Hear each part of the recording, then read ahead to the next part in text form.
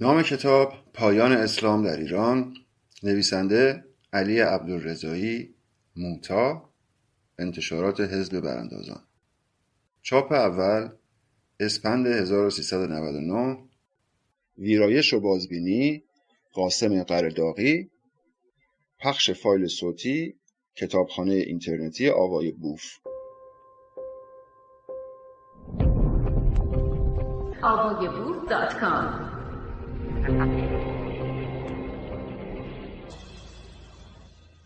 سرمتن. پیشتر در دیماه سال 1396 سال 1400 را سال پایان اسلام در ایران نامیده بودم. حالا که تنها 2 هفته مانده به آغاز 1400مین سالگرد مأموریت سردار رومی به اردن و پایان کار آهنگر رومی در مکه و ظهور دوباره‌اش در هیئت سلمان فارسی در مدینه، کتاب پایان اسلام در ایران را به نشر می سپارم تا به آرزوی صوفیان جانبخش این 14 قرن جامه عمل پوشانده باشم و شروع فصلی نوین را نوید دهم که در آن خرافات دود خواهند شد و بلاهت اسلامی از ایران رخت برخواهد بست و باز خرد ایرانی در رأس ساختار سیاسی نوینی خواهد ایستاد که بر اساس آن ایالات متحده ایران شکل خواهد گرفت. از وقتی عیسی ناصری، یهودی اهل جلیل که توسط یحیی تعمید داده شد، به خرافات ابراهیمی پشت کرد و خشم بنی اسرائیل را با اهدای جانش بر فراز صلیب خرید و به مهرآیینی روی آورد و سبب شد که غربیان کم کم دین ایرانی بیاورند، ما جای اینکه پرچم مهر را در سراسر زمین به اهتزاز در بیاوریم غفلت کردیم و دینمان را از درون باختیم و اجازه دادیم رومیان با نقاب عربی در قادسیه بر ما چیره شوند و 14 قرن بر ما حکومت کنند و در حالی که غرب هر روزه ایرانی تر می شود سبب شوند که ما ناخواسته از ایران و ایرانی فاصله بگیریم. اما دیگر وقت حقیقت است و نسل جدید ایرانیان همه از دم دریافتند که ایدئولوژی رومی یا همان اسلام برای نابودی ایران و از پا درآوردن آنها اختراع شده است و هر روز که می‌گذرد عرصه بر تازیان تنگتر شده و بر جمعیت سوشیانت و سوشیانته ها افزوده می شود. کتاب پایان اسلام در ایران بخش کوچکی از سلسله سخنرانی هایی است که من تحت عنوان علیه ایدئولوژی رومی در 2 حزب براندازان و حزب ایران آنارشیست انجام دادم. بخش های بعدی را نیز طی 6 کتاب دیگر در آینده منتشر خواهیم کرد. 3 سال است که وقت سرخاراندن ندارم، طوری که حتی فرصت نمی کنم این کتاب ها را بازخوانی کنم. از این جهت شک ندارم که اشکال کم نیست و بیشک پاره ها یا سطرهایی می توانستند از کتاب حذف یا بدان اضافه شوند و اگر نبود خواست حزب براندازان که سعی دارد سر موقع به اعضایش طعام فکری برساند، این کتاب را حالا منتشر نمی کردم. و اما طبق معمول هر کتاب از پارتی های نویسنده و نویسنده های پارتیسان که این سخنرانی ها را پیاده و ویراستاری کرده اند سپاسگزارم. علی عبدالرضایی، موتا، 26 فوریه 2021. اسلام ایدئولوژی تفرقه. تاریخ سخنرانی 24/12/1398. اسلام ایدئولوژی تفرقه، تبعیض جنسیتی، تبعیض قومیتی و تبعیض نژادی است. از همان نامیده سید و سید اولاد پیغمبر تفاوت‌ها را با سایر طبقات جامعه متوجه می‌شوید. برخی می‌گویند مشکلات شما و جمهوری اسلامی ربطی به اسلام ندارد و محدود به یک قرائت از اسلام است که خیلی از مسلمانان مخالف این قرائت از اسلام هستند. باید بدانید که جنگ ما جنگی 1400 ساله است و به جمهوری اسلامی خلاصه نمی شود. در واقع ما با حضور 1400 ساله اسلام در ایران می جنگیم. ما انقدر ابله نیستیم که فقط به خاطر یک حکومت 40 ساله جمهوری اسلامی با اسلام بجنگیم. اسلام در هر برهه‌ای همیشه ما را تحقیر کرده و هستی فرهنگی و اجتماعی ما را سلب کرده و علت پدید آمدنش نابودی هویت ایرانیان بوده است. نمیدانم چه عمدی وجود دارد که عده‌ای میگویند این اسلام نیست. اصلا مشکل ما اسلام نیست. این حرفها را آدمهای ابله میزنند و هرگز یک آدم تحصیل کرده و عضوی از نسل جدید این حرف را نمیزند. پیرمردی 70 سال دارد.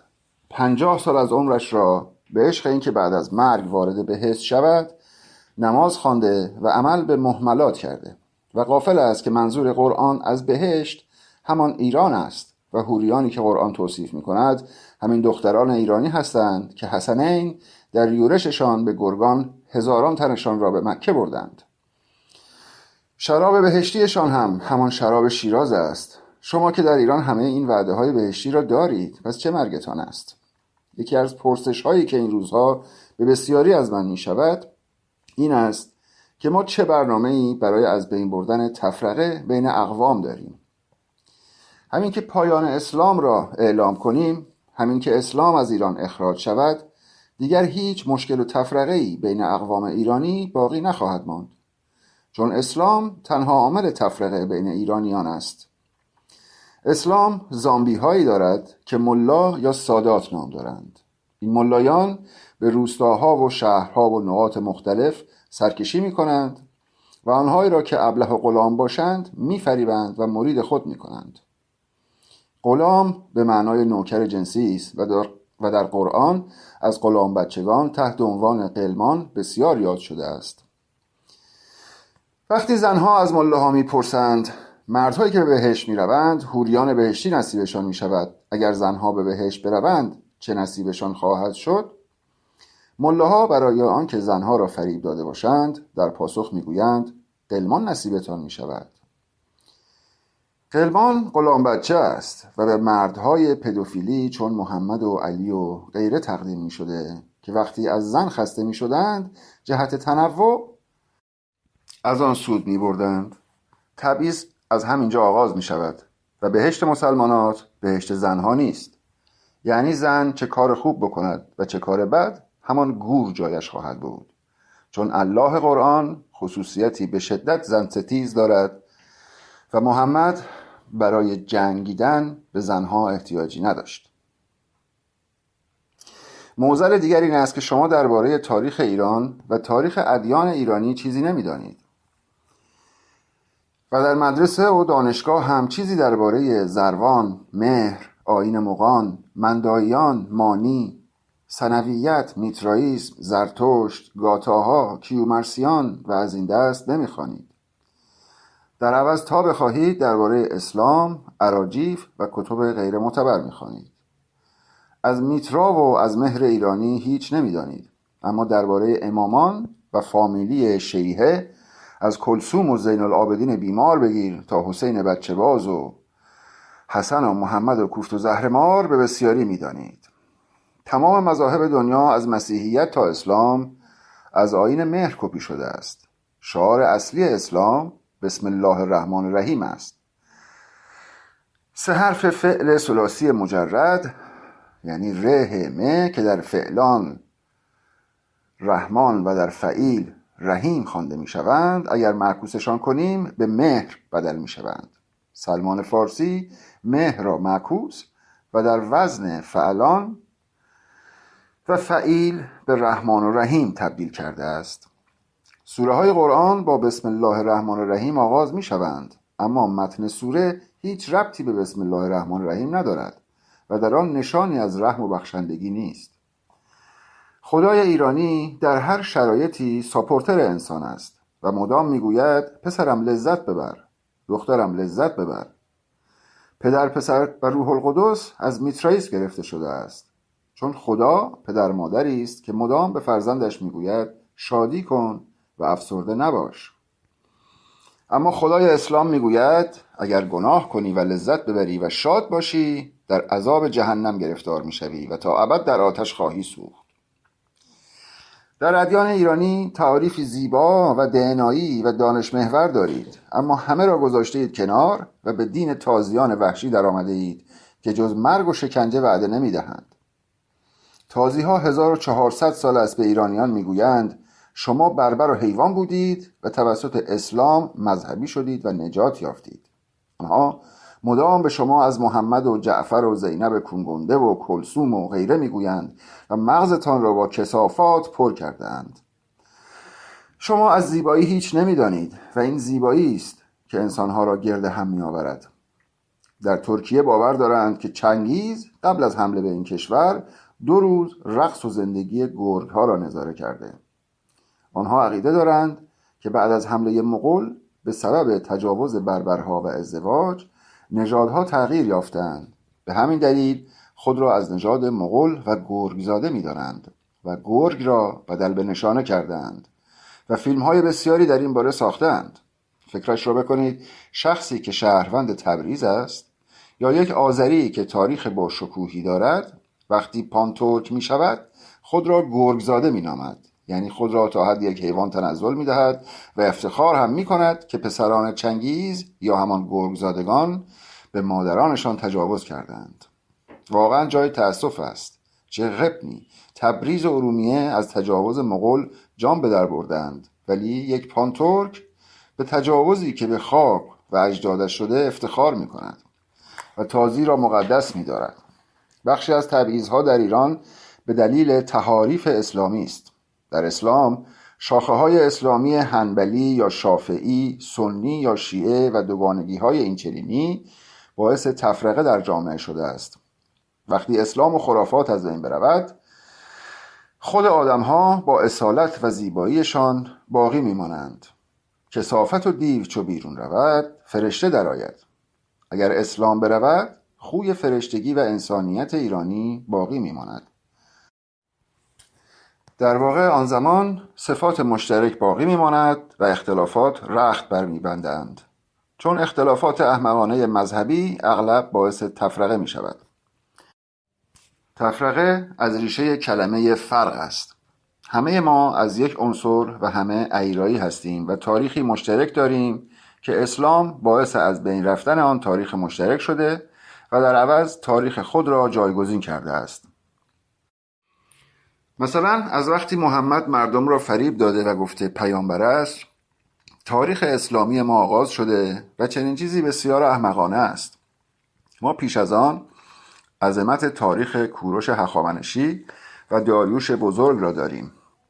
در دنیا ما را پرشین می‌شناسند. اگر ایران باستان وجود نداشت، محال بود یونان باستان هم وجود داشته باشد، چون هرچی یونان دارد از ایران باستان است. فلسفه غرب خودش را مدیون یونان می‌داند و چون یونان فرزند ایران است، پس غرب هم فرزند دو سویه ایران است. چون هم به مسیحیت گرویده که ضد ادیان ابراهیمی است و گونه‌ای از مهرایی نیست، و هم فرزند فلسفی یونان است که فیلسوف را دوستدار صوفی و خرد ایرانی معرفی کرده. زبان ما تأثیر بسیار کمی از زبان سامی گرفته. اگر اسلام نباشد، ما به ریشه های خودمان برمیگردیم و از خودمان خواهیم گفت. ایرانی از وقتی به مدرسه می رود مدام از تاریخ خودش بد می شنود. چپها تاریخ ما را در چند شاه خلاصه کردند. اما شاه در هر تاریخ و در هر کشوری سلطه‌گر است، در حالی که ما در تاریخ خود دموکراسی مستقیم، مجلس مهستان در اشکانی و تاریخ ایونیه را داریم. طبق روایت بریتانیکا، فیلسوفان یونانی از افلاطون و ارسطو گرفته تا بقیه برای تحصیل به ایونیه می آمدند و تحت آموزش اساتید ایرانی قرار می گرفتند که آثار و حتی اسامیشان توسط مسلمانان نابود شده. هرچه بیشتر در تاریخ سیر می کنند، اطلاعات بیشتری از تاریخ باستان ایران کشف می شود. تاریخ ما را حذف کردند چون می خواستند پرشیا را تکه تکه کنند، چون آنان ضد ایالات متحده ایران هستند و نمی خواهند پرشیا به ایالات متحده ایران تبدیل شود. به همین دلیل باید یک ایدئولوژی رومی می آمد و مردم پرشیا را از لحاظ درونی ترور می کرد. اسلام سرزمین و مردم ما را تکه پاره کرده و از درون از آنها مردمی خرافی ساخته است. این که می‌بینیم بین اقوام مدام بحث‌های تفرقه افکنانه در جریان است، به دلیل وجود اسلام است. در جمهوری اسلامی سریال‌های ضد ایران و ضد ایرانی نظیر مسلم ابن عقیل و امامان شیعه و از این دست می‌سازند. در هر سریالی که ساخته می‌شود به مردم ایران بیشترین توهین‌ها را می‌کنند و ایرانی‌ها را مدام موالیزاده می‌نامند. کارگردانی کثیف و انیرانی نظیر داوود میرباقری خود یک سید و تازیزاده است، درست مثل میرحسین موسوی، سید محمد خاتمی یا خایمنی و خمینی. این جماعت به ما بیگاری ها بدهکارند. بعد عده‌ای به من میگویند تو چرا با اسلام مشکل داری؟ چون تو ابلهی، تو نمیفهمی چه بلایی بر سرمان آمده. مگر میشود مغز داشت و با اسلام مشکل نداشت؟ مگر میشود ایرانی بود و از اسلام انزجار نداشت؟ ایرانی که از اسلام انزجار نداشته باشد یک ابله است و از تاریخ چیزی نخوانده و هیچ نمیداند. تقریباً کل بودجه فرهنگی ایران را صرف تبلیغ اسلام میکنند. کاردار فرهنگی از مسئولان مهم در سفارتخانه‌های کشورهاست. نقش کاردار فرهنگی معرفی فرهنگ کشورش در کشور میزبان است. ولی کاردار فرهنگی سفارت‌های ایران فقط در ماه رمضان و محرم فعال می‌شوند و به تبلیغ فرهنگ اسلام تازی‌ها می‌پردازند. چنین چیزی وحشتناک است. این بازی تا کی باید ادامه داشته باشد؟ هیچ کس با مردم ایران صادق نیست و مدام مردم را فریب می‌دهند. هرچه که از محمد، امامان و کثافت اسلام بگویند، ایرانیان بیشتر تحقیر می‌شوند، چون تازیان ما را حتی به عنوان عرب قبول ندارند. کاش عرب می‌شدید و ایرانی موالیزاده باقی نمی‌ماندید. مصر و عراق عرب شدند، ولی ایران عرب نشد، چون ایران زنان زیبا داشت و زنان ایران را به عنوان کنیز نیاز داشتند. فکر نکنید در برابر فرهنگ عرب مقاومت کردید و زبان شما پارسی باقی مانده است. این زبانی که تکلم میکنید زبان شما نیست. زبان زیبای شما هند اروپایی یا آریان اروپایی است. از هر لحاظ به شما خیانت شده. شما نه مسلمان، نه عرب و نه ایرانی هستید، بلکه در برزخ گیر افتاده اید. برای همین باید نسل ملا و پاسدار نابود بشود. ما نباید دیگر در ایران ردی از خائن و خیانت داشته باشیم. باید خیانت و نسل خائنان را در ایران ریشه‌کن کرد. پسر اخلاق اسلامی، صفحه 5. صفحه 5. اخلاق اسلامی. تاریخ سخنرانی 5/7/1398. ما ایران آنارشیست‌ها تحویل خاصی از اخلاق داریم. ما به شدت اخلاقی هستیم، اما اخلاق ایران آنارشیستی اخلاقی دلیلمند و انسانی است، نه اخلاق اسلامی. اخلاق اسلامی یعنی فرهنگ بوزینگی و زندگی انگلی. با چه زبانی بگوییم که از اسلام حالمان به هم می‌خورد؟ اگر قرار است به ایران بیایم، باید هیچ ردی از اسلام، مسجد، الله اکبر و کثافتکاری‌های اسلامی در آن نباشد، وگرنه محال است که در ایران پا بگذارم. من از اسلام حالم به هم می‌خورد و بالا می‌آورم از خوانش قرآن. حالا عده‌ای می‌گویند ما هم از اسلام خوشمان نمی‌آید، اما با آن کنار می‌آییم. تو هم کنار بیا. تو اگر نماز نمی‌خوانی و روزه نمی‌گیری، نباید از اسلام دفاع کنی. ما حرفمان رو در خیام فرودستان زدیم. پایان اسلام را در ایران اعلام کردیم. هر کسی طرف بلاهت و اسلام را بگیرد در صف مقابل ماست. اگر نگاهی به کوچه و خیابان بیاندازید، زنانی را خواهید دید که با چادر راه می‌روند. اینها مسخ شدند. حتی قرآن هم در جاهایی به مسخ اشاره می‌کند. منظور آدم‌هایی است که به هیئت خوک و میمون در می‌آیند. اینها مسخ شده هستند. قرآن یکی از شیوه‌های تناسخ را مسخ می‌داند. در واقع آن را فرگشت یا بازگشت انسان می‌داند. زنان چادرپوش زیباییشان را تقلیل می‌دهند و دفرمه می‌شوند. مسخ نوعی تغییر شکل و دگردیسی است. در واقع دگردیسی از شکل بهینه به یک شکل کثیف، از ایرانی به اسلامی. یعنی تو مسخ شدی از ملت ایران به امت ایران، از زن ایرانی به زن اسلامی. یعنی به کثافت کشیده شده ای و صیغه میشوی، به راحتی مسخ شدی و نمیفهمی. در شاهکار کافکا با مسخ گرگور سامسا طرفیم. سامسا یک جوان بازاریاب است. خود کافکا هرگز درباره اینکه چگونه این بازاریاب بدل به حشره می شود صحبت نمی کند. چه اتفاقی برایش می افتد که گرگور سامسا در نتیجه نوعی بیگانگی با هنجارهایی که وجود دارد در هیئت یک حشره ظاهر می شود و خودش را مثل سوسک می بیند. این مسخ محصول چیست؟ کافکا هرگز درباره آن چیزی نمی گوید. اما ناباکوف یک جمله بسیار زیبا و حیاتی در مورد این داستان دارد. او می گوید اگر کسی مسخ را چیزی بیش از خیال پردازی حشره شناسانه بداند به او تبریک می گویم. معنایش آن است که او به یک مخاطب واقعی، به یک خواننده حرفه‌ای رمان تبدیل شده است. یعنی فرض را رها کن. در بوفکور هم این مسخ وجود دارد. آنجایی که پیرمرد خنزرپنزری، لکاته و زن اسیری را داریم. لکاته مسخ شده زن اسیری است. در بوفکور پیرمرد خنزرپنزری را داریم، اما انسان را نداریم. پس این خنزرپنزری هم مسخ شده است. اسلام اینها را مسخ کرده. نگاهی که هدایت به اسلام دارد خیلی جالب است. ناباکوف هم چنین دیدگاهی دارد و چنین خصلتی را به مذاهب ابراهیمی نسبت می دهد. چون بالاخره در مسیحیت هم این وحشت از زندگی و وحشت از لذت وجود دارد. مذاهب ابراهیمی مانند اسلام معمولا ضد شادی اند. اسلام شادی را به کثافت کشیده است. در پی دگردیسی که گرگور سامسا دارد و طی آن به یک حشره بدل شده است، هراسی وجود دارد. هراسی که بدل به غم می شود. غمی که از او یک حشره می سازد. این که در مسخ کافکا گرگور سامسا بدل به یک مخلوق نفرت انگیز و حشره مانند می شود، یک استعاره است. در واقع می تواند نشانه شمایلی از دفورمیشن و زوال ارزش ها باشد. دلیل زوال ارزش ها چیست؟ چون در اسلام شادی بد است و به قول فریدون فرخزاد در اسلام مدام باید نالید و زوزه کشید. نباید خندان بود و شادی کرد، چون شادی و موسیقی حرام است. این حدیث کل ادیان ابراهیمی است. البته ادیان اصطلاح غلطی است، چون خرافات ابراهیم ربطی به دین و دعنا و دانایی ندارد.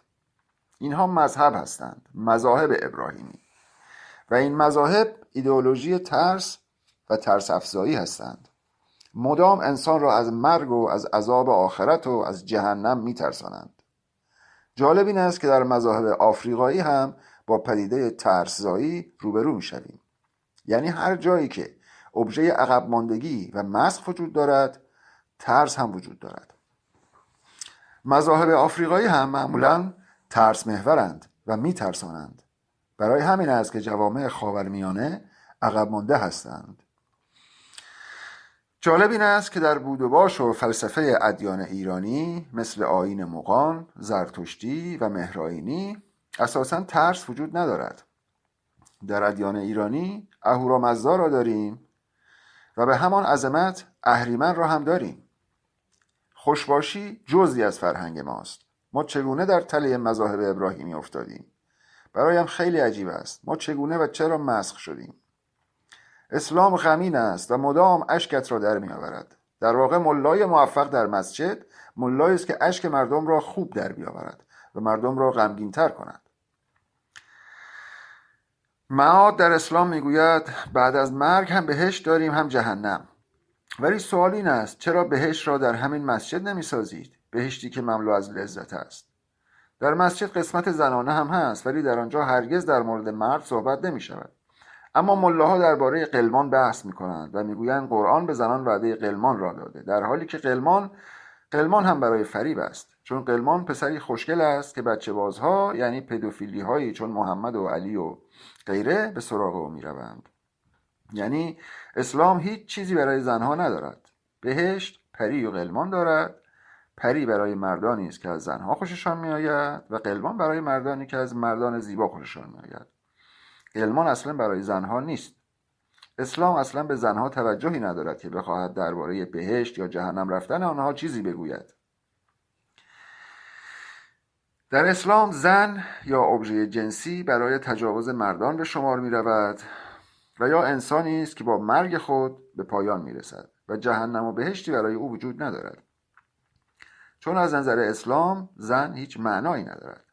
در اسلام اندوه وجود ندارد، چون در اسلام انسان با سطح، با گریستن، با شکنجه شدن، با سنگسار و از این قبیل سر و کار دارد، نه با اندوه، چون اندوه عمق دارد. آدمی که مدام خود را در حال گریه می‌بیند آمادگی اعمال خشونت هم دارد.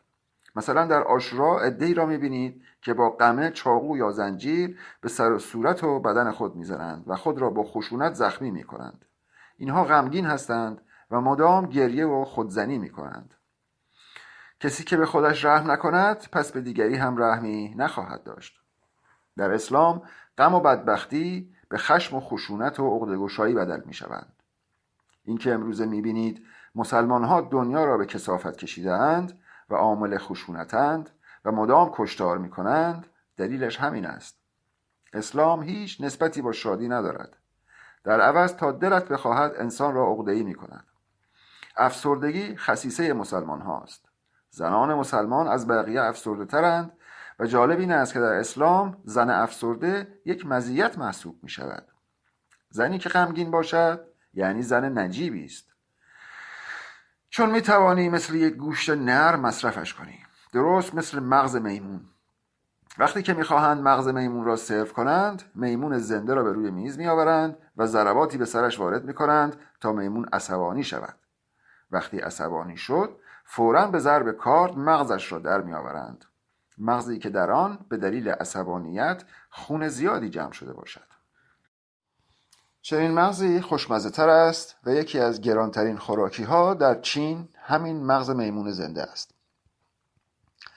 برخی از مسلمانان سنتی معتقدند برای اینکه سکس لذیذتر شود باید اول زن را عصبانی کنند و بعد با او سکس کنند. حتی سکس مسلمان ها هم با نوعی خشونت همراه است و تو اگر افسرده و غمگین باشی این یک مزیت در اسلام است، چون در این صورت سکس کردن با تو لذیذتر است و به خدا نزدیکتری. در بین برخی یهودی های بنیادگرا هم تقریبا چنین دیدگاهی وجود دارد، اما در اسلام اگزاجره شده و برای همین است که مسلمان ها خشنتر و ضد زندگی ترند. مثلا در استرالیا و کانادا عامل اصلی شر، آدمکشی و قاچاق جبل‌عاملی ها هستند. چنین مسائلی از نظر روانشناسی جای بحث دارد. یعنی اسلام یک ویروس مهلک است که به جان دنیا افتاده و زمین را آلوده کرده است. برای نمونه نگاهی به ایران بیاندازید و ببینید از زمانی که اسلام وارد ایران شده تا کنون تا چه اندازه کشورمان عقب مانده و تحقیر و نابود شده است. بحث من بحثی تاریخی است و به امروز محدود نمی شود. در ایران پیش از اسلام پادشاه معنای نگهبان شهر را داشت و حضورش در اداره شهر نوعی شادباشی را به ارمغان می آورد. در ایران باستان شاه سلطه‌گر نبود و نقش نمایندگی داشت. شاه کوروش بود. اگر در مورد شاهان اشکانی مطالعه کنید متوجه خواهی شد که آنها فلسفه‌مند و برنا بودند. شاهانی که بعد از ورود اسلام در ایران به قدرت رسیدند اغلب سلطه‌گرند و سلطنت می‌کردند. در واقع سلطان و خلیفه اند اما شاه نیستند. برای همین است که بعد از ورود اسلام به ایران چیزی به جز سیاهی نداریم و اندیشه از ایران رخت برمی‌بندد. مسلمانان سلطنت طلب همگی سلطه خواهند اما مدام از کوروش حرف میزنند، در حالی که کوروش هیچ ربطی به سلطان و سلطه ندارد. کوروش پی ایران شهر بود، در پی ساختن کشوری چند فرهنگی و چند زبانه و چند قومیتی بود، جایی شبیه لندن که شهری چند فرهنگی است و انواع نژادها را در خود دارد. آن زمان کوروش در ایران شهرهایی چند فرهنگی ساخته بود. اگر امروز در ایران زبانها و فرهنگهای مختلفی داریم به خاطر آن زیربنایی است که کوروش پدید آورده بود. پس از ورود اسلام می‌خواستند تمام آن بود و باش را تازی کنند و از بین ببرند. در قرن 21 عده‌ای از اسلامیست‌ها از فدرالیسم قومی حرف می‌زنند. این نهایت عقب ماندگی آنهاست، چون کشور ما کشوری چند فرهنگی و چند قومی است. مثلا در ارومیه کرد و ترک و بقیه اقوام رو داریم. حال این اسلامیست های ابله میخواهند بخشی از کشوری را که به خاطر کوروش چند فرهنگی و چند زبانه و متنوع بود محدود و تک زبانه و تک فرهنگی کنند. یعنی در هر استانی فقط همان فرهنگ باشد. مثلا در استان کرمانشاه فقط کردها باشند، در مشهد فقط مشهدی‌ها، در خوزستان فقط عرب‌ها. و اگر از این زاویه نگاه کنیم، مردم رشت هم باید ترک‌ها را از رشت بیرون کنند، یا شیرازی‌ها باید ترک‌های قشقایی را بیرون کنند و بعد بگویند چرا ما در شهر خود باید ترک یا عرب یا کرد داشته باشیم. امروز دنیا دارد به سمت چند فرهنگی، چند قومی و چند زبانی می رود. اما عده‌ای تازی در ایران می‌خواهند همه چیز را تک زبانی و تک قومی کنند. این جداسازی باعث ایجاد تفرقه در بین قومیت‌ها می شود و جذابیت زیست چند فرهنگی و چند زبانی را در ایران از بین می برد. درست مثل زمانی که تازی‌ها وارد کشورمان شدند و هر که را که به اسلام و الله خونخوار ایمان نیاورد گردن زدند و یکسانسازی کردند. متاسفانه توده‌ای‌ها و مسلمانان و اصلاح طلبان همه جا هستند.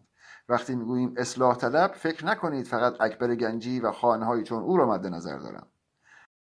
90% از اسامی مشهور که به ظاهر خود را برانداز مینامند ولی در عمل هیچ بوی از براندازی نبرده‌اند، استمرار طالبند. همه کسانی که علیه ایران عکس می‌کنند اصلاح طلب هستند. اینهایی که هرگز در خدمت براندازی نیستند و در مسیر براندازی نقش مانع را ایفا می‌کنند و مدام مزاحم عملیات‌های ما می‌شوند. اینها همان کثافت‌های تازی اند. ما باید تمام این پیر و پاتال‌هایی را که اکثراً هم بالای 60 سال دارند و مانع براندازی اند از مسیر براندازی حذف کنیم. در فرهنگ و بود و باشی که قبل از اسلام در ایران داشتیم، بحث از سلطنت و سلطان نبود. تاریخ را عوض کردند. این فرهنگ بردهداری که بعد از اسلام در ایران داریم از تازی‌ها آمده است. ما در ایران بردگی زنان را نداشتیم. در ایران باستان زنان آزاد و از حقوق ویژه‌ای برخوردار بودند و در واقع در ایران باستان با دموکراسی و برابری حقوق زنان و مردان روبرو بودیم. اگر تمام اسلام را بررسی کنید، محال است یک زن قهرمان پیدا کنید که از لحاظ قدرت، دانش، جنگاوری و انسانیت از آناهیتا همسر بابک خرمدین یا دیگر زنان مبارز و آزادیخواه و دانشین ایرانی با عظمت‌تر بوده باشد. ما در تاریخ زنهای قهرمان زیادی داریم. پیش از آن که یزدگرد سوم پادشاه ایران شود، خواهرش پادشاه بوده است. در فرهنگ کثیف و بیابانی تازی‌ها زن هیچ معنا و ارزشی ندارد. پس از ورود وحشیانه اسلام به ایران، زنها به طور کلی حذف و سرکوب می‌شوند. قبل از یزدگرد 2 خواهر او شاه ایران بودند. یعنی ما آن زمان در ایران ملکه داشته ایم. پس از ورود اسلام تمام آن بود و باش کشوری از میان رفت. سیستم پادشاهی و شاهی که امروز عده‌ای از آن دم میزنند شاهی نیست، بلکه سلطانی و خلیفه‌گری مسلمانی است. بیدلیل نیست که میگوییم شیخ و شاه دو رویه سکند. بعد از اسلام شیخ و شاه هر دو چپاولگر، سلطه‌گر و ریاکار و کثیفند. تا سر ارزش موسیقی در اخلاق اسلامی. ارزش موسیقی در اخلاق اسلامی، صفحه 9. آوایبور.com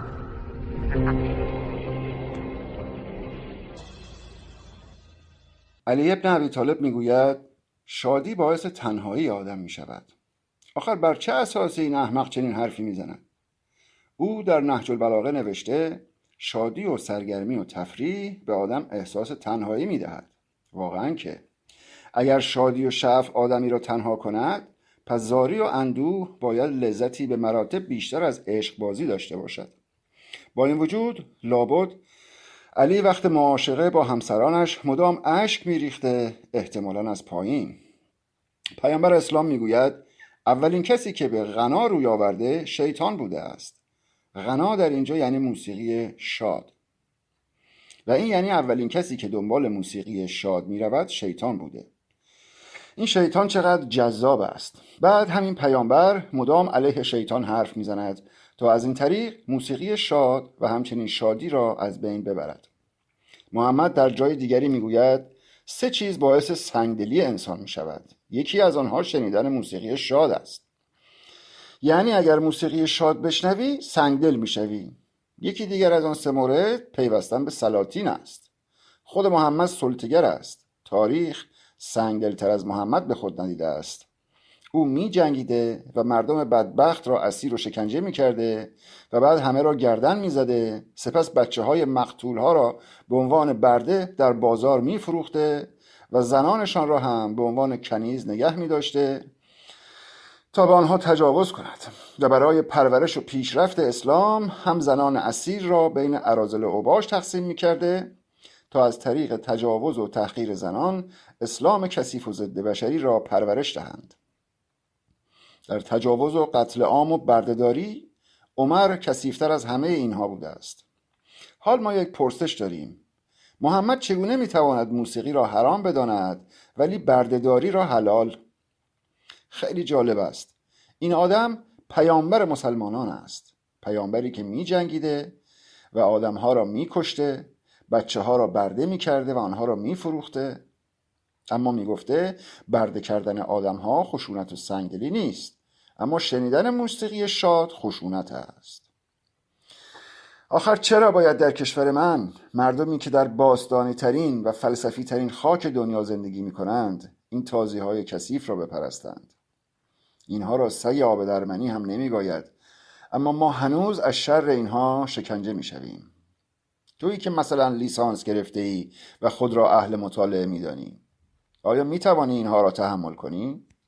وقتی از یک کوچه رد میشوی که یک ملا هم از آنجا میگذرد، آیا او را کتک نمیزنی؟ یا وقتی فاتی کماندوی خرحزب اللهی از آنجا رد میشود، از پنجره روی سرش آشغال نمیریزی؟ آنها اینهو زامبی اند و مزاحم زندگی ما هستند. ما نمیتوانیم در مواجهه با آنها خشن نباشیم. این تازی ها مدام میخواهند اشک همسایت را در بیاورند. ببین در مدرسه چه بلایی بر سر بچت میآورند. بچت را به مدرسه میفرستی، اما در ایران مدرسه محل درس و جای آموختن نیست، بلکه شکنجهگاه است. و بچه تو دو راه دارد: یا باید مفعول بشود و به شکنجه عادت کند، یا باید شکنجهگر بشود و دیگران را شکنجه کند. او یاد نمیگیرد که انسان باشد. هرچه آدم لومپن و کثیف مدیر مدرسه است. اصلا نمیشود اینها را تحمل کرد. اینها مدیر مدرسه‌ای هستند که بچه تو باید در آنجا درس بخواند. چگونه اینها را تحمل میکنی؟ آیا تو آدمی؟ بعد همینها مطیع پیامبری هستند که میگوید شنیدن موسیقی آدم را سنگدل میکند ولی برده فروشی به آدم حال میدهد. تو به شخصی تجاوز میکنی و لذت میبری، بعد انزجار آن آدم را که توی کثیف به او تجاوز کرده ای نمیبینی. امروزه از این اتفاقها بسیار داریم و تازیها مدام به زنان و دختران ایرانی تجاوز میکنند. این صیغه ها و عقدهایی که اتفاق میافتد، مثلا جنتی 90 ساله زنی 30 ساله را صیغه میکند. طبیعی است که آن زن از او حالش به هم میخورد و به خاطر موقعیت شغلی یا اقتصادی صیغه یا عقد او میشود. اینها ظلم و اتلاف زندگی است. زندگی در ایران دارد بال و پر میزند، بقیه هم تماشا میکنند. بعد هم به دسته دیگر از مزدوران گوش میکنند که میگویند نرم باشید، رام باشید، گله آرام باشید. آن کسی که در مؤسسه توانا بود و میگفت در کانادا فلسفه خوانده‌ام هم همین را میگفت. عجب کثافتی بود. به خاطر دارم که در اوج قیام فرودستان او با لباس گاندی مدام به مردم میگفت آرام باشید، انگار که مردم دارند بسیجی ها را شکنجه میکنند. مؤسسه توانا کثیف‌ترین جای ممکن است. آنها اصلاح طالبانی هستند که هم از جمهوری اسلامی و هم از آمریکا پول میگیرند و دو سره میخورند. آنها بسیار آلوده کننده اند و هر کسی که به آنها وصل شده به لجن کشیده شده است. دوری از مسلمان، دوری از اسلام و دوری از کثیفی ها و ستیز با آنها را باید گسترش بدهید.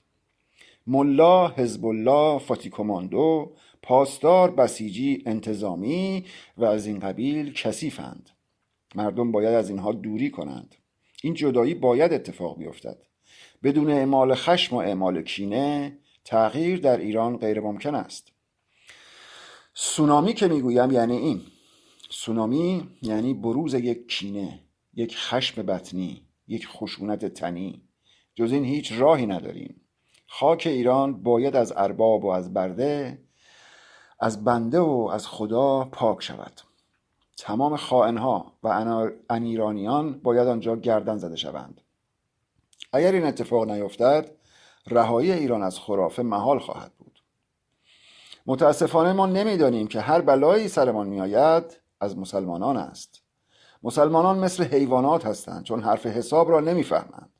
در واقع شور حسینی اینها را بر می‌دارد و ایران از یادشان می‌رود و در نهایت همه چیز به رفتارزنی ضد ایرانی منجر می‌شود.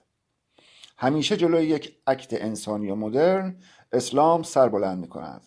به همین دلیل است که میگویم باید سنت را گردن بزنید و بعد دور بیاندازید. اسلام سنت و کثافت است. ما نیاز به یک سونامی داریم، سونامی فکری و عملی. باید گروه و هسته تشکیل دهید و گروهان داشته باشید، گروه‌های عملگرا، خشم محور، تند و تیز، تا این مزدوران را طوری زمین بزنید که نفهمند از کجا خوردند. تعداد آنها باید کمتر شود تا به وحشت بیفتند. هر روزی که در ایران هستند باید یکی یکی کم شوند. باید طوری اینها را بزنیم که همه مردم ببینند تازی‌های اسلامیست هیچ قدرتی ندارند. عددشان اگر کوچک و کم بشود و مردم بفهمند که اینها قدرتی ندارند، هم دست از سر آن فرهنگ حقارت میکشند و هم دست از سر اخلاق اسلامی. سپس وارد جامعه جهانی خواهند شد. یعنی از زندگی در زیر زمین به روی زمین برمیگردند، به جهان هستی. ما در ایران فاجعه داریم. تو باید برای فرزندانت کاری کنی و نگویی که من 18 ساله، 20 ساله یا 25 ساله ام. زمان که بگذرد میبینی بچه دار شده ای و بچه‌ت هم باید در همان فاجعه‌ای که اسمش ایران است چشم باز کند. ایران بسیار چندشاور شده. من به خیابان‌های آنجا که نگاه میکنم بالا میآورم.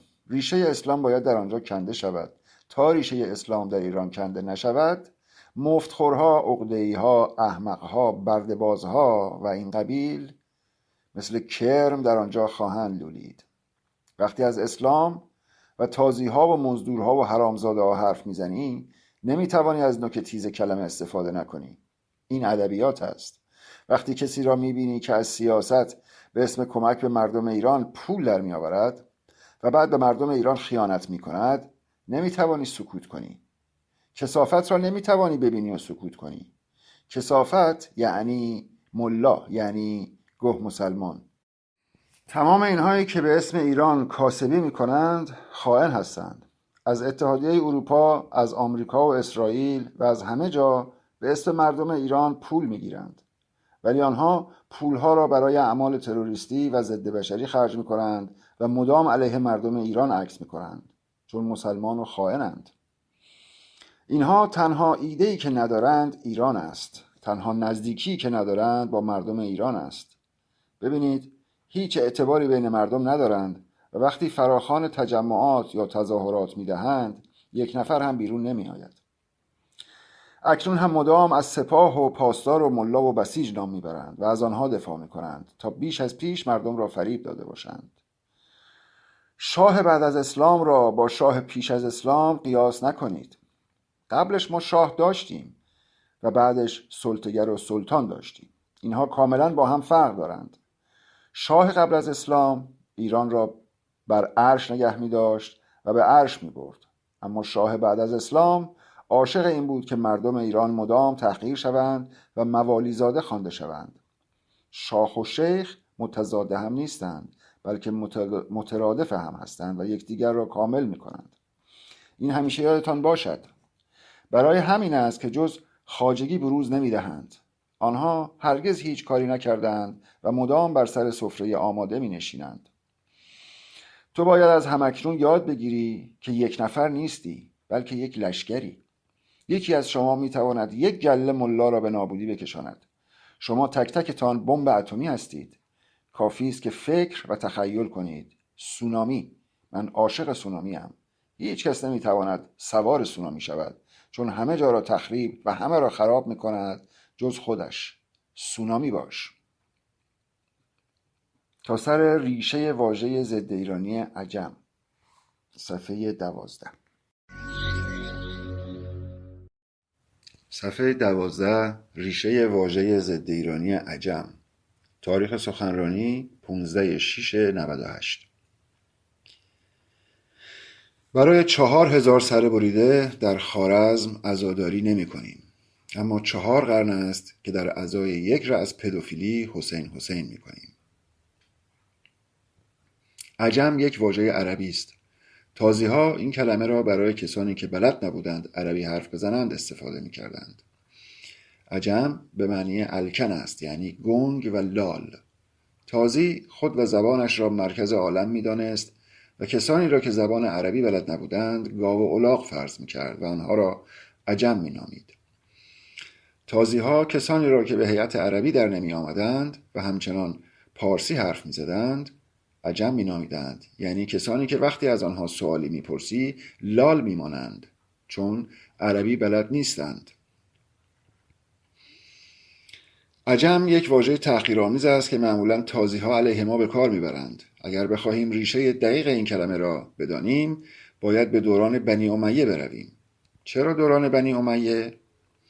اگر تحقیق کنید میبینید که وقتی قتیبه به خوارزم حمله و آنجا را فتح میکند تمام بزرگان شهر و کسانی را که سوادی داشتند، شاعران، نویسندگان و تمام کسانی که اهل سخن بودند را جمع میکنند و گردن 4000 نفر را میزنند.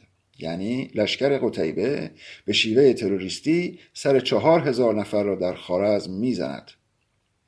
مانند همین کاری که ملاها در قیام آپانگان کردند و 6000 جوان ایرانی را به گور فرستادند. قتیبه بعد از کشتار فجیع خوارزم با صدای بلند فریاد میزند از این به بعد زبان هر کسی را که پارسی حرف بزند میبریم. به همین دلیل اهالی خوارزم که جز پارسی زبان دیگری بلد نبودند وقتی از آنها سوالی پرسیده میشد با لالبازی جواب میدادند و ادای لالها را در میآوردند. به همین دلیل تازی‌ها آنها را عجم مینامیدند. این واژه ریشه در آن دوران دارد، یعنی از آنها میپرسیم و آنها لالند. کل خوارزم لال شده بودند چون عربی بلد نبودند و اجازه هم نداشتند پارسی صحبت بکنند. ببینید چه شکنجه فجیع اجتماعی است. از آنجا بود که این واژه مدام گسترش یافت و رایج شد. خیلی از ایرانی‌ها که اهل بلاهت اسلامی‌اند هنوز از دو واژه عرب و عجم استفاده می‌کنند. یک روز در دبیرستان معلم دینی که از زمره سادات کندریده بود گفت ما عجمان. در ته کلاس یواش گفتم مادرت گاییدم. سرش را از توی کتاب بیرون کشید و پرسید کسی سوالی داشت؟ گفتم هیچ آقا، برای روح لخت فاطمه زهرا صلوات. و کل کلاس ترکید. و این یعنی که اگر ما در جنده ها مایلند سید خوانده شوند ما دوست نداریم کسی ما را عجم صدا بزند، وگرنه مادرش در کیشی به فیشی بدل می شود به فاطمه زهرا. از نظر ایرانی ها دنیا به دو دسته ایرانی ها و عرب ها تقسیم شده. این نگاه غلط و بسیار نژاد پرستانه است. از نظر من ما باید به همه احترام بگذاریم و جهان ما بایستی جهان رعایت انسان باشد، هر انسانی.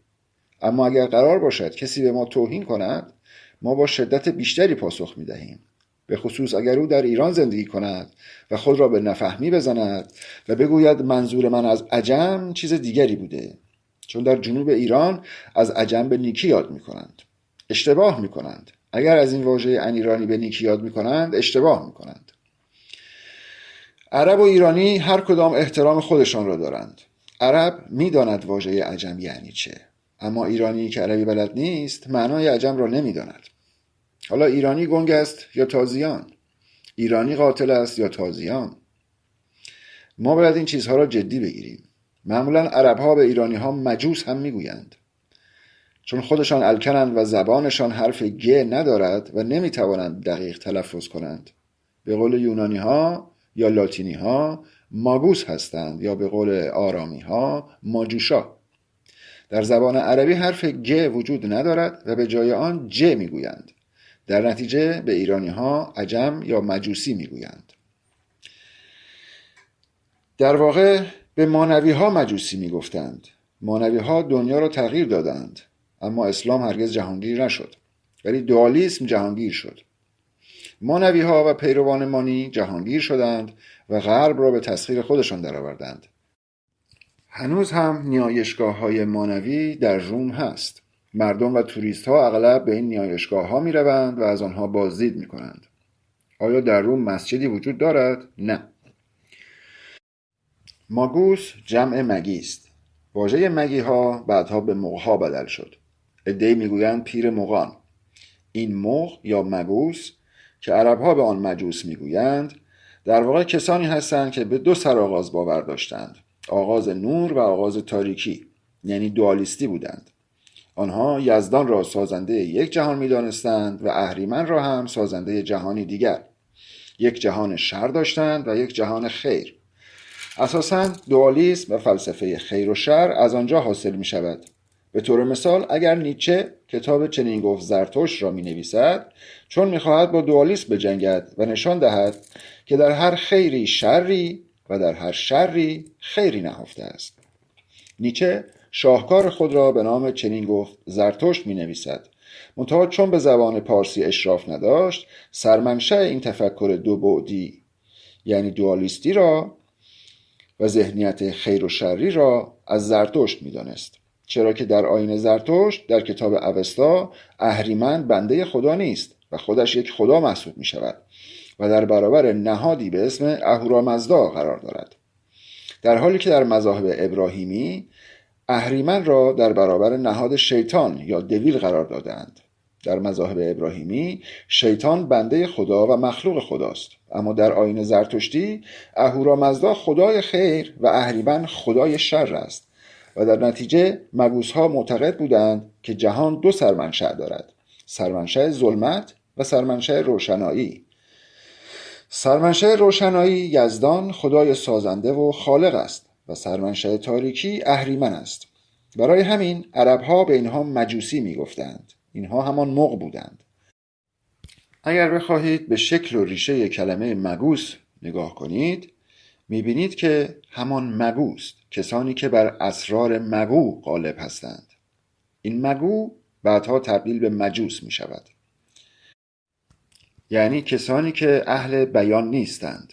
معنایش این نیست که لال باشند، بلکه اینها اسرار مگو را می‌دانند. حالا چه کسی الکن است؟ آن پیرو محمد پدوفیلی که ایرانیان را عجم می‌داند یا خود ایرانیان؟ ایرانی‌ها اهل اسرارند و می‌دانند که هر سری بیان شدنی نیست. نیچه می‌گوید من دهانی برای این گوش‌ها نیستم. نیچه هم مگوس است، اهل مگوست و هر حرفی را همه جا نمی‌زند، قرار هم نیست که بزند. من چگونه می‌توانم دهانی برای جمعیت احمق‌ها و لومپن‌ها باشم؟ من دهان فرودستانم، کسانی که می‌خواهند و نمی‌شود. ما با کرها و کورها و لالها کاری نداریم. اینها کنایه است و ربطی به کسانی ندارد که با نقص عضو به دنیا آمده باشند. بسیاری از این لالها و کرها و کورها عشقند. این چیزی است که باید درک شود. بربرها از این بزرگی اشراف ایرانیان بر اسرار مگو به عنوان ضعف استفاده می‌کنند و ایرانی‌ها را عجم می‌دانند. تازی‌ها یک شهر را می‌کشند. تصورش را بکنید که به شهر شما بیایند و 4000 آدم فهیم و باشعور را پیدا کنند، بعد گردنشان را بزنند و بعد بگویند از این پس هر کس پارسی صحبت کند زبانش را می‌بریم. این یعنی چه؟ این یعنی نسل کشی. آنها 4000 نفر آدم شعوری را گردن زدند و جوی خون راه انداختند. بعد به مردم گفتند اگر از این به بعد به زبان پارسی حرف بزنید زبانتان را می‌بریم. این شبیه کاری است که جمهوری اسلامی با ایرانیان می‌کند. در خاوران نسل کشی به راه می‌اندازد و همه را تبعید می‌کند. در کوی دانشگاه بسیاری از نخبه‌ها را قتل عام می‌کند و بسیاری دیگری را به زندان می‌اندازد. در سال 1388 چند هزار نفر از آزادیخواهان را در خیابان قتل عام می‌کند. در دی ماه سال 1396 در قیام فرودستان هزاران نفر از جوانان ایرانی را در ملأ عام قتل عام می‌کند. در واقع جمهوری اسلامی همان کار تازی‌ها را انجام می‌دهد و از زمان پدید آمدنش تا کنون صدها هزار ایرانی را قتل عام کرده است. تاریخ خوارزم را بخوانید، وحشتناک است. در خوارزم همه به زبان پارسی حرف می‌زنند. بعد به آنها می‌گویند اگر پارسی حرف بزنید زبانتان را می‌بریم. تخیل کنید که چنین چیزی چقدر کثیف است. بعد شما برای همین قاتلان که در واقعه تخمی تخیلی عاشورا کشته شدند، یعنی برای کسانی که 4000 ایرانی را گردن زدند و بعد به مردم گفتند اگر به زبان پارسی حرف بزنید زبانتان را می‌بریم، هر ساله بر سر و سینه می‌زنید و عزاداری می‌کنید. شما چه کسانی هستید؟ تازی؟ شما چه کسانی هستید؟ شریک در قتل؟ شما چه کسانی هستید؟ انیرانی؟ شما چه کسانی هستید؟ کثافت؟ یارو به من میگوید آقای عبدالرضایی، من به مسجد میروم تا فقط شام بخورم. تو در مسجد شام نمیخوری، به گوهخوری افتاده ای موالی زاده. میگویند آقای عبدالرضایی، من میروم آنجا دختربازی کنم. نه، تو دختربازی نمی کنی. نه، تو نه دختر میفهمی نه پسر. تو به شعور خودت توهین میکنی. تو عجمی. آن تازی حق دارد که تو را عجم بنامد. تو بیشعوری، گنگی، نمیفهمی. تو همان کلبی، همان سلمان کلب که در کربلا دور خودش زنجیر و قلاده میبندد و صدای سگ در میآورد. تو پرانتز به کسانی اشاره دارد که در محرم به گردن خود قلاده میبندند و مانند حیوان روی زمین میخزند و صدای سگ در میآورند و خود را سگ درگاه حسین پدوفیلی مینامند. پرانتز بسته. آن بقعه یعنی بقعه تازی ها را پول و جان تو ساخته است. تو برای قاتل ایرانیان بقعه و شکوه میسازی، بعد میروی آنجا صدای سگ در میآوری. تو کی هستی؟ تو کثافت و رذلی. تو هموطن من نیستی. تو فقط باعث خجالتی. بسیجی و پاسدار هستی. هیچ کس به خاطر چیزی که با آن به دنیا آمده ارجحیتی ندارد. هیچ کس هم نباید به خاطر ضعفی که با آن به دنیا آمده تحقیر شود. اگر یکی کور است و کور به دنیا آمده، باید به او احترام گذاشت. یکی فلج است، یکی سیاه است، یکی زرد. باید به همه احترام گذاشت. آدم‌ها برای آنچه که اکتساب می‌کنند طبقه بندی می‌شوند. هیچ کس دزد، ظالم، قاتل به دنیا نمی آید. کسی که قتل می کند ضعف خود را به نمایش می گذارد. جزا برای این است که زندگی ممکن شود. نژاد برتر احمقانه ترین چیزی است که وجود دارد. اگر یک تازی به عده دیگر می گوید عجم، با این نژاد پرست چگونه باید برخورد کرد؟ نه، چوب توی کونش نکنید. اما واقعا کسی که تازی است و می داند عجم یعنی چه؟ کسی که از آب و خاک کشورت استفاده می کند و تو را عجم می نامد، سزایش چیست؟ تو نمیدانی عجم یعنی چه، اما آن مادر سید بی پدر می داند و قرنهاست که به کشورت آمده مهمانی. تو با آغوش باز او را پذیرفته ای. در واقع ایران او را پذیرفته. از آب ایران می خورد، از خاک ایران استفاده می کند. ایران آب و نانش را می دهد، اما او مدام به فکر نابودی ایران است. 400 سال است که عده‌ای حرامزاده، دزد، قاتل، قاچاقچی، ملانام، جبل العاملی از جبل العامل به ایران آمده اند و آیت الله و حجت الاسلام نام گرفتند. مغول وقتی وارد ایران شد، تحت تأثیر بود و باش ایرانیان قرار گرفت و ایرانی شد. به خاطر اینکه مغول آدم بود. اگر چنگیز خان آدم میکشت به خاطر نادانیش بود. وقتی ایلخانیان به ایران میآیند، بسیار تحت تأثیر فرهنگ و بود و باش ایرانی قرار میگیرند. در نتیجه به مرور ایرانی تر و انسانی تر میشوند. ولی تازیان 1400 سال است که در ایران هستند و هر دم درنده تر شدند و بیشتر کشتند. سکوت و تماشا هم حدی دارد. آقای عبدالرضایی، من به هیئت میروم که فقط تماشا کنم. تو اشتباه میکنی که میروی تماشا. اگر یک پارتیسان به آنجا میرود و هدف عملیاتی ندارد، به ما خیانت میکند. پارتیسان برای انجام عملیات میرود، برای تماشای ایرانی کشی و تماشای نژاد پرستی که نمیرود. پارتیسان یعنی شعور. حسین کیست؟ حسین یعنی قاتل گرگان. عاشورا چیست؟ همان قادسیه است. تازی چیست؟ مگر تازی را در هیئتی جز قاتل می توانید ببینید؟ تازی همان کسی است که تو را عجم و موالی نامیده. میگوید زن ایرانی فقط باید کنیز باشد، مرد ایرانی فقط باید غلام باشد. نه اینکه خدمتکار باشند، آنها باید غلام و کنیز باشند. تازی یعنی نژاد پرست. ما آدمکش نیستیم چون ایرانی هستیم و خانه در شعور داریم. ما تروریست نیستیم چون ضد ملا و ضد تازی و ضد اسلام هستیم. بعد مشتی بربر مغها را مجوسی نام نهادند با لهجه و تلفظی الکن و احمقانه. آنها پی جنگند. من 20 و چند سال پیش شعری به نام خلیج عربی نوشتم و تازی ها را با این شعر گردن زدم.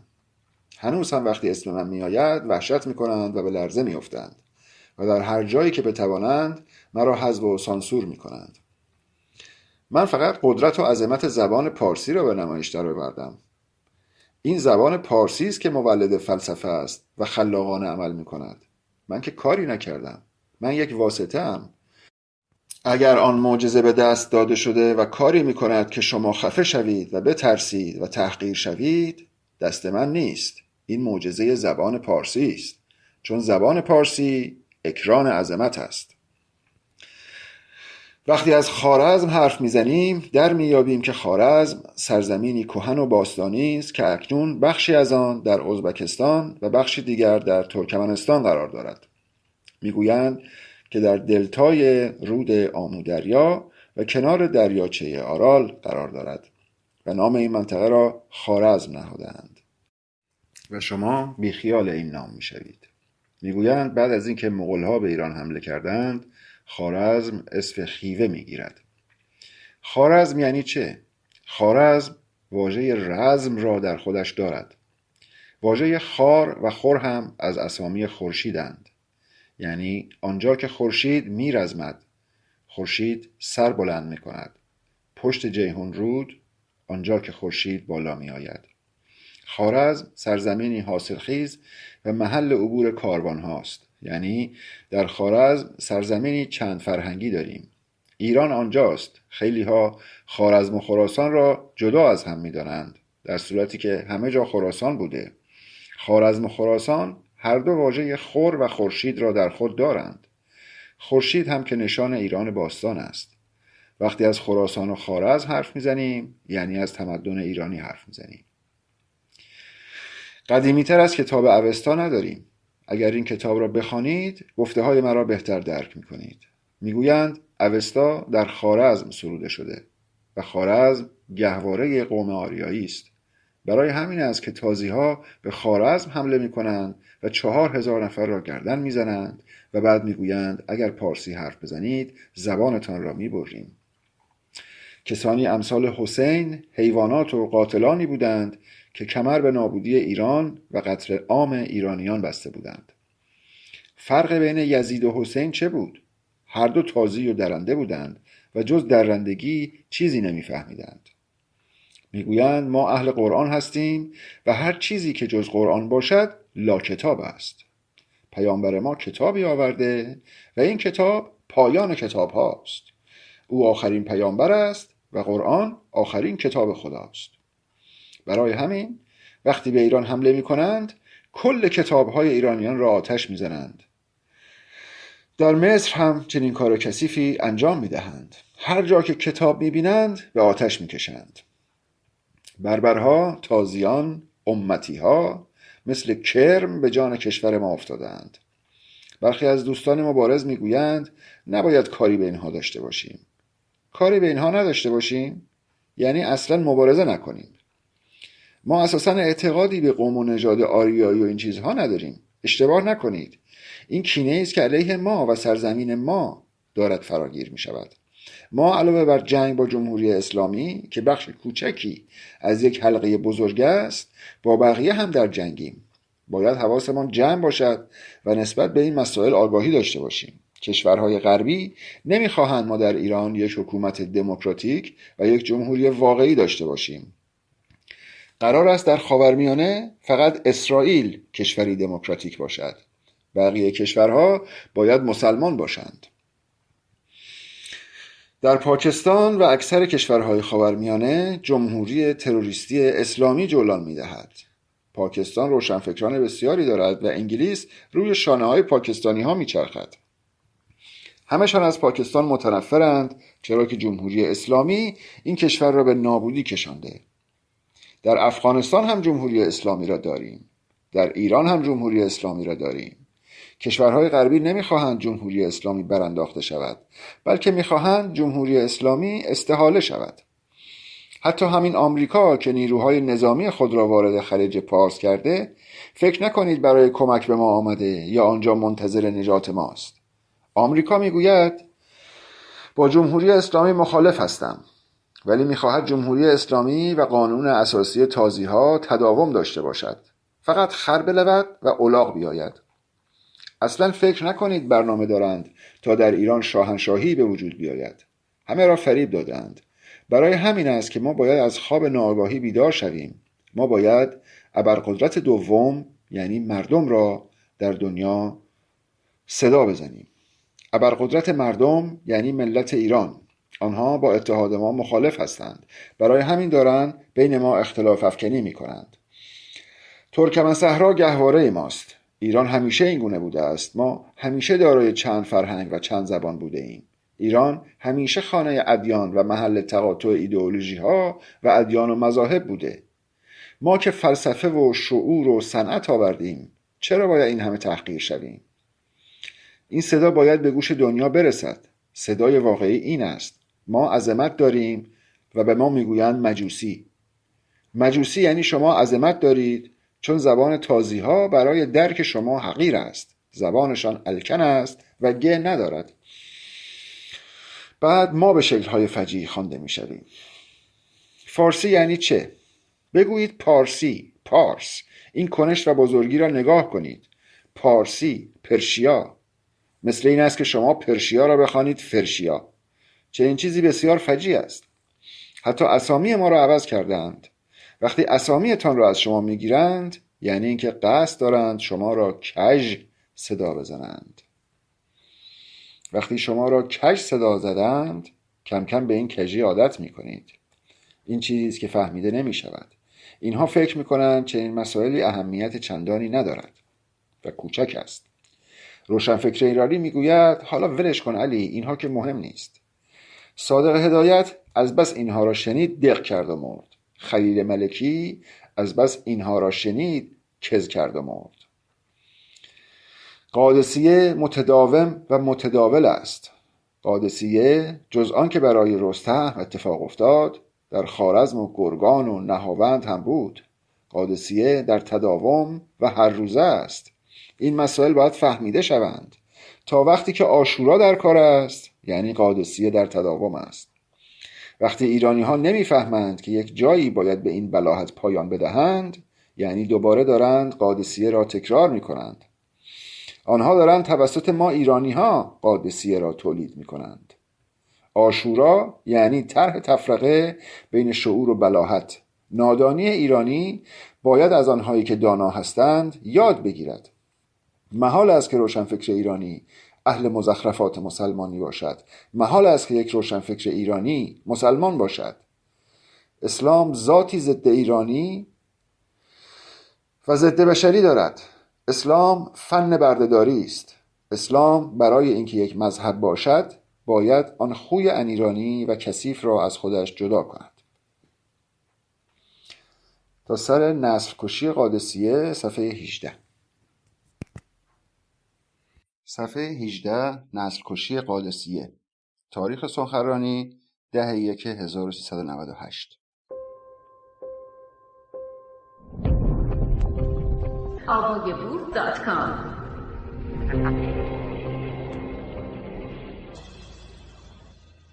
در گروه تلگرامی حزب براندازان همیشه سعی کردم درباره قیام فرودستان، قیام دی 1396، تداوم قیام و در نهایت فروپاشی حکومت ملاشاه خایمنی حرف بزنم.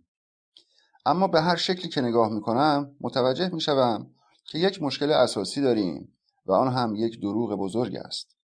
مشکل یک استعمار 1400 ساله به اسم استعمار اسلامی یا استعمار عربی است. وقتی میگویم استعمار عربی به این معنا نیست که ما با اعراب ستیزه آغاز کنیم، بلکه به آن معناست که اعراب با ایرانیان مشکل دارند. هنوز هم وقتی یک عرب از قادسیه یاد میکند دچار غرور میشود. شاعر، نویسنده، اصلا کل مسلمانان عرب با افتخار از آن واقعه یاد میکنند، طوری که صدام حسین خود را سردار قادسیه خطاب میکرد. قادسیه یک نسل کشی است. قادسیه فجیع ترین اتفاقی است که در طول تاریخ افتاد. دلیل و بهانه‌شان برای جنگ قادسیه این است که میگویند محمد قاصدی حامل پیامی به خسرو پرویز شاه ساسانی فرستاد، اما شاه ایران بی احترامی کرد و حتی دستور قتل قاصد را صادر کرد. این یک دروغ محض است، چون تاریخی که قاصد به ایران فرستاده شد بسیار قبلتر از جنگ قادسیه بود. جنگ قادسیه سال 14 هجری اتفاق افتاد، یعنی زمانی که عمر زمامدار بود.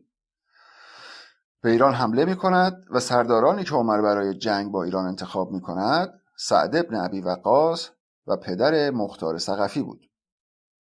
جمهوری اسلامی سریالی به کارگردانی داوود میرباقری انیرانی ساخت که در آن فریبرز عربنیا نقش مختار ثقفی را بازی می کند. خانواده مختار ثقفی به ایرانی کش معروف بودند. این دو از سرداران نسل کشی ایرانیان بودند. تا زمان صفویه وقایعی که در مورد کربلا و حسین بی سر بیان می کنند وجود نداشت و داستان کربلا را علمای جبل عاملی جایگزین جنگ قادسیه می کنند. در واقع تا قبل از صفویه ما عزاداری نسل کشی قادسیه را داشتیم. بخشی از مراسم عزاداری کربلا از مراسم سیاوشان و بخش بزرگی از آن برگرفته از جنگ قادسیه است. سیاوشان به صورت مراسمی باستانی همیشه اجرا می شد، ولی ایرانیان مدام برای قادسیه عزاداری می کردند. چند صد سال پس از اینکه رستهم فرخ هرمز سردار قادسیه را گردن میزنند، پردیسی تو پرانتز به باور موتا نام حقیقی فردوسی پردیسی است پرانتز بسته. پردیسی شاعر بزرگ ایرانی شاهنامه را می نویسد و رستهم فرخ هرمز را مرد اول اندیشه و قهرمان می نامد. ایرانیان تا قبل از صفویه عزاداری قادسیه را داشتند، چون در قادسیه تمام ایرانیان حتی کودکان گردن زده شدند و زنان را به عنوان برده جنسی و کنیز اسیر کردند و فجایع بسیاری اتفاق افتاد. بعد از صفویه با انواع خرافات و داستانهای مزخرف به اسم داستانهای عاشورایی و حسینی و شیعی سعی کردند مردم عزاداری قادسیه را فراموش کنند. پیشترها به این موضوع پرداختم و پس از ارائه این بحث‌ها به شدت به من حمله شد. من منکر محلی به نام کربلا نیستم، ولی در اتفاق کربلا که تعداد کشته‌ها را 72 تن ذکر می‌کنند، اساساً این عدد هم یکی از اعداد و نشانه‌های ایرانی است. در اوایل انقلاب در واقعه بمبگذاری حزب جمهوری اسلامی در 7 تیر سال 1375 بیش از 100 نفر کشته می‌شوند، ولی تعداد آنها را 72 کشته اعلام می‌کنند. شایعه کردند که کربلا منطقه بیابانی بوده، اما معنی لغوی کربلا یعنی رودخانه‌ای که از کنار کوهی می‌گذرد. اصولاً داستان‌هایی که به کربلا ربط می‌دهند همان فاجعه قادسیه است، چون هر دو مربوط به یک منطقه است. فکر می‌کنم قادسیه باید حدوداً 16 کیلومتری نجف قرار گرفته باشد که نزدیک کربلا است. همکنون در عراق استان کربلا، استان قادسیه و استان نجف به صورت مجزا وجود دارد، ولی این تغییرات استانی بعدها اتفاق افتاده. فاصله چندانی بین قادسیه و کربلا نیست. به همین دلیل در آن منطقه برای فاجعه نسل‌کشی قادسیه عزاداری میشد و واقعه کربلا در آن زمان وجود خارجی نداشت و این حربه و تکنیکی از سوی محقق کرکی بود که جایگزین نسل‌کشی قادسیه میکند. یعنی به جای یک نسل‌کشی ایرانی عرب‌ها را جایگزین میکنند و با فریب و اجبار و صوفی کشی و کشتار خردمندان ایرانی این دستگاه‌ها را توسط ملاها، این مستشاران استعمار عربی اسلامی، به اذهان حقنه می‌کنند. ما ناگزیریم استعمار عربی بنامیم، چون در نتیجه این استعمار عرب‌ها سود بردند، چه بخواهیم چه نخواهیم. چه بخواهیم چه نخواهیم، اسلام به عرب‌ها سود رسانده است. این سخن به این معنی نیست که ما ضد عرب هستیم. ما از آزادی و برابری می‌گوییم و استعمار عربی واژه کاملا صحیحی نیست. باید گفت استعمار اسلامی، یعنی چیزی که ما 1400 سال است از آن رنج میبریم. استعمار اسلام است که بیش از استعمار روسیه و انگلیس یا آمریکا به ما ضربه وارد کرده. با این استعمارگران هم ما دست به گریبان بودیم، اما چیزی که به طرز فجیعی ما را از درون تخریب کرد استعمار اسلامی بود، طوری که ما نام پدرانمان، دین پدرانمان و همچنین فلسفه و خردمان را فراموش کردیم. چون با حمله عرب همه کتاب‌ها و نسخه‌ها سوزانده شدند. یعنی قادسیه فقط یک نسل‌کشی انسانی نبود، بلکه تمام آثار و کتب فکری، خردی، علمی و دینی ما هم در آن به آتش کشیده شد.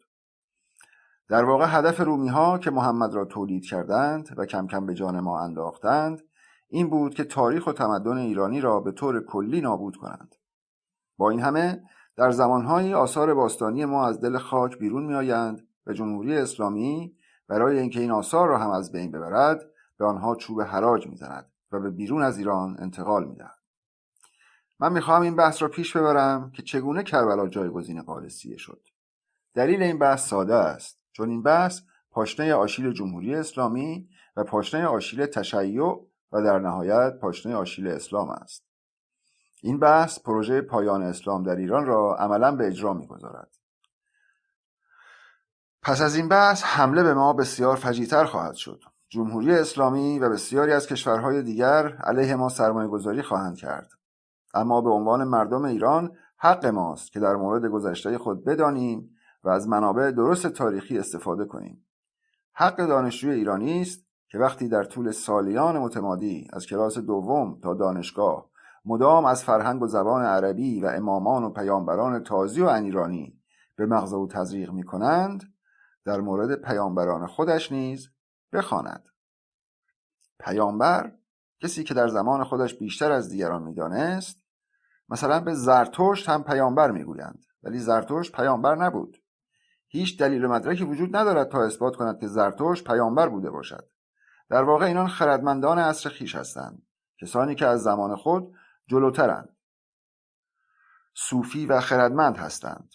صوفی هیچ ربطی به عارف ندارد. یکی از ضربه‌های بزرگی که اسلام به ایران زد و از طریق آن همه را دچار اشتباه کرد این بود که توسط مسلمانان و توده‌ای‌هایی چون شفیعی کدکنی صوفی پشمینه پوش مرد دانشین و خردمند ایرانی را با تحقیر به عارف، یعنی کسی که در پی شناخت خداست، نسبت دادند. یعنی صوفی خردمند را با عارف این همان کردند و این گونه دروغی بزرگ ساختند. بسیاری یونان را گهواره غرب نامیدند. زمانی متفکران یونانی مثل ارسطو و افلاطون به خاطر علاقه فراوان به تفکر ایرانی برای یادگیری فلسفه به سرزمین پرشیا می آمدند و فیلاسوفی به معنی علاقمند به صوفی از همانجا نشأت می گیرد. در کتاب ابن عربی و در بریتانیکا نیز به صراحت به این موضوع اشاره شده است. حتی اشاره شد که شاه ایران به فیلسوفها و متفکرانی که از نقاط مختلف برای یادگیری خرد و علم ایرانی می آمدند کمک‌های بلاعوض می کرد تا در ایران تحصیل کنند و بعدها از این طریق دانش ایرانی به سراسر زمین منتقل شود. هدف من تجلیل از شاه ایرانی نیست، بلکه سعی دارم به فرهنگ علم محور ایران باستان اشاره کنم. در آن زمان علم آنچنان با ارزش بود که حتی شاه سلطه‌گر بخشی از خراج و باج‌هایی را که می‌گرفت در این راه برای دانشمندان خرج می‌کرد. اما هرچه که ایرانی و مکتوب بود بعد از حمله اعراب توسط عمر و جانشینان عمر به آتش کشیده می‌شود و فقط کتب یونانی باقی می‌مانند. بعد آن کتاب‌ها انتقال داده شد و سرمنشأ فلسفه قرار داده شد. اما زبان ایران و زبان فلسفی ما تغییر می‌کند و تحریف و حذف می‌شود. هدف این است که به طور علمی و با اسناد تاریخی بدون خرافه به اصل واقع نزدیک شویم و تاریخ خودمان را بشناسیم. ببینیم مسئله قادسیه چه بوده و چرا قادسیه بسیار اهمیت دارد. باید بدانیم که چگونه قادسیه شروعی برای فراموشی DNA و دین‌های ایرانی می‌شود. چرا بعد از قادسیه هر کسی که مهراندیش و مانوی و زروانی است بود گردن زده شد؟ اساساً مذاهب ابراهیمی به طرز فجیعی متأثر از ادیان ایرانی هستند. به طور مثال تمام مراسم عشای ربانی متأثر از مهرآیینی است. در این باره به بسیاری بحث کردم. حتی تاج خاری که بر سر مسیح قرار داده می شود تاج خار مهر بوده. این را در کتب باستانشناسی می توانید مشاهده کنید.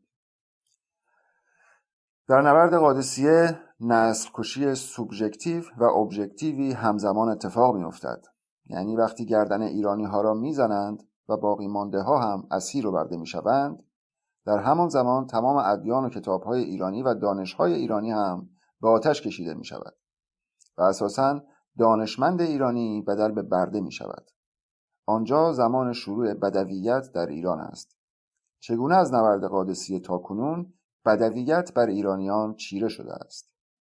در سال 51 هجری قمری مصادف با 636 میلادی در منطقه‌ای به نام قادسیه که اکنون به کربلا معروف است، بین سپاه اعراب و سپاه ایران جنگ قادسیه رخ می‌دهد. ببینیم در آن جنگ چه اتفاقی می‌افتد. در زمان خلافت ابوبکر با بسیاری از قبایلی که مسلمان شده بودند و حاضر به پرداخت خراج نبودند، جنگ‌های ارتداد به وقوع پیوست. بعد از اتمام این جنگ‌ها حدوداً سال 12 هجری ابوبکر خالد ابن ولید را به کوفه، یعنی به همان منطقه عراق فرستاد. در آن زمان تیسپون در عراق قرار داشت و پایتخت غربی ایران بود. بین هرمز مرزبان ایرانی با سپاه اعراب به فرماندهی خالد ابن ولید و المثنی ابن حارث شیبانی جنگی در می‌گیرد و در آن جنگ هرمز شکست می‌خورد. جنگ‌های دیگری در حد برخورد محدود نظیر زنجیر و حیره و انبار با سپاه ایران در می‌گیرد که ایران در این جنگ‌ها هم شکست می‌خورد. در سال 634 میلادی مصادف با سال 13 هجری قمری خالد به همراه بخشی از لشکر خود به سمت شام حرکت می‌کند. در این سال ابوبکر می‌میرد و عمر جانشین وی می‌شود. عمر حارث بن شیبانی را که در مدینه بود با ابو عبید ثقفی، یعنی پدر مختار ثقفی، مأمور می‌کند که برای تهدید ایرانیان به حیره عزیمت کنند. در حیره جنگی بین رستم فرخزاد و لشکر اعراب در می‌گیرد. در آن زمان رستم حاکم خراسان بود. با توجه به شکست‌های مداوم ایرانیان از اعراب، دربار ایران از رستم فرخ هرمز درخواست می‌کند که رهبری و سپهسالاری لشکر ایران را در مناطق غرب کشور، یعنی حوالی تیسپون، به عهده بگیرد. در جنگ پل رستم لشکر اعراب به فرماندهی حارث شیبانی و ابو عبید ثقفی را شکست می‌دهد، طوری که ابو عبید ثقفی در زیر پای فیل‌های لشکر رستم لگدمال می‌شود و حارث شیبانی با لشکر خود مجبور به فرار می‌شود. در آن زمان رستم حدود 4000 نفر از لشکر اعراب را شکست می‌دهد. در سال 635 میلادی مصادف با 14 هجری قمری یزدگرد سوم شاه ایران می‌شود. رستم در همان سال سپهسالار لشکر ایران لقب می‌گیرد و در مقام نایب السلطنه ایران تحت کنترل وی بود، اما رأی نهایی را یزدگرد سوم صادر می‌کرد. رستم بعد از پیروزی در جنگ پل با عمر ابن خطاب مواجه می‌شود. عمر خلیفه مسلمین لشکری به تعداد 30,000 نفر را در شهر سواد عراق جمع می‌کند و سعد ابن ابی وقاص را که از صحابه محمد بود به فرماندهی لشکر می‌گمارد.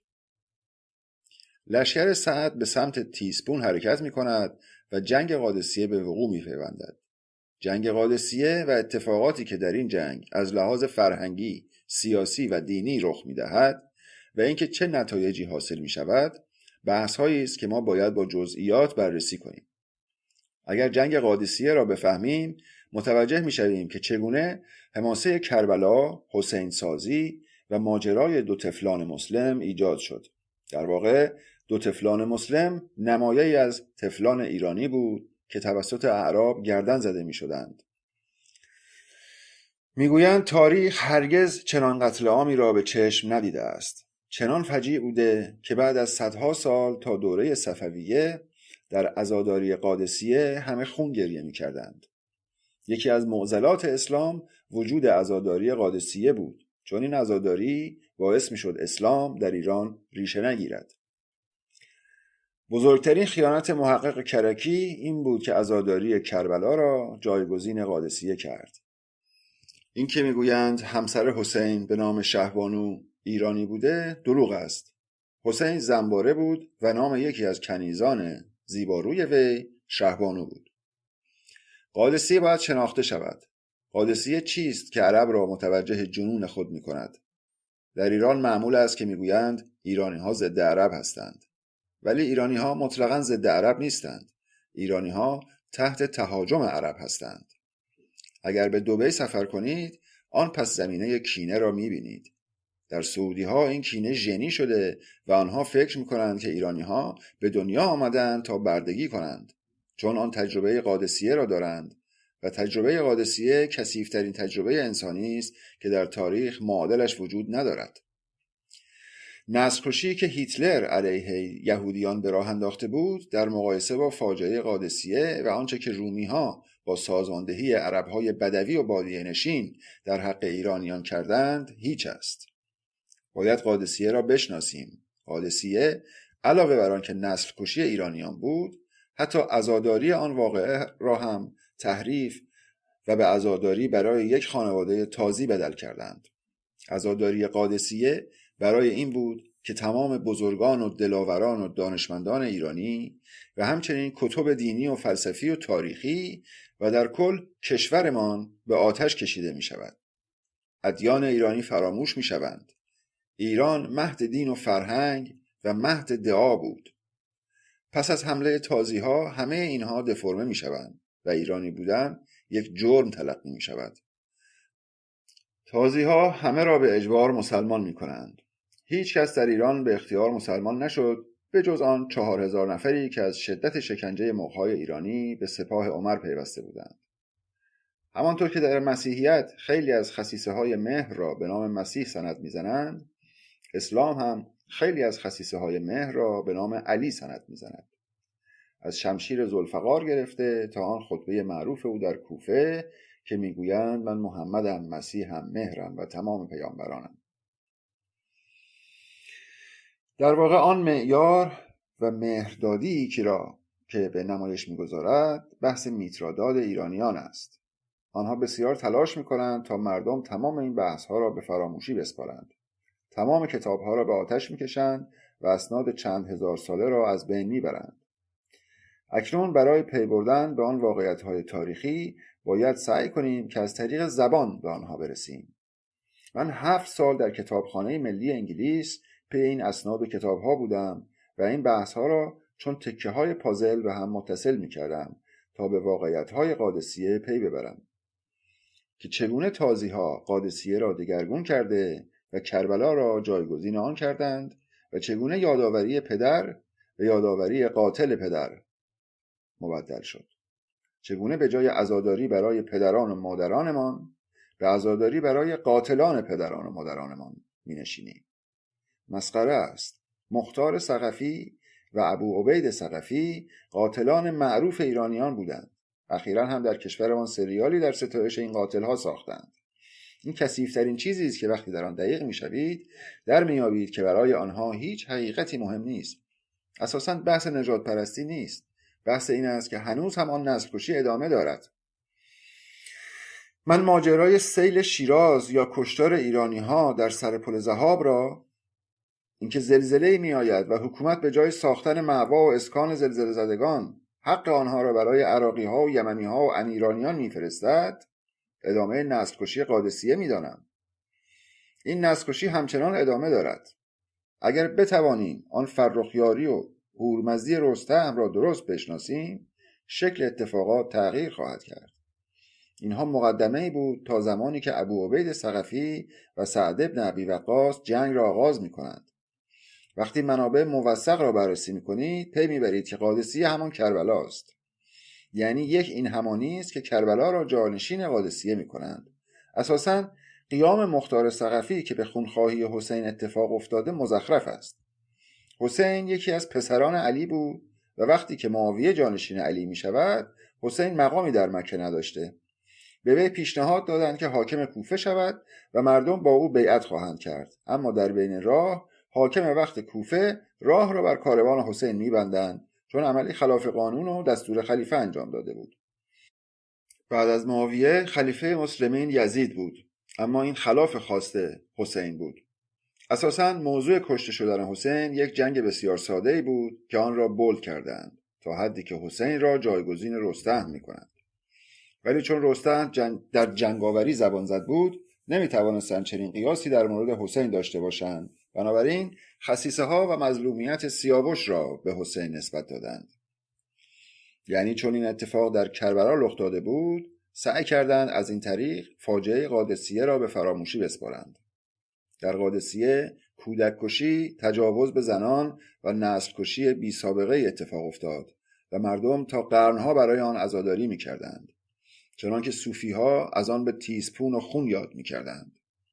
اسلام هرگز در بین مردم مقبولیت درستی نیافت. صوفیست های ایرانی قرنها برای این فاجعه خون گریه می کردند. بعدها رافضی ها و تشیع در ایران به وجود آمد که قصد به انحراف کشیدن اسلام را داشتند و تشیع تا قبل از صفویه طرحی ایرانی داشت که می‌خواستند اسلام را منحرف کنند، چون اسلام ذاتی انیرانی داشت. بعد از صفویه کرکی وارد ایران می شود و می توان گفت که بزرگترین دشمنان ایران جبل عاملی ها و امثال کرکی هستند. یعنی بزرگترین قاتلان ما لبنانی ها هستند.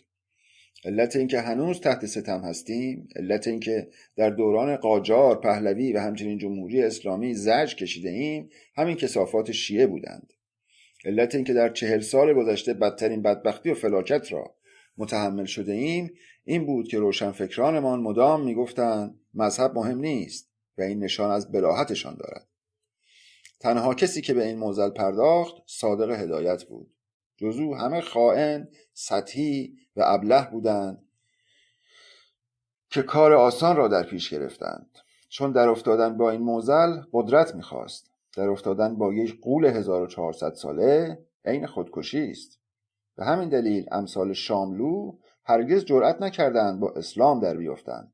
خودشان را روشنفکر می‌دانستند ولی کوچکترین قدمی در جهت روشنگری بر نداشتند. هدایت نژاد پرست نبود، بلکه بر قادسیه واقف بود. البته در این مورد چیزی ننوشت. نیما نیز این را می‌دانست، ولی چون شهامت نداشت درباره قادسیه چیزی نگفت. او مانی را به نیما بدل کرد، یا مثلا شیطان در پرانتز لیلیس را به ریرا، و در واقع شیطان اسلامی را تقدیس می‌کرد. معضل اصلی ما اسلام است و تا این معضل را حل نکنیم بدل به من اندیشنده نمی‌شویم. ما باید بدانیم که در 1400 سال گذشته چه بلایی بر سرمان آمده است. یکی از موضوعات اصلی ما کربلا زدایی است. چگونه یک فریب به اسم کربلا را مطرح کردند تا سیاوش را دفرمه کنند یا رستم را بدل به حسین صحرای کونبلا بکنند. ناله های پردیسی یعنی همان فردوسی در شاهنامه از روی درد نوشته شدند. امروز عده‌ای بیشعور که چیزی نمیفهمند و پی استقلال هستند پای پردیسی را به میان میآورند تا مردم را فریب دهند. پردیسی از ایرانی حرف میزند که دروازه آن تیزپون عراق بود. این موضوع به ایران و ایرانی مربوط است. ما باید بدانیم از کجا ضربه میخوریم. باید بدانیم سرشت این ملاها چیست و چرا باید دیگر در ایران ملا نداشته باشیم. چرا باید در ایران ملا زدایی شود. باید دیگر ردی از این کثافات در کشور ما نباشد تا این اتفاق نیفتد و تا این اتفاق نیفتد ما روز خوش نخواهیم دید. برخی میگویند کتابی برای مطالعه موجود نیست. برای اینکه بدل به من اندیشنده شوید باید کاوشگر باشید و تحقیق را بلد باشید. امروز تحقیق بسیار آسان است. شما باید بلد باشید با اینترنت کار کنید. اکنون ویکی‌پدیا کار را خیلی آسان کرده، چون حداقل اطلاعاتی کلی از یک موضوع ارائه می‌دهد. حتی اگر اطلاعات غلطی باشد شما را در دایره از نشانه‌ها قرار می‌دهد و شما از منابعی که ذکر کرده می‌توانید استفاده کنید و به اصل قضیه دست یابید. من کلیدواژه‌ها را به شما گفتم. کل داستان این است. شما اگر به این موضوعات واقف شوید خواهید دانست که چه کلاه بزرگی سرمان رفته است. اگر بر این حقیقت آگاه شوید دیگر اجازه نخواهید داد که بعد از این هم شما را بکشند، چون اینان همزمان که شما را میکشند کنیز هم میخواهند. در دبی و مکه کنیز ایرانی میخواهند. دختران و زنان ایرانی که برای حج به مکه میروند در واقع به سان کنیزان میمیرند. ملاهایی که کاروان به مکه میبرند ملاهای مذهبی نیستند و فاحشه به مکه میبرند.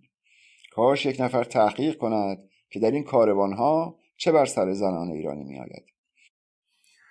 اگر از یک تریبون منابعی را که طی تحقیقاتی به آن دست یافتم با مردم در میان بگذارم، شک ندارم طی 2 سال ریشه اسلام در ایران کنده خواهد شد، چون هیچ دفاعی نخواهند داشت.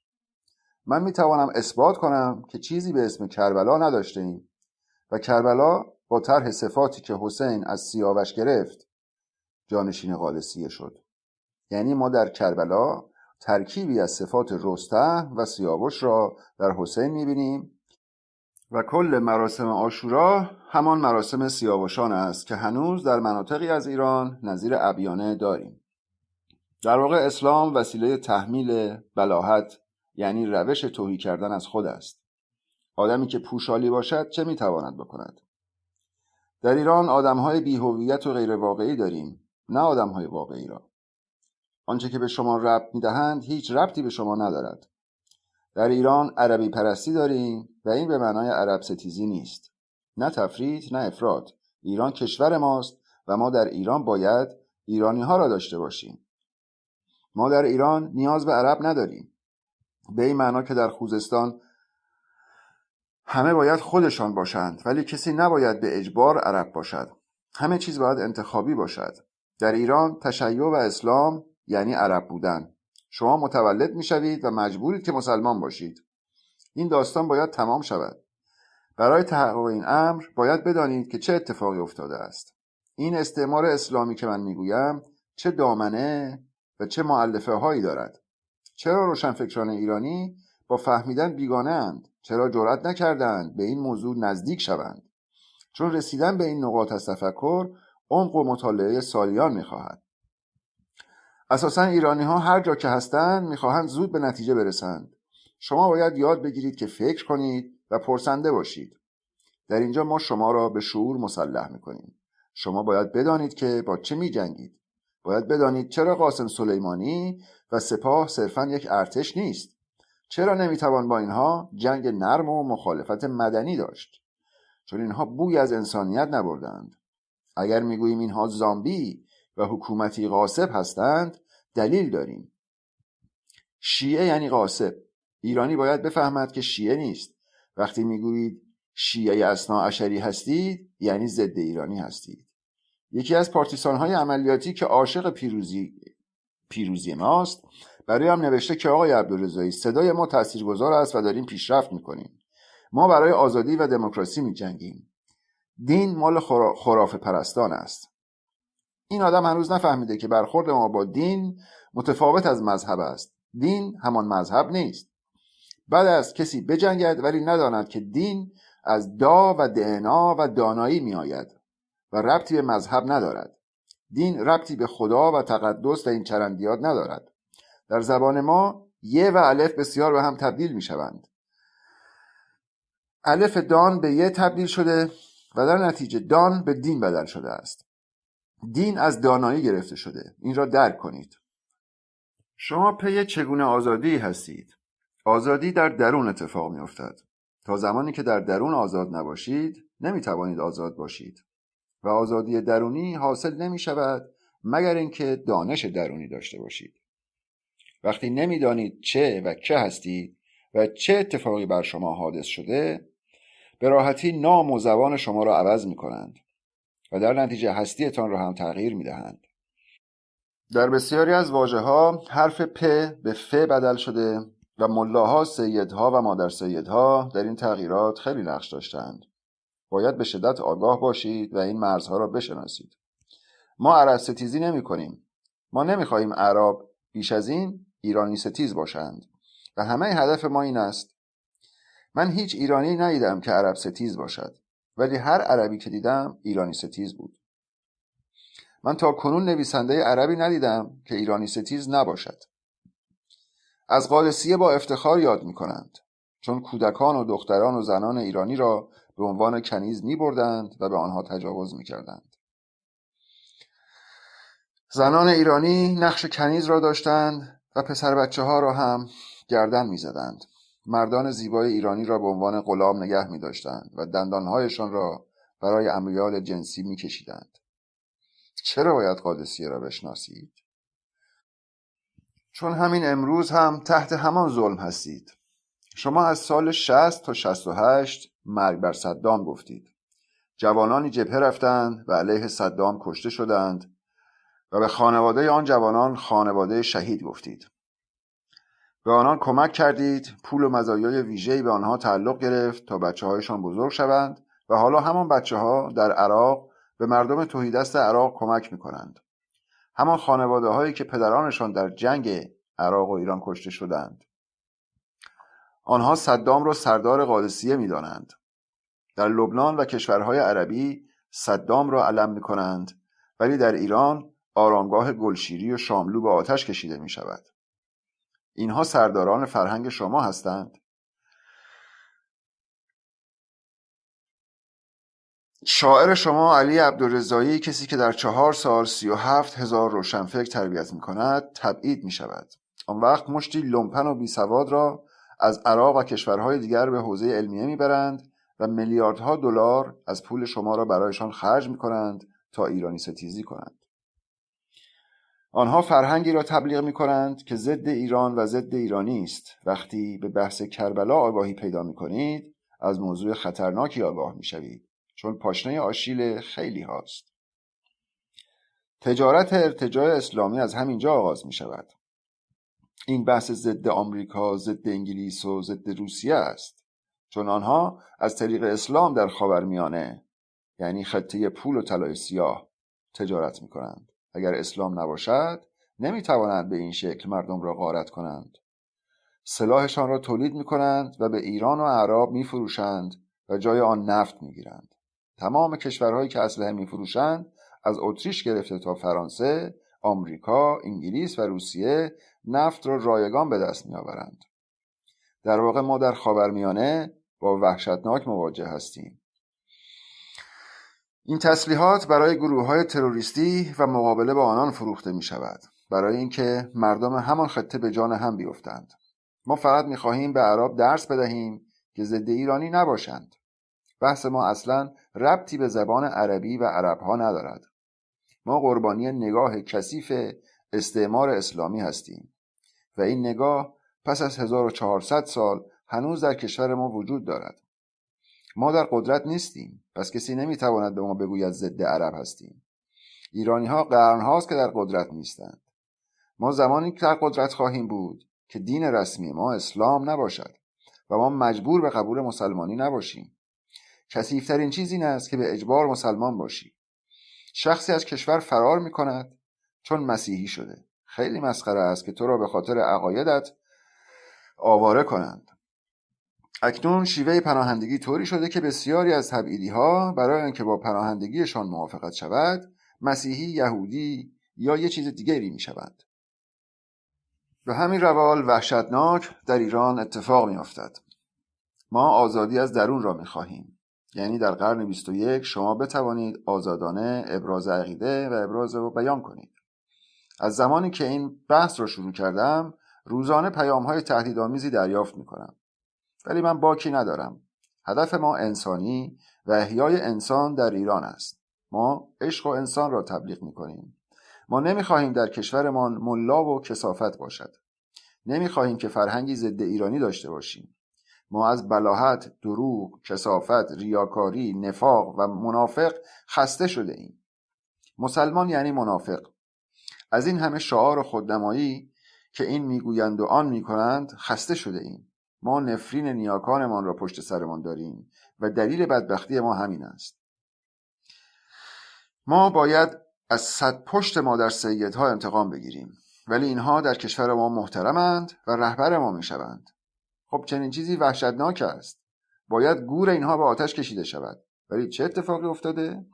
گنبدهایشان را با پول ایرانیان طلا میگیرند و سالانه میلیاردها دلار از جیب ایرانیان دزدیده می شود برای تبلیغ بلاهت اسلامی. قادسیه اولین پیروزی اعراب بر ایرانیان است. پس از آن جنگ‌های دیگری در جاهای مختلفی انجام شد. فتح الفتوح اعراب نبرد نهاوند است که منجر به قتل یزدگرد می شود. اما بعد از این دیگر ایرانیان در نقاط مختلف کشور علیه اعراب سپاهی فراهم می‌کردند.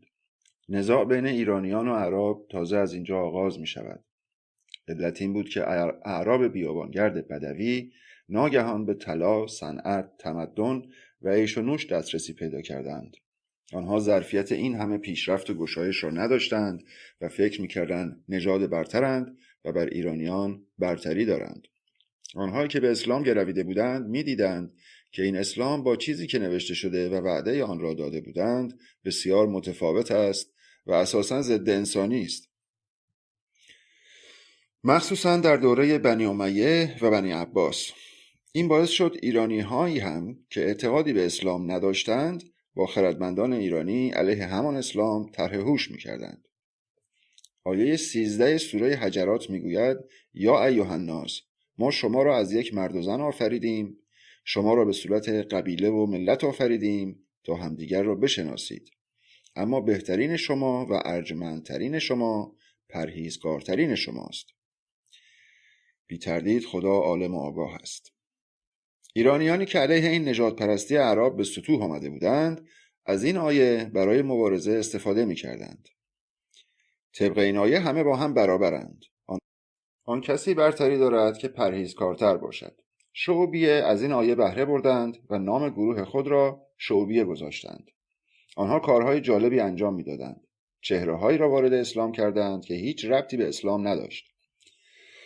در این باره بسیار نوشته شده. البته این ادعای من است. من فکر می‌کنم کسی به اسم سلمان فارسی وجود نداشته. در واقع صحابه‌ای به نام ابوذر غفاری که منش ایرانی داشته نداشته ایم و اینها همه یک فریب است. مثل داستان کربلا که حضرت عباس را پدید آوردند تا مردم را فریب دهند. این داستان‌ها حواشی زیادی دارد و تمام آن قرائت‌هایی از نبرد قادسیه است. در تمام اسلام با فریب و ریاکاری مواجه هستیم. هدف مسلمانان به دست آوردن زن و ثروت بیشتر بوده و اگر کسی به آنها باج نمیداد باید زیر شمشیر میرفت. موضوع پذیرش اسلام هم بهانه است. در کتب تاریخی مطالب مختلفی درباره قادسیه نوشته شده. حتی دهخدا درباره قادسیه میگوید عمر نزد یزدگرد پیکی میفرستد و عنوان میکند که باید اسلام را بپذیری وگرنه سرت را قطع میکنیم. اما این قضیه واقعیت ندارد.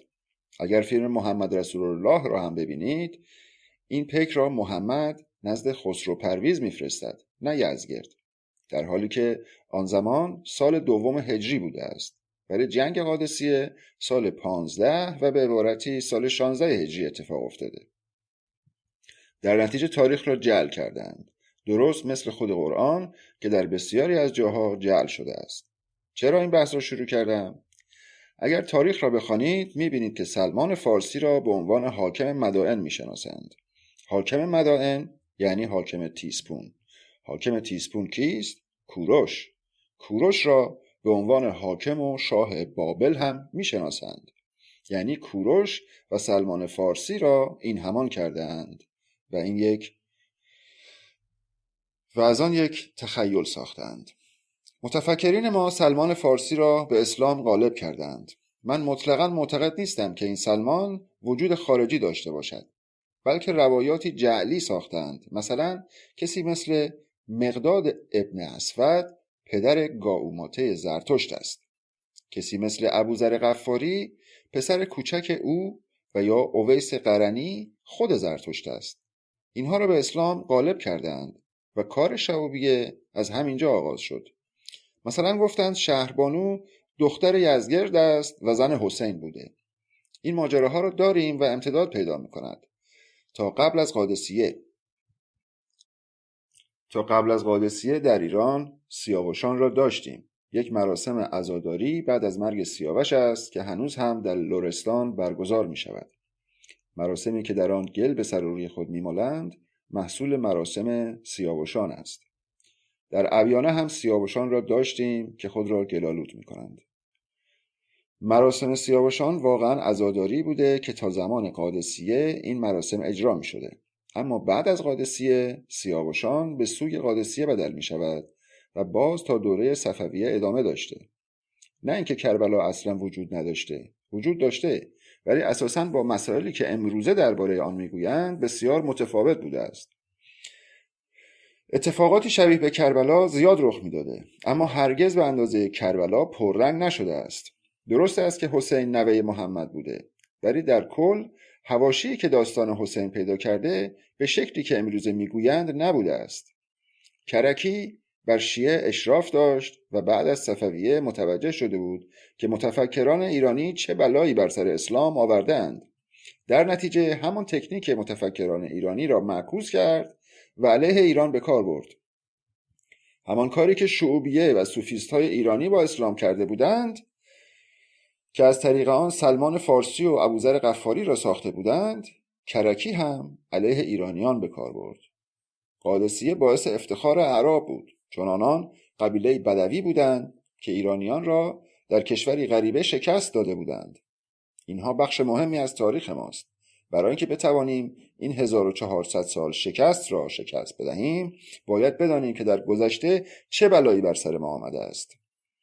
برای همین یکی از جنبه‌های بزرگ نهضت ما جنبه شعوری آن است که بر این اساس باید شناخت حاصل شود. در حرکت ملیگرانه‌ای که ما برای کشورمان انجام می‌دهیم، برچسب نژاد پرست می‌خوریم. همین کشورهای عربی که به شما نژاد پرست میگویند، خودشان هنوز هم کارهای نژاد پرستانه زیادی انجام میدهند. این ریشه ها را باید شناخت. کرکی در دوره صفویه تمهید ایجاد میکند و ناگهان پیروز میشود، چون تا آن زمان هم اسلام مانند امروز نفوذ نکرده بود و هنوز هم ملیگرایی شدیدی وجود داشت. هنوز جنبش‌های زیادی علیه آنها وجود داشت، مثل ابو مسلم و بابک خرمدین. همه اینها می‌خواستند ایران را نجات دهند.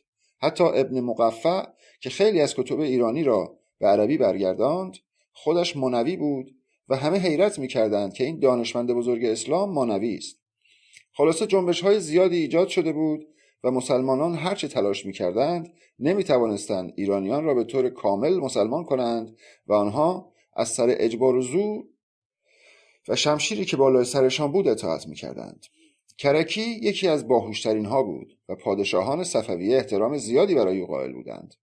او ناگهان متوجه شد که دلیل اصلی که ایرانیان به اسلام تن نمی‌دهند همین سیاوشان و عزاداری برای قادسیه است. یعنی قادسیه که در همان ماه محرم اتفاق افتاده بود. عزاداری بزرگ و بسیار مهمی بود. مراسمات خاص ایرانیان از روی آوردن آنها به اسلام جلوگیری می‌کرد. در نتیجه باید تمام مراسمات و آیین‌های ایرانی را اسلامیزه می‌کردند. اگر کتب تاریخی را مطالعه کنید می‌بینید که در تاریخ طبری و تاریخ بیهقی تاریخ شروع جنگ قادسیه اول محرم سال 14 هجری است، اما در دایرةالمعارف اسلامی تاریخ این جنگ را 15 یا 16 هجری عنوان کردند. در واقع منابع اصلی تاریخی این تاریخ را محرم می‌دانند. البته قادسیه و کربلا در یک زمان بوده، اما حوزه علمیه و امثال اینها شروع جنگ را ماه شوال می‌دانند که چنین چیزی دروغ است. در آن زمان کربلا وجود نداشته. یک روایت هست که میگویند کربلا محل سنگ تراشان بابلی بوده است. قرائت دیگری هم هست که میگویند کرب به معنای محل مقدس و یا محل قرب و خدای یهودیان است، یعنی محل خدا بوده. و یک بحثی هم هست که میگویند چون آنجا خاکی نرم و پوک داشته کربلا نام گرفته. به هر حال روایت‌های معنای کربلا زیاد است. اکنون در عراق استان کربلا و استان نجف را داریم و شهر قادسیه حدود 15 کیلومتر تا کربلا فاصله دارد. البته من معتقدم کربلا همون قادسیه بوده که بعداً نامش را تغییر دادند، چون پول زیادی در کربلا خرج شد، درست مثل مدینه که نام پیشین آن یثرب بود، یعنی تاوان گناه. کربلا هم چنین حکایتی داشته. در نتیجه نام قادسیه را به کربلا تغییر میدهند، چون دیگر محل درآمد و تجارت شده بود. شهر قادسیه را به جای دیگری میبرند و جنگ قادسیه از این طریق فراموش میشود. حالا اصل مطلبی که میخواهم بگویم این است که مکان وقوع کربلا با قادسیه یکی است، زمانش هم یکی است، اما با این فرق که نبرد قادسیه سال 14 هجری اتفاق میافتد، اما نبرد عاشورا سال 61 هجری، یعنی 47 سال بعد. این یک نکته. نکته بعد این که در نبرد قادسیه 10,000 ایرانی زن و مرد و کودک کشته می شوند. شاید هم 100,000 ایرانی زن و مرد و کودک کشته می شوند و علاوه بر آن زنان و کودکان زیادی اسیر و برده می شوند و به آنها تجاوز می شود. ماجرای زینب و طفلان مسلم و غیره یک داستان غیر واقعی است. این در واقع تجاوز و کشتن کودکان ایرانی است که بعد از نبرد قادسیه اتفاق می افتد. مسخره است که این همه سال فقط برای 72 نفر عزاداری کنند و این سالها را در نوردد و برسد به دوره صفویه. بعد از سال 60 هجری هیچ خبری از عزاداری برای حسین نیست. هیچ منبع تاریخی وجود ندارد. اما ناگهان در دوره صفویه عزاداری حسین و عاشورا رخ می نماید و حوزه علمیه هم هیچ تحقیقی در این باره نمی کند. این جالب است. صفویه 1000 سال بعد از تاریخ قادسیه است. اگر این کشتار برای اسلام مهم بود، چرا تا 1000 سال از این داستان هیچ خبری نیست؟ تا آن زمان فقط ایرانیان عمرکشی داشتند و در سالهای اخیر این مراسم تقریبا منسوخ شده است، چون جمهوری اسلامی میخواست که آن قضیه اصلی را پنهان کند. این فراموشی به خاطر اهل تسنن نیست، بلکه ممکن است داستان عمر مانند قادسیه دوباره احیا شود. در زمان پهلوی در بسیاری از روستاها عمرکشون یک رسم دیرینه بوده که امروز انجام نمی شود، در حالی که عمرکشی به نفع حوزه علمیه است، چون ملاهای شیعه از اهل تسنن انزجار دارند، ولی این بحث و مراسم را انجام نمی دهند. اگر این مراسم دوباره احیا شود، جریان قادسیه هم احیا می شود و این به نفع ملاها نیست. به سراغ داستانهای جانبی و جعلی که ساخته شده برویم. داستان عباس علمدار و دست بریده او، ماجرایی که او می رود از نهر آب بیاورد. دقیقا همان ماجرای رفتن رستم برای آب است. رستم بار اول برای آوردن آب سر نهر می رود و آب برمی دارد، اما بار دوم وقتی بار شتر روی کمرش می افتد خود را سینه خیز به آب می رساند. اما یکی از عربها او را دیده و از نهر بیرون می کشد و سرش را قطع می کند. این گردن زدن را به قطع شدن دو دست عباس بدل کردند. چرا میگویند رستم فرخ هرمز؟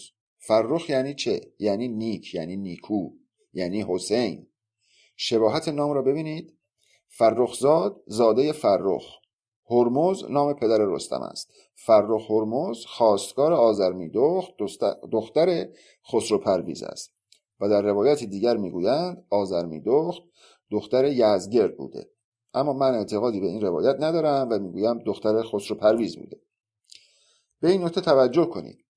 از طرفی شهربانو را داریم که شعوبیه گفته بودند شهربانو دختر خسرو پرویز و زن حسین است، یعنی شهربانو را یکی از اسیران ایرانی بوده زن حسین میدانند.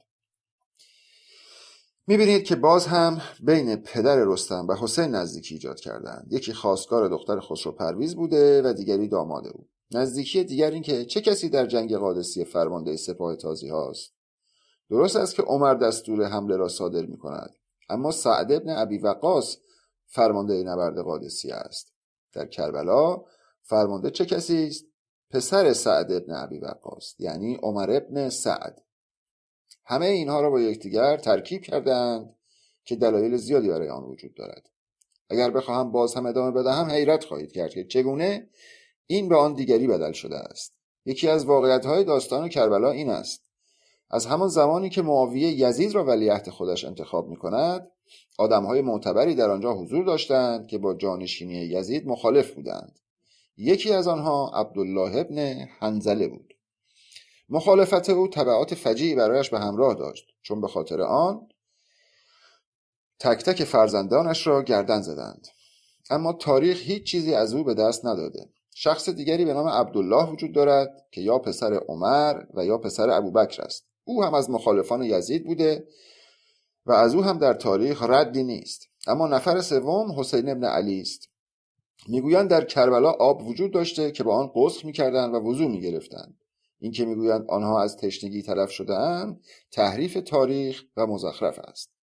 در کتاب‌های معتبر اسلامی نوشته شده که حسین عباس را برای تهیه آب میفرستد و عباس با 30 تن از یاران برای آوردن آب بر سر نهری میروند.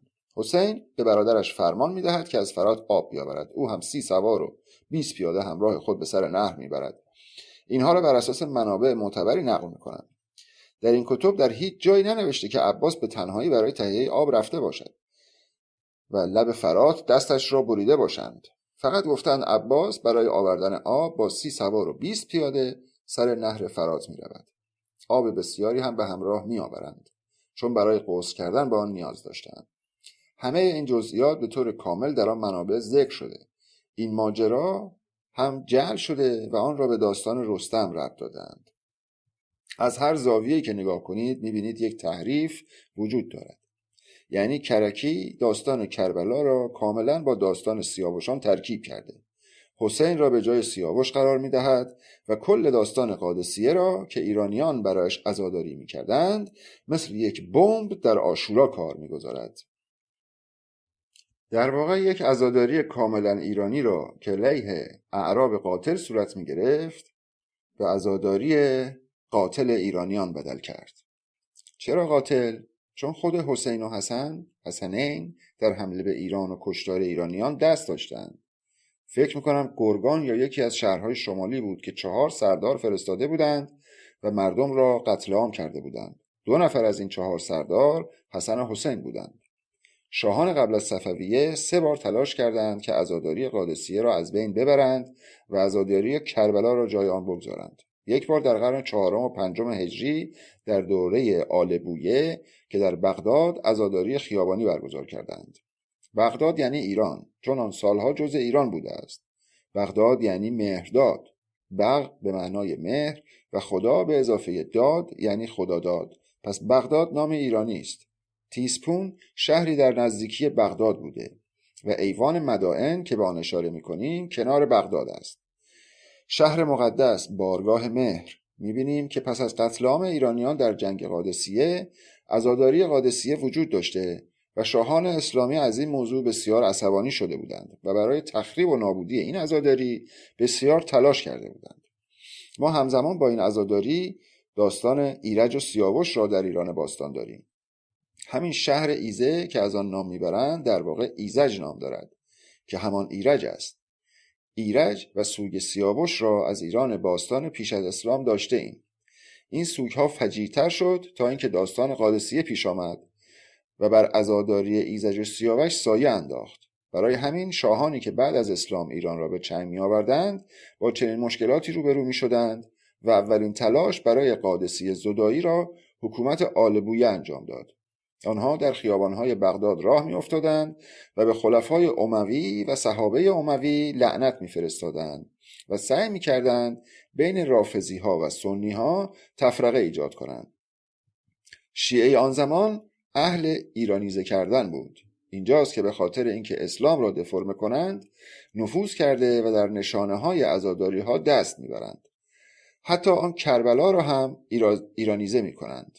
اینجاست که شهربانو به زن حسین بدل می شود. اما اساساً چنین چیزی حقیقت ندارد. سلمان فارسی و شهربانو و چند نقطه همگی جعلیات تاریخی است. خود قرآن 200 سال بعد نوشته شده. تمام داستانهای تازیها و عباس علمدار و چیزهایی که در مورد علی اکبر میگویند بسیار مزخرف است. علی اکبر با یزدگرد جوان، یزدگرد سوم و با سیاوش این همانی دارد. این داستانها از چندین جهت طرح شدند. در دوره‌ای که با حمله مغول‌ها و قدرتگیری شیعی‌ها مصادف شد، شیعی‌ها علیه آنها ایجاد تمهید کردند. ولی باز هم کارساز نشد و هنوز مراسم عمرکشان وجود داشت. عمرکشان تا سال 1357 هم وجود داشت و امروزه ریشه‌کن شده. ولی در دوره صفویه کاری کردند و شمشیر داموکلس را طوری بالاتر گرفتند که آثار قادسیه به طور کامل نابود شود. یعنی مراسم سیاوشان را هم نابود کردند، چون جامعه شدیداً مذهبی شد. از اینجا ضد زن بودن جامعه هم شروع شد. یعنی کرکی علاوه بر آن که تز ولایت فقیه را نوشت، جریانات نژاد پرستی عجیب و غریبی را هم مرسوم کرد. مثلا خصوصیات امام جماعت باید چگونه باشد. تمام ملاهایی که عمامه سیاه دارند و میگویند پسر محمد و پسر حسین هستیم، همگی نوادگان کرکی و جبل العاملی هستند. در واقع ولایت فقیه، ملاهایی که در نجف و ایران داریم، ربطی به قریش ندارند. حتی سیدها همگی لبنانی هستند و آنها هستند که نهضت ما را دفرمه کردند. ما می‌خواستیم اسلام را ایرانیزه کنیم، آن را دفرمه کرده بودیم، اما این برگ در دوره صفویه به طور کامل برگشت و جریانی عجیب و غریب از کار درآمد. می‌خواستیم ایرانیزه‌اش کنیم، پس آن را به اعداد خودمان ربط دادیم، مثل 72، 12 و از این دست. در واقع آن سیستم پادشاهی ایرانی را در ماجراهای امامان شیعه وارد کردیم. ما اسلام را تخریب کرده بودیم، ولی بعد از آن کثافت اسلام و سیستم پادشاهی ما با هم ترکیب شد و تشیع جدیدی را بعد از صفویه به دست داد که از سیستم پیشین کثیف‌تر و ضد انسانی‌تر شد، طوری که اسلام واقعی و تسنن به این اندازه که تشیع فجیع است فجیع نیستند. من در شعر الله خانی که حدود 12 سال پیش آن را نوشتم بیان جالبی دارم و اشاره می کنم که چگونه این شیعه محصول کثافتکاری خودمان است. تا صفویه خودمان اسلام را به لجن کشیده بودیم، بعد از آن هم بدل خوردیم و این بدل تا امروز ادامه دارد و ما هنوز تحت سیطره آن هستیم. این داستان کلی ماست. حالا آیا می‌خواهیم به گذشته برگردیم؟ نه. آیا ما می‌خواهیم انتقام بگیریم؟ نه. ما می‌خواهیم آگاه باشیم که چه اتفاقی در حال رخ دادن است. چون وقتی این حرف‌ها را می‌زنیم می‌گویند به اعتقادات مردم کاری نداشته باشید و حرف‌های نجات پرستانه نزنید. چرا؟ چون پول و قدرت و حکومت کشور دست آنهاست. حتی احزاب و گروه‌های چپی که فعالیت می‌کنند هم توسط آنها خریده شدند. در ایران ماجرا بسیار تراژیک است و هنوز همین تراژدی یزدگرد سوم پابرجاست. تمام صفاتی که به حسین نسبت می‌دهند، نظیر جنگاوری و شجاعت و این قبیل، همگی کپی برداری شده از صفات رستم هستند. آن کسی که غم بزرگ و آن اندوه و عمق حزن را به ما انتقال داد پردیسی بود. پردیسی آنقدرها شاعر نبود. او بهت زده، غمخوار، عمیق و ایرانی مرد بود. او این حقایق را تحت نظم درآورد و رستم را ساخت، چون او هم زیر سیطره اسلام بود و داستانهای تخیلی هم به آن افزود تا رستم زنده بماند. تا سر عملیات انتقام از قتل عام قادسیه، صفحه 32. صفحه 32. عملیات انتقام از قتل عام قادسیه. تاریخ سخنرانی 9/6/1398. avogabooth.com.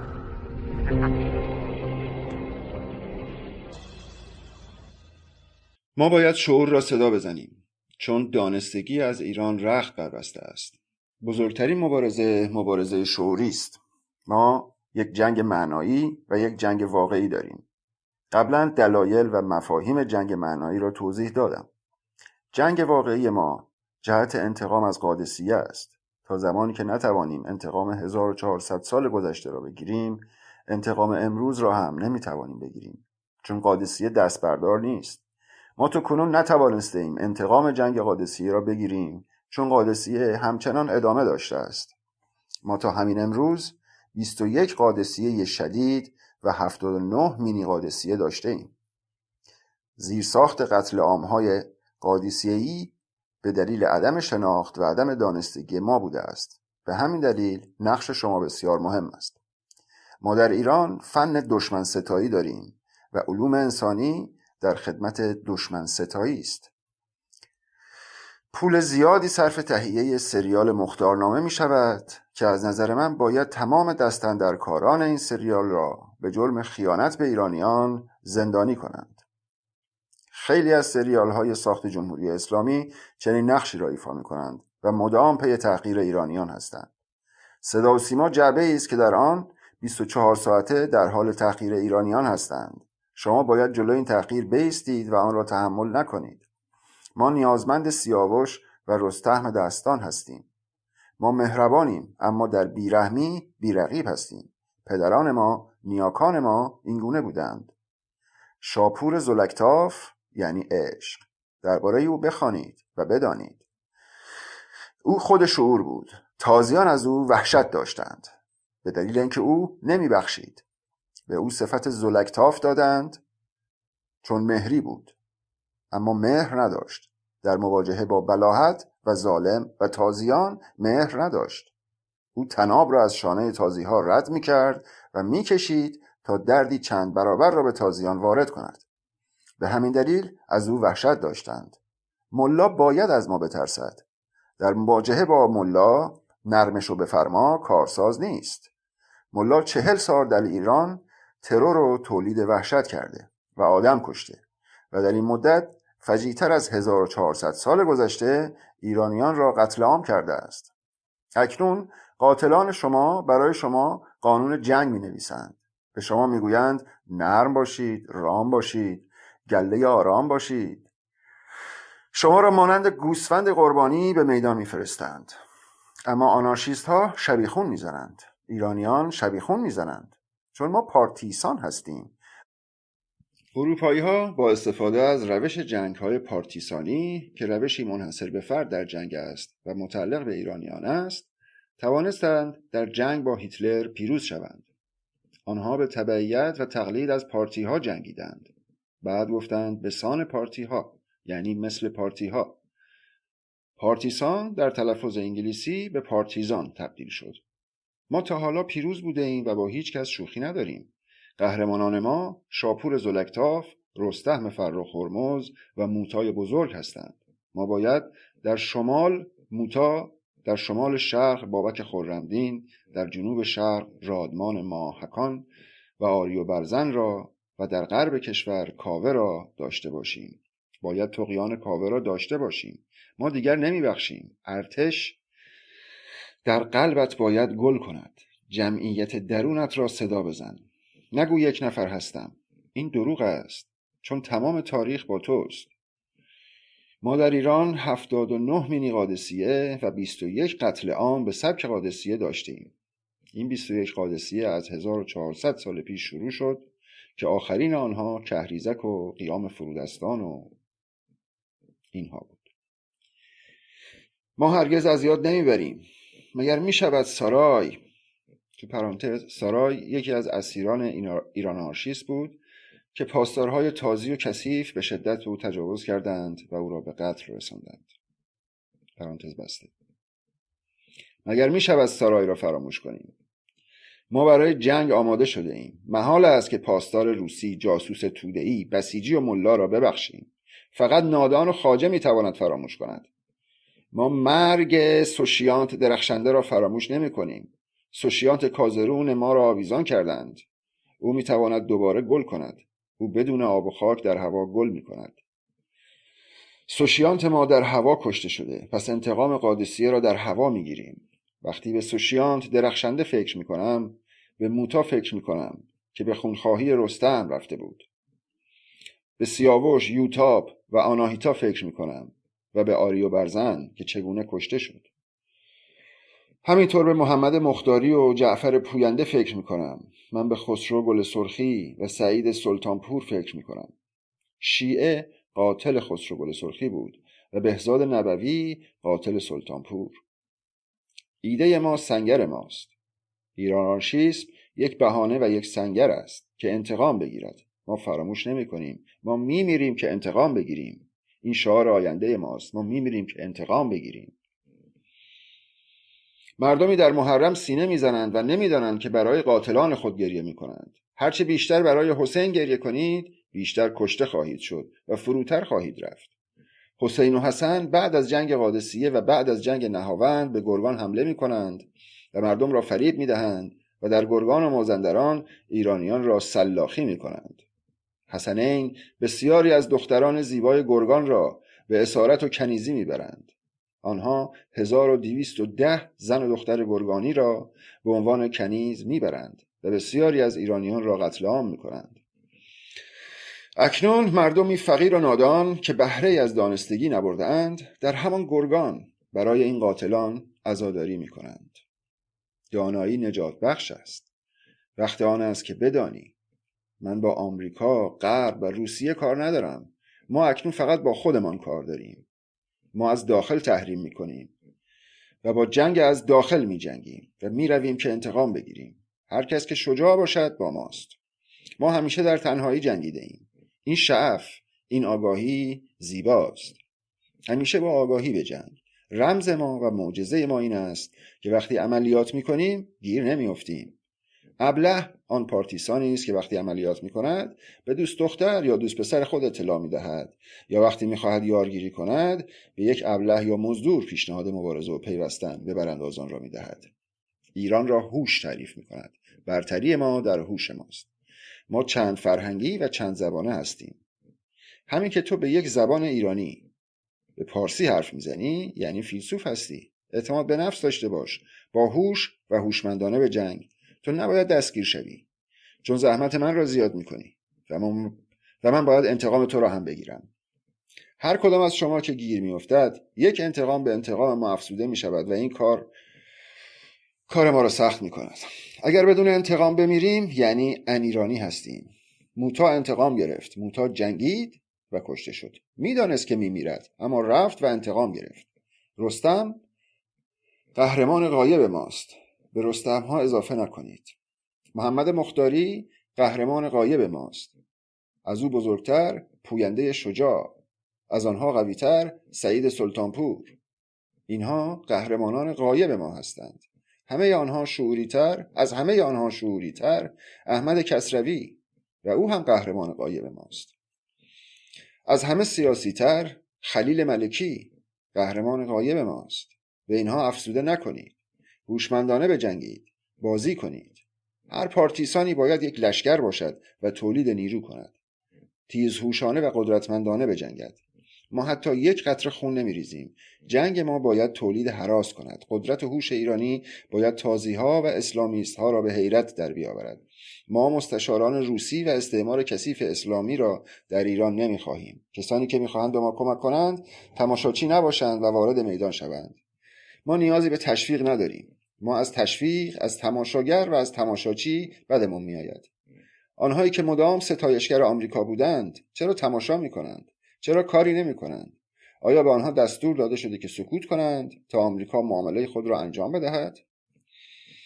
حقیقت انقلابیشان همین بود. ما هرچه پیشتر برویم تنهاتر میشویم، اما به همان اندازه قویتر هم میشویم. نباید از هیچ چیز بترسیم. ما میمیریم که انتقام بگیریم، چون این مردن عین عشق و زندگی است. نادان نبودن خودش شعف‌ساز است. بزرگترین عشق به شعف رسیدن است. قهرمان غایب یعنی کسی که به حقیقت رسیده است، یعنی همان شاعر. شاعر یعنی کسی که به شعور رسیده است. به همین علت است که ما در ایران شاعر نداریم. واژه و صفت شاعر برای ما معنای خاصی دارد. بدون شهامت رسیدن به شعور ممکن نیست. برای اینکه به آگاهی برسید باید شجاع و پرسنده باشید. پرسیدن شجاعت می‌خواهد. تو باید بتوانی بپرسی تا روشن فکر باشی. مگر می‌شود بترسی و روشنگری نکنی و روشن فکر باشی؟ یارو نام خود را روشن فکر گذاشته و خواجه بیش نیست. به او اثبات کردم که عاشورا همون قادسیه است. او این را فهمیده، اما باز هم از عاشورا دم می‌زند. از مردم و از بلاهت مردم می‌ترسد و اسم خود را هم روشن فکر گذاشته. اسم خود را کمونیست گذاشته و میگوید من مارکسیست لنینیست هستم. مارکس میگوید مذهب افیون جامعه است. او میگوید مارکسیست واقعی کسی است که جلوی خرافات بایستد. ولی کمونیست ها همان مارکس را بدل به مذهب و دین کردند. مارکس وقتی به فرانسه میرود و آن همه مارکسیست میبیند میگوید من خیلی خوشحالم که خودم مارکسیست نیستم. ایده و مذهب برای خدمت به انسان به وجود می آید. ایرانارشیسم در خدمت ماست و سنگرمان است و نمیگذارد ما گلوله بخوریم. ما برای ایرانارشیسم نمیمیریم، اما برای آگاهی و انتقام زندگی میکنیم. زندگی ما عین مرگ ماست. هر دو با شعف همراه است. وقتی با آگاهی توامان می شود این گونه است. یهودیان از هولوکاست بحث میکنند و میگویند هولوکاست قتل عام یهودیان است به دست هیتلر. فجیع‌تر و قدیمی‌تر از هولوکاست یهودیان هولوکاست و نسل کشی قادسیه بوده و بعد هم هولوکاست های دیگر در نهاوند و گرگان و تمام شهرهای ایران. هنوز هم دست بردار نیستند و ما را قتل عام میکنند. هولوکاست یهودیان در آلمان تمام شد، اما هولوکاست ایرانیان در تداوم است و تکرار می شود.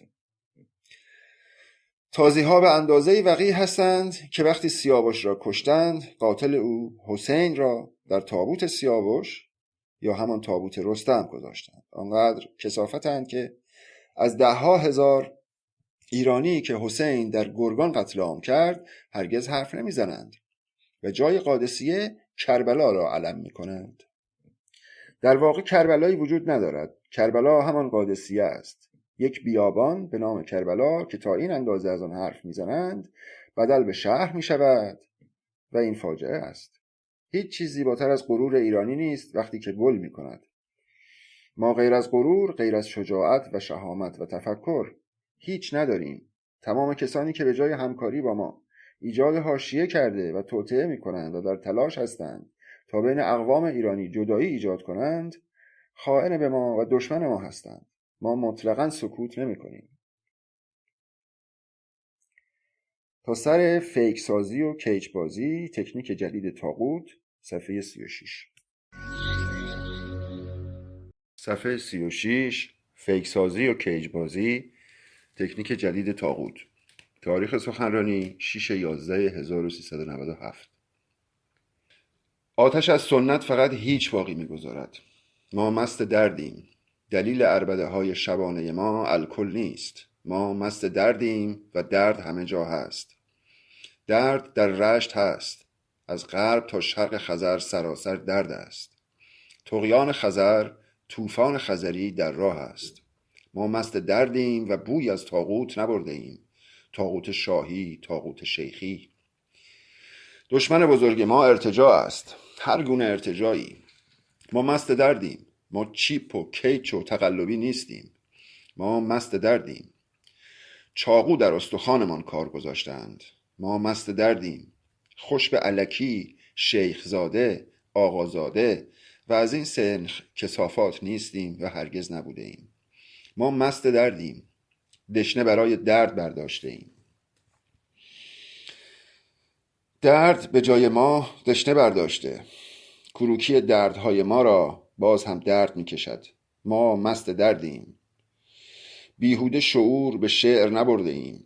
آنها فیک می سازند. در توییتر و در اینستاگرام یک نفر به جای همه با 200 اکانت ظاهر می شود و به جای 200 نفر رأی می دهد.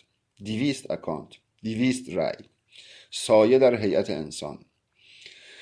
آنها نه در ایست مبارزه می کنند نه در حرکت. آنها هیچ نیستند جز پشم. ما خشم بر مغان آورده ایم. حکایت این است، روایت هم. اکانتی را شلوغ می کنند و بر بساط آن تابلوی ایران آرشیست می چسبانند.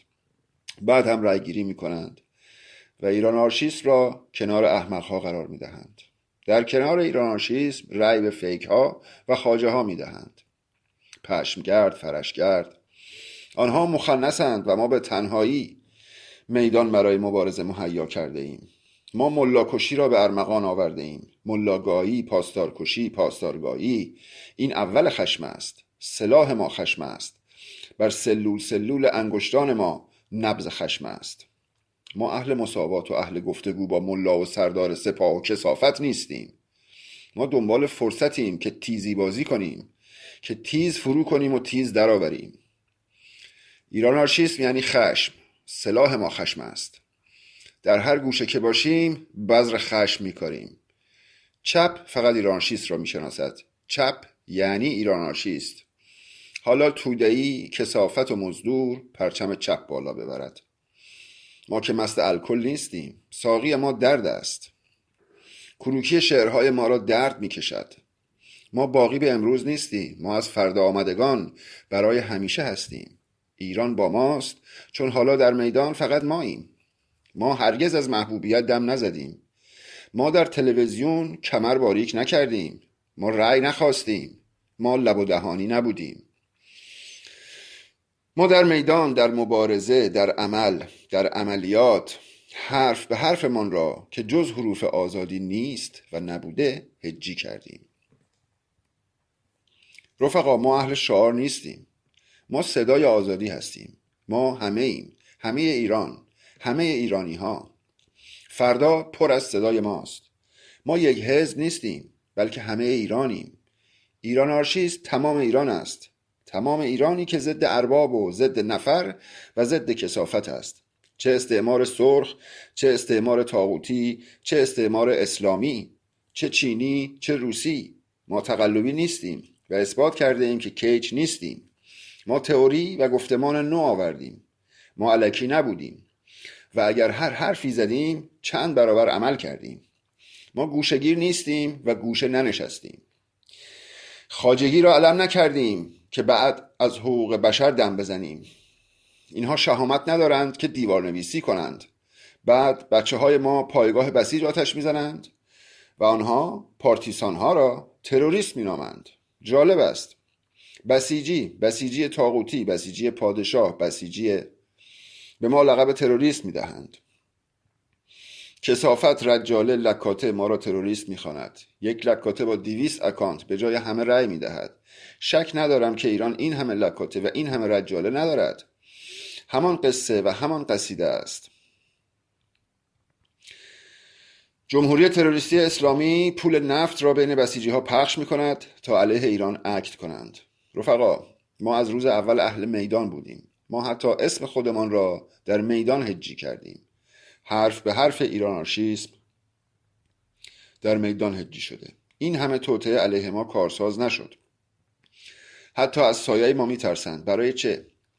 چون پشمکی رفتار نمی زنیم. چون هرچه گفتیم چند برابر عمل کردیم. باورها و آدمهای مستقل زیادی هستند که بدون اینکه از ما باشند به ما باور دارند و صدای ما را از دور شنیدند. ما در جنگیم و جنگ با کسی شوخی ندارد. جنگ است و در جنگ مهربانی وجود ندارد. در میدان ریا وجود ندارد. نزنی میخوری و کشته میشوی. کسی که در جنگ از مهربانی میگوید حیوانی بیش نیست، دروغین است، خدعه میکند. یا علی ابن ابی طالب است، یا عمرو عاص، یا معاویه. همه یک کثافتند. هیچ جنگی برنده ندارد. هر جنگی جز شکست در پی ندارد. ما این را میدانیم، ولی این نوعی از ناگزیری است. چاره ای نیست. 110 سال است که بدون توقف می جنگیم، ولی مدام در صف خودمان طاغوت و ارتجاع و سنت را راه داده ایم. دشمن اول ما سنت است، دشمن دوم ما ارتجاع یا همان سنت است، دشمن سوم ما سنت یا همان ارتجاع است، دشمن چهارم ما سنت و ارتجاع است، پنجم، ششم، هفتم، دهم. ما دشمنی جز ارتجاع و سنت نداریم. سنت شاهی، سنت شیخی فرقی نمی کند. بلاهت دشمن ماست. وقتی از سنت حرف میزنیم از بیسوادی، از خرافات، از شیخ، از شاه میگوییم. از اسلام کرکی. بانی اسلام کرکی چه کسی بود؟ چه کسی بود که قدم در بقعه میگذاشت و پول را جمع میکرد؟ در کربلا، در نجف، پولی که مردم در کربلا میریزند به چه کسی میرسد؟ این کاروانی که سمت کربلا میرود پولش به کجا میرسد؟ به شیخ، به ملا، بی هیچ کم و کاستی. برای حسین گریه میکنی و در جیب کلاهبردار پول میریزی. پول مشهد به جیب چه کسی میرود؟ علم الهدا. آیا مادر سیدتر از علم الهدا وجود دارد؟ کسی که شهر پردیسی یعنی همون فردوسی را بدل به روسپیخانه میکند. یک جایی باید هوشمندانه رفتار کنیم و باهوش باشیم. بقعه به بقعه بلاهت، حرم به حرم حرامی کاشتند. وحشتناک است. کمی تفکر کنیم، کمی زیبایی خرج کنیم. فکر زیباست. حتما دیده اید که مثلا مامورانی از بانک پول خارج می کنند. همان مامورها از حرمها، از امامزاده ها هم پول خارج می کنند. گاهی این پولها از پول بانک ها بسیار بیشتر است. حتما دیده اید که یارو فرش زیر پایش را می فروشد، به امام رضا می رود که بچهش شفا پیدا کند. همان پول را می تواند در بیمارستان خرج کند تا بچهش خوب شود، ولی این کار را نمی کند. می گویند امام رضا شفا بخش است. بعد دچار این توهم می شود. این توهم را خرافه و خرافه چی؟ یعنی همان ملا ایجاد می کند. یعنی اسلام کرکیستی، اسلام تجاهل، اسلام دروغ، اسلام کثافت، اسلام کلاهبردار، اسلام مظلومان، در واقع اسلام مظلوم ساز، اسلام بنده باز، اسلام تجاوز. اسلام کرکیستی از صفویه در ایران دارد ترکتازی می کند. در دوره قاجار و در دوره پهلوی اوج گرفت. کرکی زیرساخت را درست کرد و تحویل ملایان داد. این جمله که میگوید کاری به اعتقادات مردم نداشته باشید درست نیست. ما آنقدر کار به اعتقادات مردم نداشتیم که نصف کشورمان را در ترکمنچای از دست دادیم. دلیلش چه بود؟ هر گروهی مریدان یک ملا بودند. تفرقه در ایران سرتاسری شد و اتحاد از بین رفت و اگر یک سرباز ملی وجود داشت قدرت سیاسی و اقتصادی نداشت و نهایتاً کشور از دست رفت. مثل خزر، تو پرانتز اشاره به واگذاری دریای خزر توسط جمهوری تروریستی اسلامی به روسیه، پرانتز بسته. وفور ملا جز کثافت و بدبختی به ارمغان نمی آورد. یک نفر گذشته شاهی را علم می کند، یک نفر گذشته ملایی را.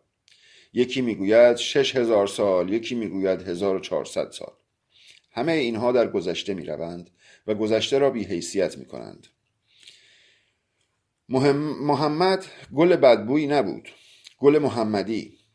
این گل 1400 سال پیش بوی بدی نداشت، ولی آن بو در 1400 سال پیش مانده است.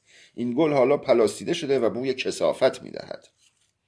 ما وقتی از 6000 سال پیش حرف می زنیم، وقتی از کوروش حرف می زنیم، با سلطه که کاری نداریم.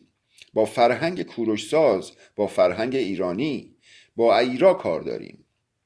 همه ایران می کنند و ایران را یک مکان می دانند، در حالی که ایران یک ایده است. ایرایی بودن، ایربد بودن، هیربد بودن. هیری یک ایده است. ما ایده مندیم. ایران در مغز و در کوله پشتی داریم.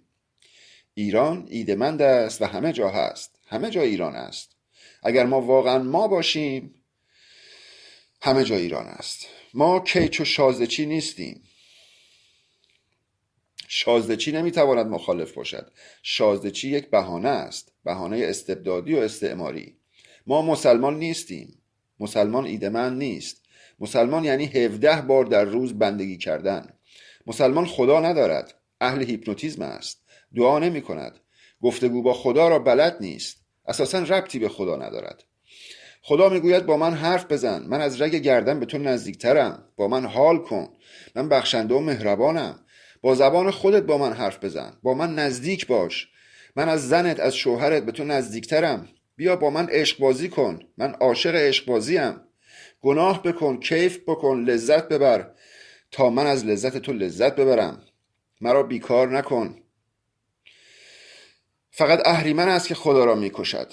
خدای انسان ساز، خدای انسان، انسان خدا، مغز، مغز انسانی، انسانیت. خدا انسان است و انسان خداست. هر انسانی خداست. چه شیرین از زبان فارسی. خدا به خود آمده، انسان به خود آمده. چه کسی گفته خدا یگانه است؟ مگر انسان یگانه است؟ مگر ما چند میلیارد انسان نداریم؟ ما این همه خدا داریم. خدا انسان است. خدا با تو انس دارد، از تو دور نیست. خدا بسم الله الرحمن الرحیم و مقام معظم رهبری نیست. خدا دور و در آسمان نیست. چرا مسلمان ها مدام دنبال خدا در آسمان ها می گردند؟ خدا در همه جا هست. خدا نفس است. خدا تویی. خدا نیکندیشی است.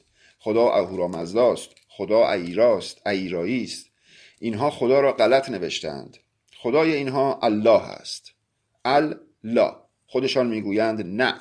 خودشان میگویند نه، این نیست. فلسفه اسلام این است. نه، این نیست. یعنی مذاهب ابراهیمی نیست. یعنی که خدای یهودیان است نیست. میگویند لا، لا به خدای کلیمی هاست و اسلام اعتراضی به خدای کلیمی هاست. بعد خود خدای کلیمی ها در اسلام منزلت بالاتری پیدا می کند.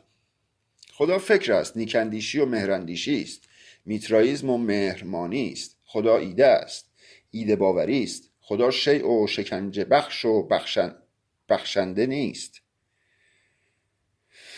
خدا تویی که بخشنده و مهربانی، تویی که انتخاب میکنی. تازی ها زامبی اند و بوی از خدا نبردند. اینها اهریمنند. اهریمن، من، اندیشیدن، اهری، بد، وحشتناک، اندیشه وحشتناک. اهریمن یعنی اندیشه وحشتناک. اینها نماینده اندیشه وحشتناک و زشتخویی هستند. ریش و عمامه و ریخت و بوی کثیفشان را نگاه کن. یکی گفت آقای عبدالرضایی، ما بعد از فروپاشی ملا شاه با ملاها چه کار باید بکنیم؟ آیا باید همه را گردن بزنیم؟ یعنی تک تک ملاها و خانواده ملاها را باید گردن بزنیم؟ باید مثل اسلام رفتار کنیم و به دختران و پسرانشان تجاوز کنیم؟ نه، ما ایرایی هستیم. ملا کشی کار ما نیست. ما ملاها را نمی کشیم. ملا کثافت است، پاسدار رذالت است. ما نسبتی با طاغوت نداریم و با جن معامله نمی کنیم و بودوباشی با شیخ و با کثافت نداریم. ما همه آن کسانی را که در بالا استقرار دارند به زیر می کشیم. عده‌ای داوطلبند و ترم مبارزه با ملا را علم می کنند. شما می خواهید با ملا مبارزه کنید، با طاغوت دیگر چه؟ ما از خائنها نمی گذاریم و کسانی را که به ما خیانت کردند از یاد نمی بریم. ما خیانت را فراموش نمی کنیم. ما به احترام مردم سکوت کرده ایم و به احترام مردم است که گاهی به کثیفی ها اجازه می دهیم در میدان بچرند، رأی گیری کنند و اسم ما را کنار خودشان بگذارند. باید تمام مزدوران و خائنان به ایران در دادگاه مجازات شوند و اموالی را که از مردم دزدیده‌اند به مردم بازگردانند. اگر خانواده خامنه‌ای مجازات نشوند تا 20 نسل دیگر می توانند پادشاهی کنند بدون اینکه پادشاه باشند. بعد اگر شما دل بسوزانید مثل این میماند که 40 سال دیگر دوباره مجتبی خامنه‌ای را صدا بزنید و بگویید ای ارباب، ای بزرگ، ای بزرگزاده، ای ژن برتر، برگرد. ما از این سنخ نیستیم. ما خصم این سنخ ایرانی ها هستیم. ما خصم ارباب بازها هستیم. جنگ اصلی ما با اینهاست که فرقی با بسیجی ندارند. مشتی لومپن اسم ما را کنار سلطنت طلب میگذارند. یارو در نهایت وقاحت میگوید مردم باید سلطنت را تعیین کنند. اینها طاغوتند. ما وارث مرگ نمیخواهیم. ما کشتار تبریز، کشتار جنگلی ها، کشتار کردستان و غیره را فراموش نکرده ایم. ما به وارث قتل، به وارث قاتل میدان نمیدهیم. محال است که ایران آنارشیست ها با مسلمان و با گزارچی وهم و با موهوم کنار بیایند. ما از رأی نمی ترسیم. ما اصلا معتقد نیستیم که بسیاریم. ما با گله و گوسفندان معاصریم. باور نمی کنیم که بسیار باشیم. اما هر چقدر که هستیم ما را کنار بلاهت نچینید. مسلمان چی؟ کسی که مدام بندگی موهوم را می کند نمی تواند برانداز باشد. برانداز مدلی و شکمی نیست. برانداز آزاده و کارد به استخوان رسیده و اهل طغیان است. برانداز آرام و رام و گله آرام و خواجه فیلسوف نیست. مؤسسه توانا برانداز نیست. اینها بوی از انسان و انسانیت نبردند. کسی که دروغ میگوید نمیتواند برانداز باشد. هر که با جمهوری اسلامی نزدیکی داشته باشد دشمن خونی ماست و اعلام جنگ با ما کرده است. هر که با جمهوری اسلامی و با کثافت رفاقت و معامله داشته باشد دشمن ایدئولوژیک و دشمن تنی ماست و ما به او رحم نمی کنیم. هرگز در هیچ دوره‌ای روشنفکر ایرانی با ساختار حکومتی همراه نبوده، چون هرگز روشنفکر و طبقه الیت در انتخاب حکومت یا ساختار سیاسی دستی نداشته است. یعنی ایرانی ها مدام تحت سیاست بلاهت بود و باش داشتند. همیشه شیخی یا شاهی آن بالا بوده است. روشنفکر که میگویم یعنی نه چپ نه راست نه فلان. همانطور که از اسم روشنفکر برمی آید یعنی دانشین، شعوری، یعنی کسی که با فکر عجین است. گروه ما را منها کنید و سهم روشنفکرها را اکنون ببینید. 0 است. اینطور نیست که همه احمق باشند یا همه عاشق ما نباشند. تمام روشنفکرها عاشق رفتارزنی ما و مخالفت‌های صریح ما هستند و از شجاعت ما لذت میبرند، چون کسی را ندارند. آنها میدانند که ما حق داریم. اگر همراه نمیشوند یا حسادت میکنند و یا ترسو هستند. آنها فقط ما را میشنوند. با ولع صدای ما را میشنوند و میگویند وای تو عجب شجاعتی داری. یک جای هم میدانند که ما تند میرویم. دلیلش را هم خوب میدانند، چون نباید به بلاهت رو داد. اگر به طاغوت رو بدهی سوارت میشود. شاید ما بعضی از خواسته هایمان را بسیار لیبرو مطرح میکنیم، خیلی فجیع‌تر از آنچه که باید عمل میکنیم، چون ناگزیریم، چون اگر به طاغوت، به ارتجاع، به سنت رو بدهی میبازی. به سنت نباید رحم کنی. اگر نشانه های سنت را دیدی گردن بزن. هیچ امتیازی به اسلام، به شاهنشاه، به کثافت و به ارباب نده. تحت هیچ شرایطی بلاهت نکن، فریب نخور. نگذار به بهانه حقوق بشر دوباره اسلام را حقنه کنند. ما طرفدار ایده نو هستیم. ما طرفدار کسانی هستیم که برای مردم مدرنیسم و نومدرنیسم میخواهند. میخواهند مردم را معاصر این جهان و معاصر حالا کنند. ما طرفدار گروه‌ها و انسان‌هایی هستیم که میخواهند دست مردمان ایران را بگیرند و از زیرزمین جهان بالا بیاورند. زمین مسطح است. دیگر شرق و غرب وجود ندارد. ما باید بر زمین زندگی بکنیم. برای اینکه در آمریکا کار کنی و حقوق خود را با دلار دریافت کنی، دیگر لازم نیست که حتما مهاجر و یا پناهنده‌ای در آمریکا باشی. اگر آنجا حکومت، شاهنشاهی، ملاشاهی و کثافت نباشد، می توانی در همان تهران، لنگرود یا بندر ماهشهر بنشینی و در انگلیس کار کنی. نیازی نیست که خانه خودت را ترک بکنی. بلاهت، کثافت، اسلام کرکیستی نباید باعث بشود که تو کشورت را ترک کنی. ایران خانه توست، مال توست. تو می توانی معاصر با جهان باشی. تو باید 3 گونه اهلیت داشته باشی. علاوه بر آن که مال ایران هستی، مال قرن 21 هم هستی. اهل دهکده جهانی مارشال مکلوهان هم هستی.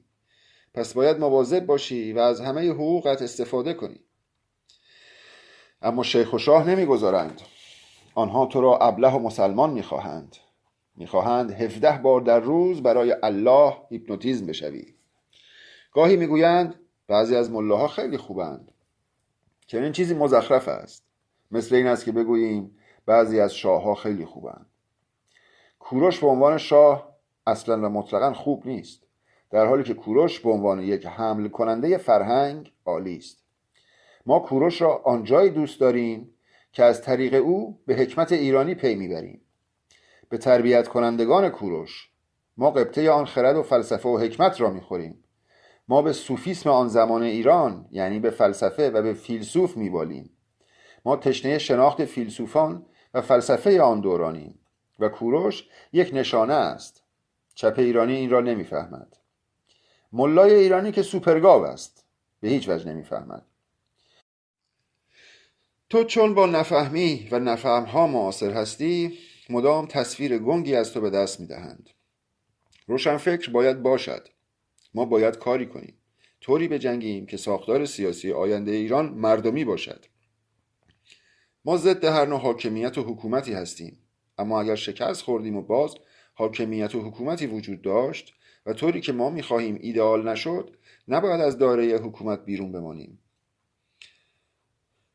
ما با فرهنگ عامه این همانی نداریم. به همین خاطر عامه از ما فاصله دارد. هر چقدر که ساده حرف بزنیم درست فهمیده نمیشویم، چون آنها تریبون و پول دارند. ما ضد طاغوت، ضد گذشته، ضد سنت و ضد ارتجاع هستیم. چه جمهوری اسلامی باشد و چه هر گروه دیگری که رفتاری نرم و مسلمانی داشته باشد، ما حالمان از اسلام به هم میخورد. اسلام کرکیستی، اسلام خرافه، اسلام کثافت، اسلام بقعه بازی، اسلام پول در حرم ریختن و پول را از حرم به جیب ملا ریختن، اسلام صیغه، اسلام هرگزی، هرزگی، اسلام هرزباز. ما حالمان از اینها به هم میخورد. دوستانی که با من طی سالها کار کردند، تمام روشنفکران نسل جدید، یادتان باشد چنان بجنگید که ساختار حکومتی بعدی طوری باشد که شما میخواهید. ولی اگر آن طور رقم نخورد، بجنگید تا طوری شود که شما میخواهید. این مبارزه برای ساختار آینده نباید بر حکومت باشد. شما باید نخبه‌ای در دل حکومت باشید. هر سیستمی که هست شما نباید فاصله بگیرید. این رسم با ستیز با حکومت مرکزی در طول تاریخ پدر ایران و ایرانی را درآورده است. تمام این سیاست‌ها ضد ایرانی بوده است. باید بجنگید. اگر اکنون ما حکومت را نمیخواهیم، برای این است که با اسلام و با کثافت و با ملا به هیچ شکلی نمیشود کنار آمد. از همین امروز بجنگید که ساختار حکومتی آینده آنطوری بشود که شما هم بتوانید به مردم کمک کنید، بتوانید شهردار یک جایی را یا رئیس یک مدرسه‌ای باشید. از اینکه کارمند یا شهردار یک شهری باشید فوبیا نداشته باشید. روشنفکر باید در اداره جامعه کمک کند. روشنفکر آموزشگر و آموزگار است و باید در متن جامعه باشد. اگر تو در متن جامعه نباشی، شازده، آقازاده و ملا وارد صحنه می شود. هر روشنفکری که حذف می شود به ازای او 100 تا خواجه و مزدور مصنوعی وارد میدان می شوند. این را دیدم که می گویم. من دیدم که با حذف علی عبدالرضایی تقلبی ها را ساختند و وارد صحنه کردند، اما باز هم جای خالی عبدالرضایی را پر نکردند. هنوز نسل جوان در جلسات پی علی عبدالرضایی است، دنبال همان صداست. هنوز علی عبدالرضایی است که گروه و تشکیلاتی را این چنینی میتواند تأسیس کند. تو پرانتز ابر گروه تلگرامی حزب ایران آنارشیست که بیش از 195,000 عضو دارد. پرانتز بسته. نقش روشنفکر را دست کم نگیرید. اتحاد واقعی و مردم واقعی را فقط روشنفکر میتواند به دست بدهد، چون معتقد به خرافه نیست. در سال 57 ملاها یکی از ضعف‌های حکومت شاه را این مسئله عنوان می‌کردند که حکومت شاه باعث فرار مغزها از ایران شده. یعنی حکومت شاه به دلیل ظلم و اختناق و وجود دیکتاتورشیپ و سانسور باعث شده بود که روشنفکرها از ایران فرار کنند. یعنی یکی از دلایل انقلاب 57 فرار مغزها بود و می‌خواستند این مسئله را با از بین بردن سانسور و با طرح آزادی حل کنند. ولی فرار مغزها 10 برابر شد. حدود 80% از تحصیل کرده های ایرانی در آمریکا و اروپا هستند. هرچه تحصیل کرده که خود جمهوری اسلامی به دست داده، تو پرانتز ملازاده ها هم در کانادا هستند. از طریق جاستین ترودو همه به کانادا رفتند، هرچه دزد و کثیف. واقعا چه اتفاقی افتاده است؟ از آب و خاک ایران استفاده می کنند، تحصیلات مفت، آموزش مفت، دبیرستان مفت، دانشگاه دولتی مفت، و بعد وقتی به یک شعور علمی میرسند کشورشان را ترک میکنند. ملا این را میخواهد. ملا یکی را به اسم فعال سیاسی میگیرد و زندانی میکند. بعد میگوید تو میتوانی از کشور فرار کنی، چون نمیخواهند در ایران آدم با شعور باشد. نمیخواهند آدمی که میفهمد در کشور باشد. میگوید اینها همه دشمنان ما در خارج از کشور و نوکران آمریکا هستند. میداند که اگر از کشور خارج بشوند جنگشان دیگر کارساز نیست. ملا هرگز فکر نمی کرد که این همه رسانه جمعی مثل اینستاگرام و توییتر و تلگرام به وجود بیاید. میگوید فضای مجازی هیچ غلطی نمیتواند بکند، در حالی که میداند فضای مجازی دمار از روزگارش درآورده است. آگاهی دشمن بلاهت است و بدبختی ما این است که در طول تاریخ در کشورمان فرار مغزها را داشته ایم. مغزها هرگز به داد مردم و از آن فجیع‌تر به داد کشور نرسیدند. مغزها، الیت جامعه، روشنفکرها، همین ایرانشیست‌ها، اینهایی که اکنون دارند در خیابان می جنگند، باید تا پای جان بجنگند. ولی اگر حکومت آینده دلخواسته شما و ایرانشیستی نبود، معنایش این نیست که با آن دشمنی کنید. حکومت آینده هر چه که باشد دارد از پول مردم ارتزاق می کند. در واقع آن حکومت هر گونه و هر سیستمی باشد، شما باید همه جا نفوذ کنید و در تمام ادارات باشید و کارها را به دست بگیرید و به روشنگری بپردازید.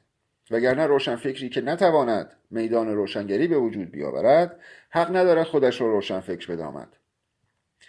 کسی که برای خودش می نویسد و انتشار نمی دهد، کسی که اصلا فکر نمی کند و نمی نویسد و خود روشنفکر پندار است، کسی که دستی در روشنگری ندارد، چطور می توانی او را روشنفکر بنامی؟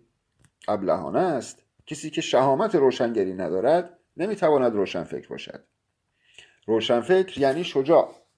کسی که شجاعت ندارد به معنای پشت منقلی یا تریاکی بودن نیست. تو پرانتز حالا کسانی هم هستند که تریاکی‌اند اما شهامت دارند. هیچ گزاره‌ای کلی نیست و همیشه استثناءاتی هست. پرانتز بسته. شخصی به من گفت تو گفتی تریاکی ها همه خواجه اند علی. من شعار نوشتم اما من هم تریاک میکشم. گفتم ابله، تو اگر تریاک نمیکشیدی، جای اینکه شعار بنویسی سپاه پاسداران یک شهر رو به هوا میبردی. عاشق به حقیقت میشدی، نه عاشق به یک ماده. این را یادمان باشد که ایران مال ماست، آن مردم مال ماست. هموطنان ما کمک میخواهند. من دارم میبینم بعضی ها نمیدانند، بعضی ها ندانستن پیامبرشان است و نمیفهمند. به اینها باید کمک شود. تو باید درست کار کنی، باید معلمی کنی و به مردم آموزش بدهی. ما با هر بلاهتی مخالفیم. از ما مخالفتر در تاریخ ایران وجود نداشته است، اما معنایش آن نیست که اگر فضای آزادی شکل گرفت و دموکراسی اتفاق افتاد و تقلب نبود با آن در بیفتیم. چون معمولا ایرانی ها اگر از نظر شعوری بخواهند بالا بیایند حداقل 3 سال زمان نیاز دارد. فردای براندازی هم ما نمیتوانیم 3 سال منتظر باشیم تا نوع ساختار حکومت را تعیین کنیم. شما نمیتوانید مردم ایران را در کیشی به فیشی تغییر بدهید. تغییر فکری با جادو به دست نمی آید. تغییر زمان میبرد. باید مطبوعات آزاد و احزاب گوناگون در عرصه حضور داشته باشند تا آزادی اتفاق بیفتد. ما آنجا نباید مخالف سیاسی داشته باشیم. آنجا همه باید سیاسی باشند. همه باید شهروند باشند. نباید زندانی سیاسی داشته باشیم. کشوری که حتی یک زندانی سیاسی داشته باشد جهنمی بیش نیست. برای رسیدن به حکومتی انسانی و آزاد هر کس باید فضایی در اختیار داشته باشد تا به طور کاملا آزاد فعالیت کند. ما با بلاهت معاصریم، اما باید یادمان باشد که زیبایی ناگهان اتفاق نمیافتد. زیبایی یک کاره نیست. انسان یک کاره اتفاق نمیافتد.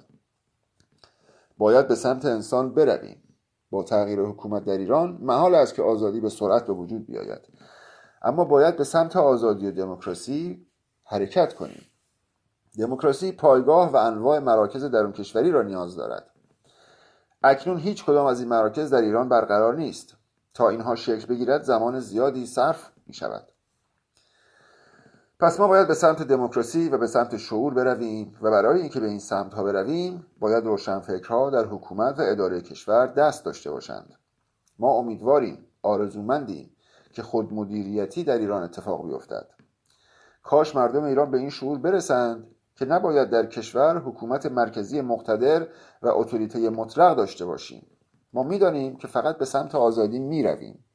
وقتی مردم ایران نمیدانند که آزادی و عدالت یعنی چه، وقتی نمیدانند که خیر و صلاح آنها در چیست، وقتی که مدام از ملا شاه به سمت شاه میروند و از شاه به سمت ملا شاه، وقتی که فریب رسانه ها را میخورند، وقتی که مسحور صحبت مجری تلویزیون من و تو میشوند، چه کار باید بکنیم؟ تمام تلویزیون های برون مرزی در خدمت جمهوری اسلامی عکس می کنند و مدام مردم را فریب می دهند.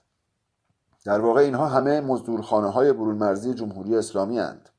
عده‌ای لومپن و تروریست را به عنوان کارشناس به برنامه خود دعوت می کنند تا با خزعبلاتی که از قبل به او دادند مردم را فریب دهند و براندازی را به تعویق بیاندازند.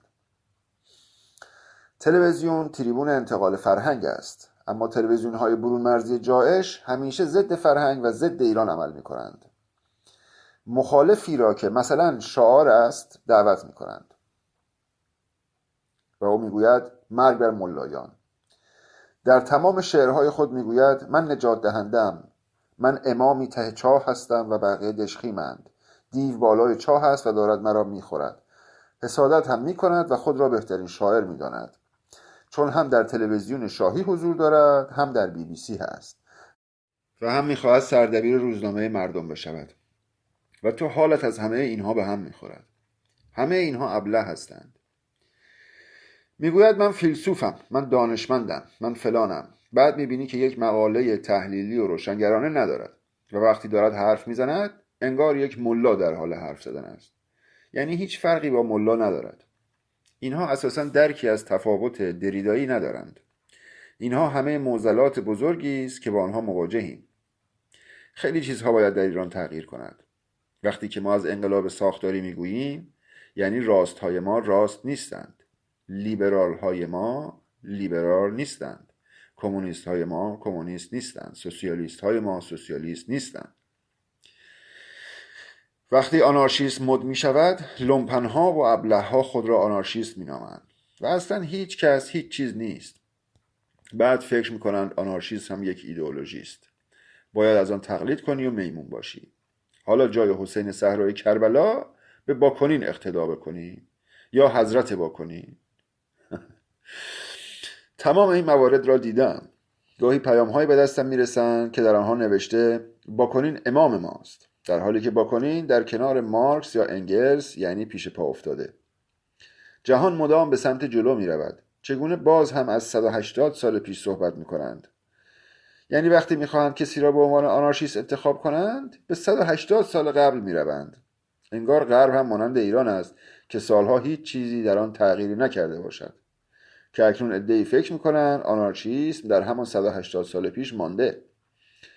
آنارشیسم یعنی همه چیز. آنارشیسم مثل کمونیسم نیست، متر و معیار ندارد. آنارشیسم یعنی حکومت فردیت در مغز. یعنی تو فردی، یعنی من هستم، من وجود دارم، من بد، من خوب، من همه جوره، منی که سلیقه دارم و تغییر میکنم. یعنی اصالت فردیت در آنارشیسم مهم است. ولی آنارشیسم فقط این نیست. اگر آنارشیسم فقط فردیت بود، لیبرتنها شاهکارترند. حکومتها، بلاهت، طاغوت و ارتجاع باعث شده است که روشنفکرها مدام از ساختارهای سیاسی، حکومتی و اداری کشور دور باشند. هر اتفاقی که بیفتد، آنارشیستها باید در ساخت کشورشان دست داشته باشند. وقتی با یک قدرت در تماس باشید و پولی که مردم به شما میدهند در جهت درست مصرف شود، کشور به دروازه نو میرسد. اینطور نیست که حکومت با پیشی به فیشی بدون هیچ زحمتی عوض شود و همه چیز تغییر کند. خبرگزاری‌های ایرانی فقط بازجو خبرنگار و خبرنگارهای سانسورچی پرورش میدهند. حتی اگر دوست دختر یا دوست پسر هم خبرنگار بود، از او فاصله بگیر، چون ضربه میخوری. چون اینها فقط ضد انسانی بودن را یاد گرفتند و از دم پول پرست و ریاکارند. هرگز فکر نکن که حقیقتی را میتوانی نزد خبرنگار ایرانی پیدا کنی. محال است. اگر خبرنگاری را هم ببینی که کمتر دروغ میگوید، بدان که اگر خبرنگار نبود تبدیل به یک مصلح اجتماعی میشد. خبرنگار ایرانی یعنی کثافت، یعنی فن رجالگی و فن لکاتکی. آنها هرزگی را یاد میگیرند. هرزه مغزی که میگویند یعنی خبرنگار ایرانی. روشنفکر باید از این مدل‌ها فاصله بگیرد. روشنفکر باید مستقل باشد و به منافع ملی و مردم خودش توجه داشته باشد. روشنفکر نباید فقر را تحمل کند. فقر خوب نیست.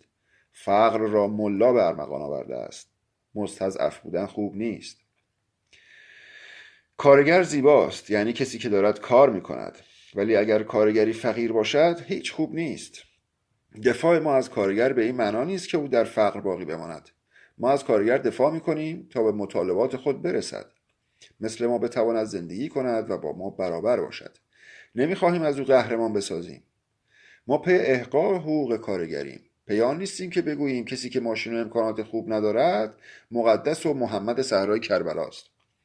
مسلمان ها و توده‌ای ها مذهبی اند و مدام چنین مزخرفاتی را در گوش مردم میکنند.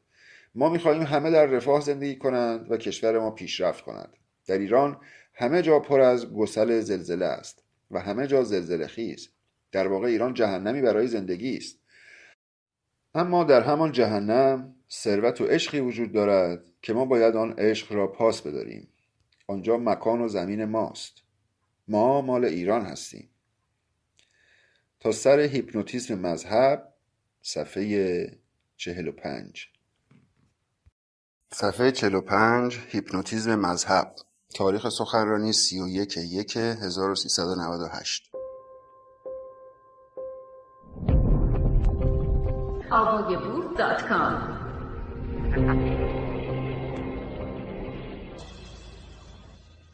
ایرانی ها، مخصوصا زنهای ایرانی، علاقه عجیبی به فال دارند. اگر خانمی ادعا کرد که به فال اعتقادی ندارد، او بیشتر از همه معتقد است. اینکه فردا یا پس فردا چه اتفاقی می افتد، مثلا دعا و نذر چگونه کار می کند. تو نذر می کنی که به خواسته‌ای برسی، اما هرگز به آن نمی رسی و بعد می گویی حتما بنده خوبی نبودم. ولی اگر اتفاقی بیفتد، میگویی وای چه معجزه‌ای، خدا بزرگ است یا حضرت کاتبین. چطور می شود که عده‌ای سگ حسین می شوند و به معجزات او ایمان می آورند؟ 100 نفر از آنها نذر می کنند، یکی از روی شانس و احتمال بیماری مهلکش درمان می شود و می گوید امام حسین مرا شفا داد. 99 نفری که هیچ اتفاقی برایشان نیفتاده هرگز نمی گویند که امام حسین به ما توجهی نکرد. ولی آنی که آدم حسابی شده این را جار میزنند و بعد مدام از معجزات حسین و محمد و جعفر و قاسم و رقیه و زینب و غیره میشنوید. این گونه موارد برگه های تبلیغ مذهب است و خیلی خطرناک هستند. باید جلوی این کثافت ها را گرفت، چون فریبنده است. چرا فریبنده است؟ مثلا به شما گفته می شود این دستورات را اجرا کن و برای 4 نفر هم بفرست و ظرف 3 روز یک تلفن مهم به شما می شود. از هر 100 نفری که این کار را انجام می دهند ممکن است به 1 نفر یک تلفن خارق‌العاده هم بشود. توی پرانتز البته که هر تلفنی به شما می شود می تواند مهم باشد و بستگی به این دارد که شما دنبال چه هستید. پرانتز بسته. وقتی این فال به تو می گوید 3 روز دیگر، تو مدام منتظری، پس هر چیزی را مهم می بینی. پس اینها نوعی کلک است، کلک فالگیری. آنهایی که فال گرفتند خوب می دانند. تو فقط باهوشتر از بقیه هستی و آدمها را بهتر می شناسی و با توجه به عکس‌العمل آدمها نزدیک به خواسته هایشان حرف می زنی. به یاد دارم که در نزدیکی کافه شوکا که کافه در خیابان گاندی بود و پاتوق شاعران و نویسندگان به حساب می آمد، کافه به نام کافه شبانه وجود داشت که پاتوق نقاشان بود. نقاشان درونی تر بودند. گاهی غروبها بعد از کار در آنجا قهوه می‌خوردم و اگر دوستی غیر صمیمی می‌خواست مرا ببیند می‌گفتم به کافه شوکا بیا تا شما را ببینم. معمولاً پنجشنبه‌ها جمعه پاتوقم آنجا بود. پس از دیدار با دوستان بعضی از خانم‌ها می‌خواستند که برایشان فال بگیرم. اغلب هم نقاش بودند و مرا می‌شناختند. به کافه شوکا می‌آمدند که فالشان را بگیرم و هر چه که من می‌گفتم آنها گریه می‌کردند و می‌گفتند همش درست بوده. مثلا یک بار بیژن جلالی، توی پرانتز بیژن جلالی خواهرزاده صادق هدایت است، پرانتز بسته، بیژن جلالی به من گفت علی تو چه کار میکنی که اینها منقلب میشوند؟ گفتم بیژن نمیدانم. گفت این خانم که دوست من است میخواهد فالش را بگیری، از تو میخواهم که فال او را بگیری. گفتم دلت میخواهد چه به او بگویم؟ گفت فالش را بگیر. گفتم من که واقعا فال نمیگیرم، تو چه میخواهی که به او بگویم؟ من میدانم که هر چه به او بگویم میگوید عالی بوده. و او گفت که فلان چیز را بگو. بعد به کافه رفتیم و پشت میزی نشستیم. در حال صحبت بودیم و من همان سوژه بیژن را به شیوه خودم به آن خانم گفتم. آن خانم حیرت کرده بود و میگفت فوق‌العاده بود، تنم دارد میلرزد، موهای بدنم سیخ شده، وای چه اتفاقی افتاده. بحث روی شیوه است. این شیوه اسمش تبلیغ نیست، اسمش هیپنوتیزم کردن است. در هر صورت وقتی فالی برایت میگیرند اگر متوهم باشی باور میکنی. به همه تلفن‌های خاصی زده میشود. پسری با دوست دخترش قطع ارتباط کرده. ناگهان پسر زنگ میزند و میگوید که میخواهم با تو ازدواج کنم و آن خانم حیرت میکند و میگوید وای این چه فالی است. یا قرآن محمد، قرآن کولاک میکند. مذاهب با تکنیک فریب مقدس شدند. هزاران نفر نذر میکنند که به مشهد بروند و نذرهای عجیب غریبی هم دارند. از این 1000 نفر 990 نفر هیچ اتفاقی برایشان نمیافتد. از آن 10 نفری که اتفاقی برایشان میافتد 1 نفرشان سرطان دارد و از روی شانس یا به طور اتفاقی سرطانش از بین میرود و میگوید یا امام غریب، چه کسی گفته که این امام شراب خورده و به خاطر یک زن مرده؟ این امام مقدس است.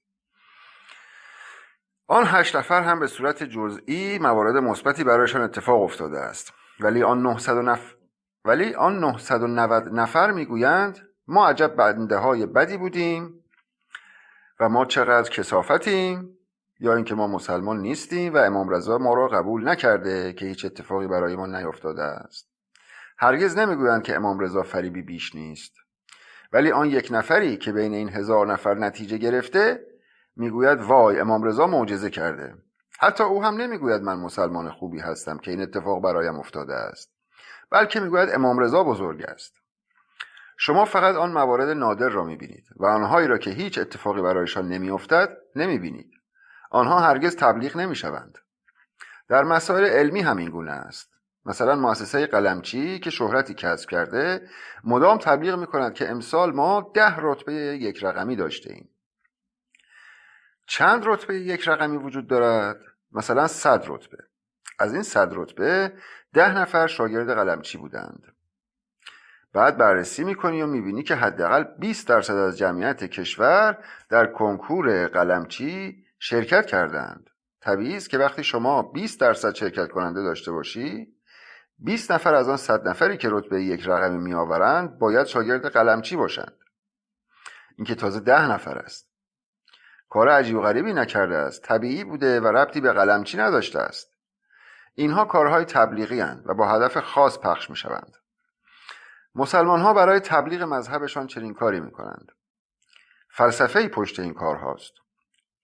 ملاهایی پیام‌های تبلیغی مذهبی را می نویسند و همه جا پخش می کنند و اینگونه مذهب خود را تبلیغ می کنند. هرچه تعداد شیعه و ابله بیشتر باشد، ملا پولدارتر می شود. شما به ملا خمس و زکات می دهید. نصف آن خمس و زکات به دست آیت الله می رسد و نصفش به دست سادات. این فن کثیفی هاست. به آنها فوش دهید و تحقیرشان کنید. شیوه آنها شیوه کلاهبرداری است. اگر امروز دزدی‌های بسیار بزرگی در کشور اتفاق می‌افتد، با چنین تبلیغاتی شروع شده است. دوستان، چنین مسائلی خودش یک کار سیاسی است. نگویید که ما کاری به اعتقادات مردم نداریم. این اجرای فن خواجگی است. بی‌توجهی شما به این نوع مسائل باعث می‌شود که ایرانی‌ها بدبخت‌تر بشوند و ایرانتان مثل امروز مملو از خرافه باشد. این هم نوعی هیپنوتیزم است و مذهب در هیپنوتیزم بسیار تبحر دارد. سیاست را در کازینو میفهمی. صحنه‌ای در فیلم هامون کیمیایی هست که خسرو شکیبایی با یک چوب به جان دریا میافتد. در واقع کسی که به کازینو میرود تا ببرد حکایت همان شخصی است که با چوبی به جنگ دریا میرود. تو بازنده ای، چون کازینو پول و حیله‌های نامحدود دارد. آنهایی را هم که میبرند اول خود کازینو بردشان را رقم میزند.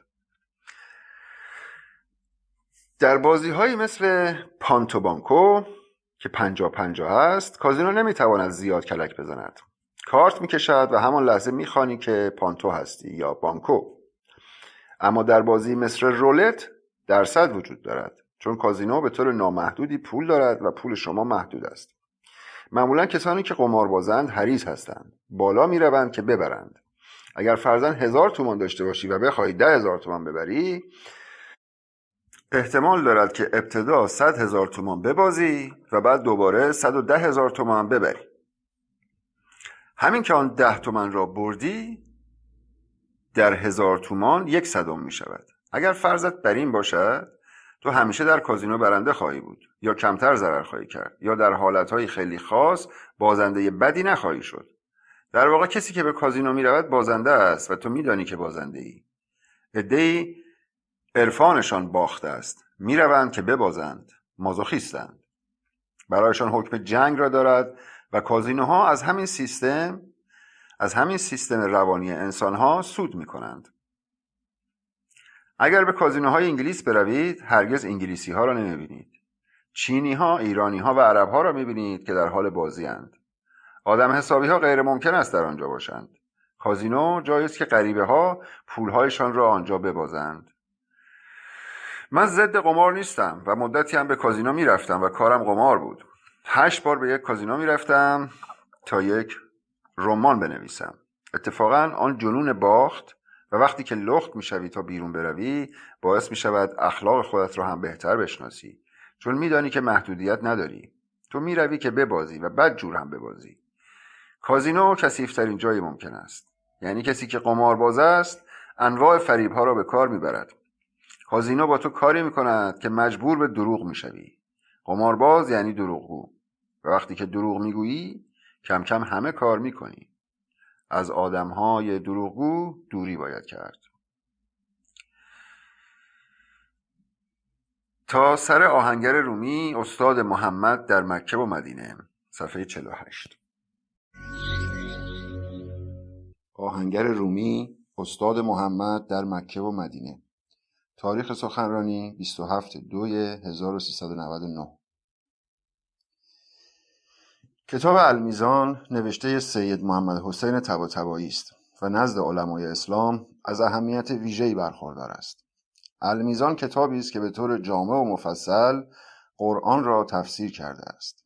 در واقع تفسیری شیعی از قرآن به دست داده. القاب مختلفی به سید محمد حسین طباطبایی دادند، از جمله حکیم، فیلسوف و مفسر قرآن.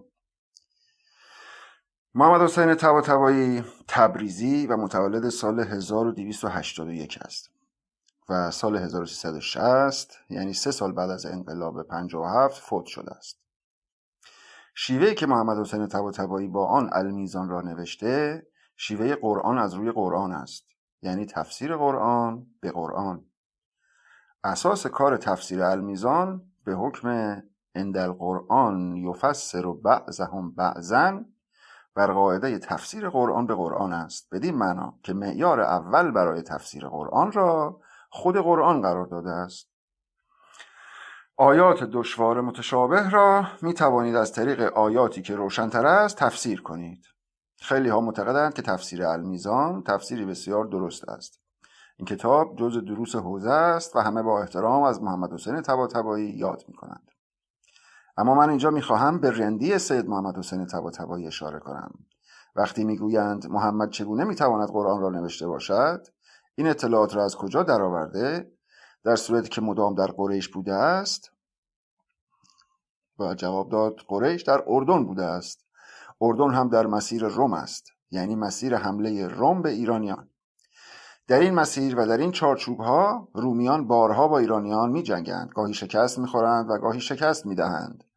مثلا یک بار در طرابلس ایرانیان را شکست می‌دهند و همزمان بعد از آن در ارمنستان از ایرانیان شکست می‌خورند. جنگ و گریز اینها تا زمان پادشاهی یزدگرد سوم مدام ادامه داشته است. ما 7 قرن با روم جنگ داشتیم.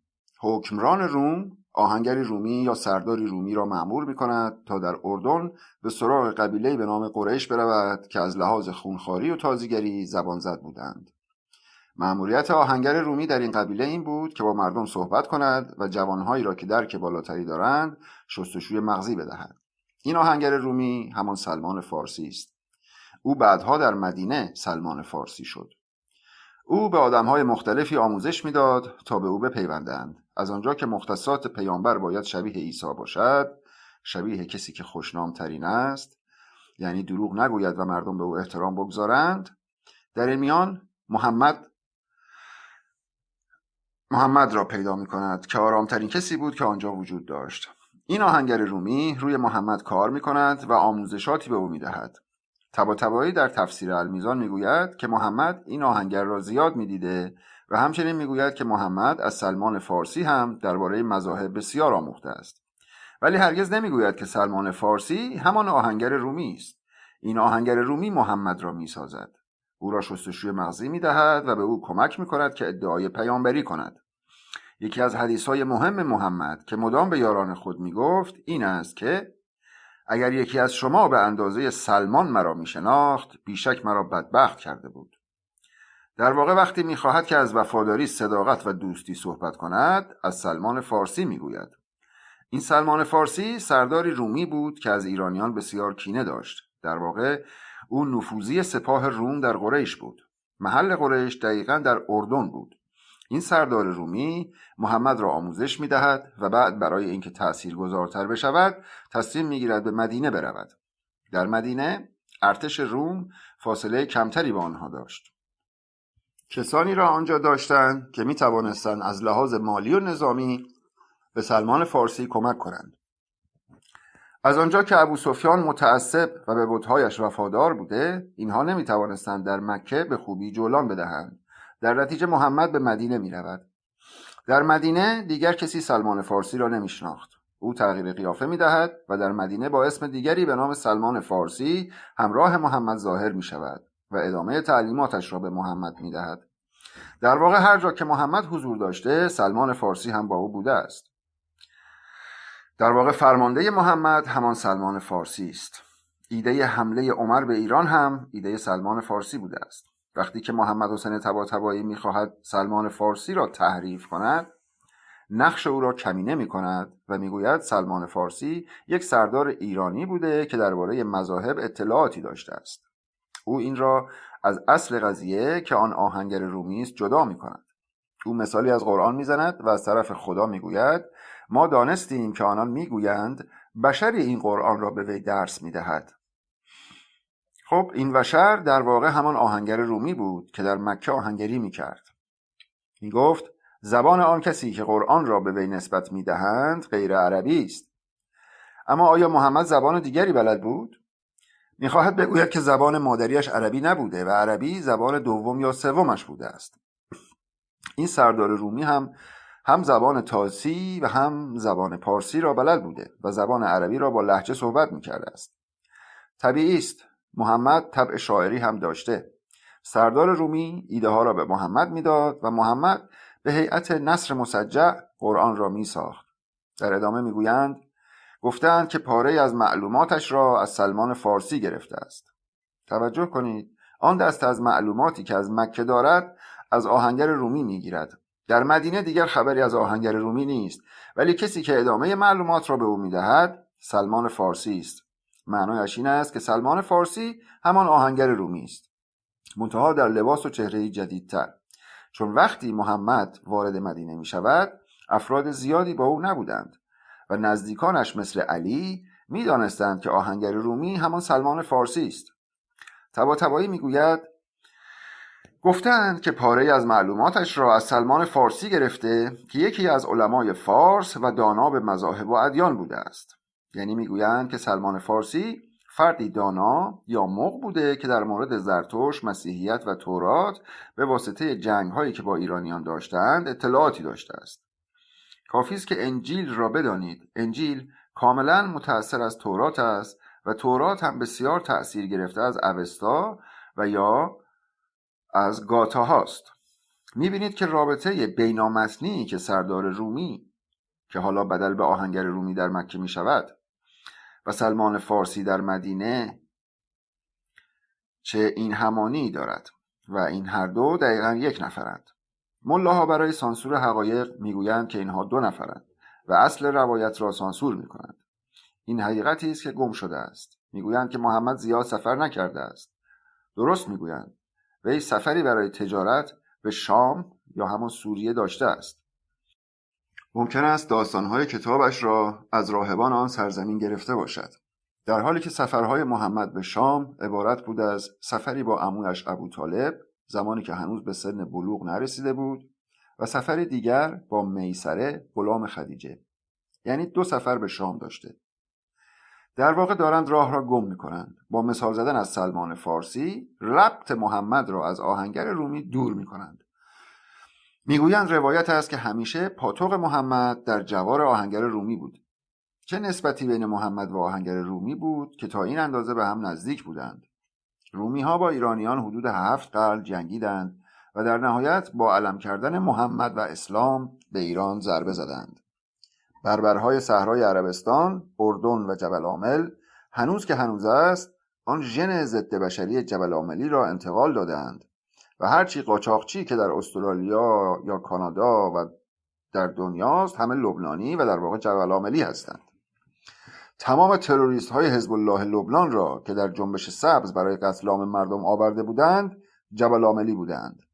کثیف‌ترین ژن روی زمین جبل عاملی ها هستند. جبل عاملی ها، اردنی ها و مردم آن خطه کسانی از جنس قریش بودند. همان استتیک را داشتند و یک نفر مأموریت پیدا می کند که این قوم بربر را تجهیز و به جان مردم ایران بیندازد. ایران در فن کشورداری چنان زبان زد بود که نام دیگر بهشت ایران بود. در واقع محمد وقتی که میخواست بهشت را توصیف کند از زن ایرانی و از امکانات ایران و از خوراکی‌های ایرانی و از جوی آبی که در ایران جاری است میگفت. اگر به جوی توصیف شده در بهشت توجه کنید تمام آن توصیف از جوی‌های ایران است. به همین دلیل تازی‌ها با حمله خود به ایران انگار که به بهشت میروند و نگاهی که در جنگ قادسیه داشتند این گونه است: در قادسیه می جنگند تا صاحب بهشت بشوند. محمد به اینها وعده داده بود که آن طرف مرز بهشت است، برای همین که مسلمانان و قاتلان به عنوان حیواناتی که دارند به بهشت میرسند شجاعانه می جنگیدند. آنها بعدها به جان سپاه خسته رستم افتادند، سپاهی که تحت امر شاهی جوان بود که چیزی از جنگ نمیدانست. یزدگرد سوم به رستم گفته بود که اگر تو جنگ را شروع نکنی من به جنگ میروم. اگر آن شاه جوان به جنگ تاتارها و بربرها میرفت کشته میشد و این به نحوی یک خیانت از طرف رستم محسوب میشد. رستم از جنگ با رومیها برگشته بود، خسته بود و نیاز به استراحت داشت. در عین خستگی سربازانش را به جنگ تازیان میبرد و آنجا میبازند. کار موتی هم بعد از این آغاز میشود. موتی نوعی دیو بود. تمام گوه مسلماناتی که امروز اسامی ایرانی دارند به کسانی که اهل بینش و دانش بودند مثل رستم فرخ هرمز و موتی دیو میگفتند و کم کم این دیو بدل به دیو شد. در واقع عظمت رستم به جنگاوریش نبود، بلکه به آگاهیش، به صوفیسم و خردمندیش بود. تو پرانتز صوفیسم با سین، منظور صوفی دانشین و خردمند است و با سین است. سیستانی ها به گیلانی ها بسیار نزدیکند. در سیستان و بلوچستان پلی به نام سرباز وجود دارد که اهالی آن منطقه اغلب گیلانی اند. در واقع رستم فرخزاد و موتی دیلمی از یک ژن و نژاد بودند و موتی جهت خونخواهی رستم به جنگ با تازی ها می رود. او یک پیرمرد بود و شاگردانی داشت و وقتی اهالی آبادگان و خراسان میفهمند که موتی با تازیان می جنگد سریع لشکرکشی می کنند و به او می پیوندند. اما بربرها با همراهی سلاح رومیها و پشتوانه آنها توانستند در 3 نبرد پیروز شوند. اصل قضیه این است و تمام داستانهایی که واژگونه گفته می شود سوژه‌اش همین است و ما تمام اینها را از دیو داریم که امروزه به آن دیو می گویند. در واقع آن روشنی پایدار به ما رسیده، روشنی مدام دیوی موتا، رتو موتا. ما اکنون آن روشنی را داریم که نجات بخش و آینه راه ماست. متافیزیکی و جادو نیست که خامنه ای آن را به انس و جن ربط می دهد. این جانی است که از هستی ایرانی، از آتش و نه از سحر بلکه از دیو می آید، چون آن برنایی و آگاهی جاودانی است. هر چقدر که ما را بکشند آن آگاهی ماندگار است. آن آگاهی که در قلعه موتا، در پرانتز عرب ها می گفتند قلعه الموتا، بعد تبدیل شد به علموت و پس از صفویه گوه مسلمانات برای اینکه این را هم دفرمه کنند آن را علموت نامیدند تا ما به خود موتا پی نبریم. پرانتز بسته. آن آگاهی که در قلعه موتا وجود دارد. به ما حشاشین هم میگویند. حشاشین هم از طایفه گیلانی و دیلمی ها هستند، چون هنوز هم گیلانی ها را در قزوین دارید. هنوز هم از همان تبار گیلانی در علموت هستند. اگر به دیزین بروید همان گیلانی ها را در بالای کوه دارید. یعنی اینها را در دیلمان، منجیل و در رستم آباد دارید که زبانشان هم گیلکی است. آنها هنوز هستند و خانواده رستم فرخ هرمز همین نزدیکی را با اینها دارند. این کل داستانی است که برنایی را از آنجا داریم. تاریخ ما دفرمه شده. یعنی عده‌ای که از کوروش یا رستم سخن میگویند هیچ درکی از رستم ندارند. رستم یک که بزن لات نبود. او برنا و دانایی مرد و استراتژیست و مغز متفکر ایران بود. وقتی که میگفتند پهلوان پهلوانان، پهلوانی نزد ایرانیان هوش و دانایی معنا میشد، نه زور بازو. و این چیزی بود که رستم را پیروز میکرد و جهان رزم از او هراس داشت. موتی پیر وقتی میشنود که رستم را گردن زده‌اند به پیشواز او میرود. بقیه ایرانیان گوه مسلمان و کثیفی و کثافت میشوند. حتی مغها، حتی زرتشتی ها به لشکر اسلام پناه میبرند و به موتی و گیلانی ها خیانت میکنند و برده اسلام می شوند. آنهایی که مقاومت می کنند گردن زده می شوند، اما پسران موتی در گیلان تا 200 سال مقاومت می کنند. آن مقاومت هنوز هم هست. برای همین است که اسلام گیلان را دفرمه کرده. اگر به گیلان بروید همه آنجا ضد مذهب و ضد اسلامند، ولی هزاران کثیفی زاده، امامزاده در 41 سال گذشته در گیلان ساختند، به طوری که تعداد کثیفی زاده ها یا همان امامزاده ها 100 برابر شده است. آنهایی که درباره تاریخ جنگ های ایران و روم خوب مطالعه کرده اند می دانند که هم لشکر ایران و هم روم به چه خستگی رسیده بود. 1400 سال پیش رومی ها برای همیشه بر ایران پیروز شدند. در واقع اسلام پیروز شد. قادسیه به 1400 سال پیش برمیگردد، در صورتی که اکنون در سال 2020 هستیم. اگر 66 سال پیش از میلاد را به این اضافه کنید 686 سال پیش می شود. 686 سال پیش از ظهور اسلام. اولین جنگ ایرانیان در اواسط امپراتوری دوران اشکانی، یعنی سال 66 پیش از میلاد، در دوره متأخر جمهوری روم، توی پرانتز روم جمهوری‌های مختلفی داشته. پس میگه اولین جنگ ایرانیان در اواسط امپراتوری دوره اشکانی، یعنی سال 66 پیش از میلاد، در دوره متأخر جمهوری روم با رومیان آغاز می شود و در طول همزیستی اشکانیان و ساسانیان ما این جنگ ها را با روم داشته ایم. هم امپراتوری روم و هم امپراتوری روم شرقی در جنگ بوده. اتفاقا تمام این جنگ ها محدود به ایران و روم نمی شدند. دولت های دست نشانده هم که این دو امپراتوری داشتند مدام با هم درگیر بودند.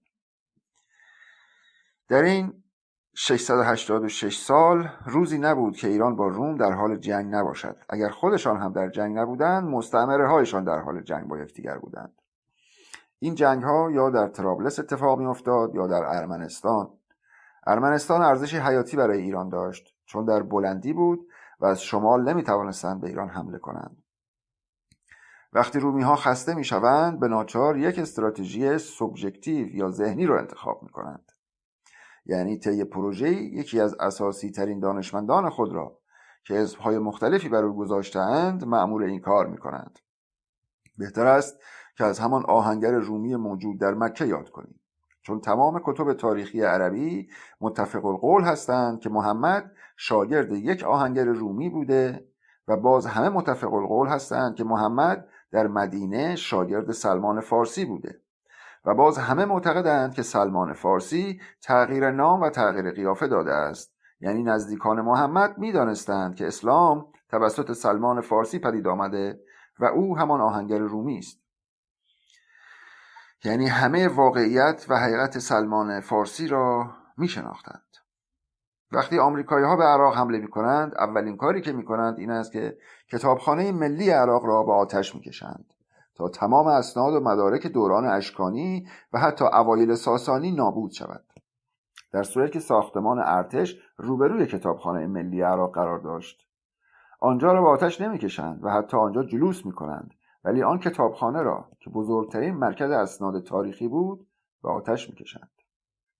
تمام روشنفکران دنیا بجز ایرانیان، بجز گه مسلمانان ایرانی، به این فاجعه عامدانه اعتراض کردند. تمام دانشمندان و زبانشناسان و باستانشناسان و متفکران دنیا در آن سال به این کار وحشیانه سربازان آمریکایی، تو پرانتز حمله به کتابخانه ملی بغداد، به شدت اعتراض کردند. وقتی شما تاریخ این دوره را می‌خوانید حیرت می‌کنید. در آن کتابخانه اسناد بسیار مهمی وجود داشت که به ایران و تمدن و تاریخ ایران تعلق داشت. زبان بغداد، زبان تیسپون، پارسی بود و آن اسناد همه به زبان دوره اشکانی بودند که آمریکایی‌ها مانند داعشی‌ها آن اسناد را به آتش می‌کشند و هر چیزی که از آن دوره بزرگ هست هر سال توسط داعش به آتش کشیده می‌شود. در واقع داعش تمام آثار باستانی و مجسمه هایی را که از آن دوران باقی مانده بود و همچنین آثار جنگ گیلگمش را از بین بردند. در جنگی که بین گیلگمش ها و سوئدی ها اتفاق افتاده بود، گیلگمش ها پیروز شده بودند. آنها همان گیلانی ها هستند، گیل هایی که اندام گاومیش دارند. گیلک ها به گاومیش گمش میگویند. گیلگمش یعنی گیلکی که اندام گاومیش دارد. همانهایی که بعدها در دوران اسلام به آنها دیو گفتند، چون تنومند و بزرگ بودند. اما این تنومندی به هیکلشان نبود، بلکه به افکار و روشنبینیشان بود. از همان زمان است که میگویند گیلانی ها باهوشند، چون ماهی سفید میخورند. این دلیل مزخرفی است. هوش گیلانی ها از همان بنیه فرهنگی و تاریخ گیلگمش می آید. اگر از این زاویه نگاه کنید متوجه می شوید که چگونه ما در ایران قلب تاریخ را داریم. وقتی میترائیسم و زروانیسم و مانی، تو پرانتز ما 3 تا مانی داریم، وقتی میترائیسم و زروانیسم و مانی را میخوانید هیچ اثری از اینها نیست و تمام این اسناد نابود شده است. شما باید در روم دنبال آثار مانی و عبادتگاه‌های مانوی‌ها بروید و در آنجا هم تحقیقاتی داشته باشید. ناگهان میفهمیم که تمام مناسک انسانی و زیبایی که کلیسای مسیحیت دارد همه از ایران میآید و اینها هیچ از خودشان ندارند. جبل عامل وحشی و تازی هرگز نمیتواند دستاوردی انسانی داشته باشد.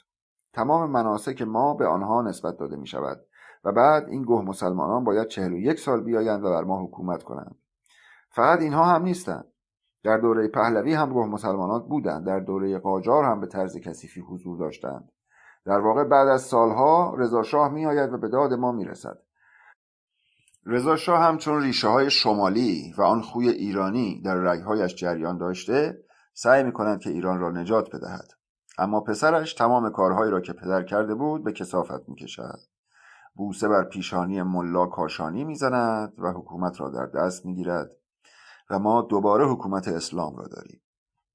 اگر از این زاویه نگاه کنید و درباره جنگ‌های تاریخی که بین روم و روم شرقی و امپراتوری ایران اتفاق افتاده بود بخوانید، حیرت می‌کنید که رومیان 686 سال با ایرانیان جنگیدند و هرگز نتوانستند بر ایرانیان پیروز شوند.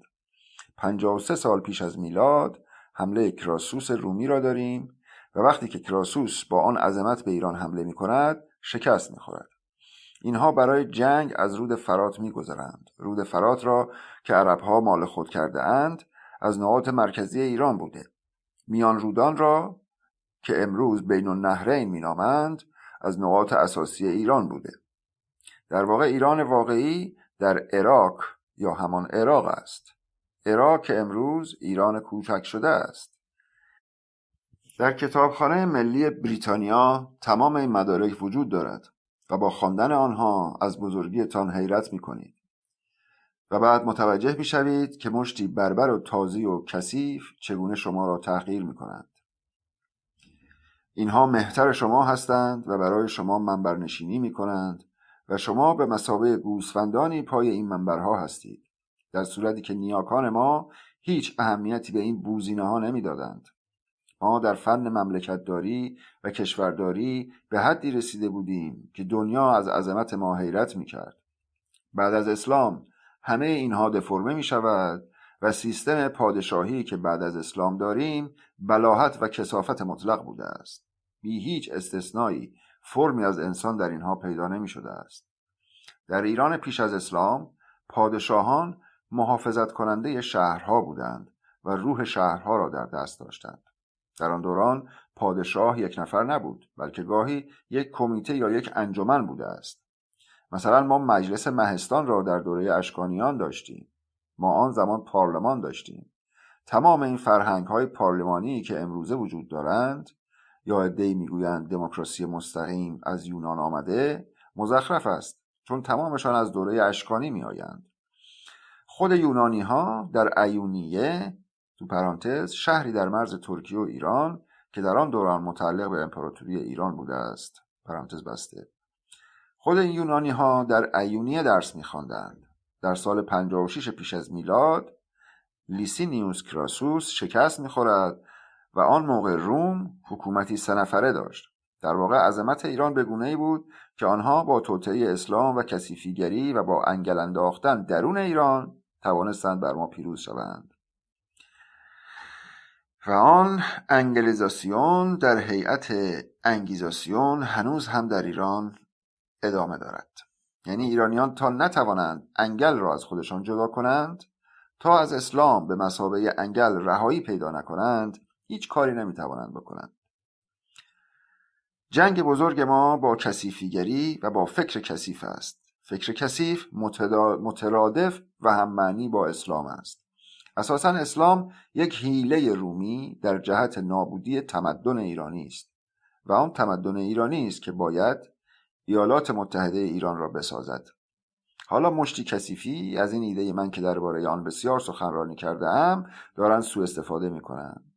ایده من درباره یک برنامه ریزی طولانی درباره آینده است که چگونه با تحقق تمدن ایرانی ما می‌توانیم به یک عظمت سمنتیک برسیم. در واقع تمام ایران بزرگ، یعنی نیمی از دنیا را داشته باشیم بدون اینکه اعمال زور و قدرت بکنیم. یعنی خراسان بزرگ، عراق یا همون عراق، کردستان بزرگ، آذربایجان بزرگ، سیستان و بلوچستان بزرگ، همه اینها شکل بگیرد. همه اینها یک زیر مجموعه از تمدن ایرانی هستند. اگر هر کدام از اینها از تمدن ایرانی کم بشود، چیز بزرگی از آن کم شده است. اینطور نیست که بگوییم که یک قوم این را تولید کرده است. من از گیلان صحبت می کنم چون بر آن اشراف دارم، اما تمام این داستانها را اقوام ایرانی داشتند. مثلا همین لرها چندین تغییر سیستم دادند. باید یک بار به طور مفصل بحث کنم که چگونه ایره بدل به ایل شد.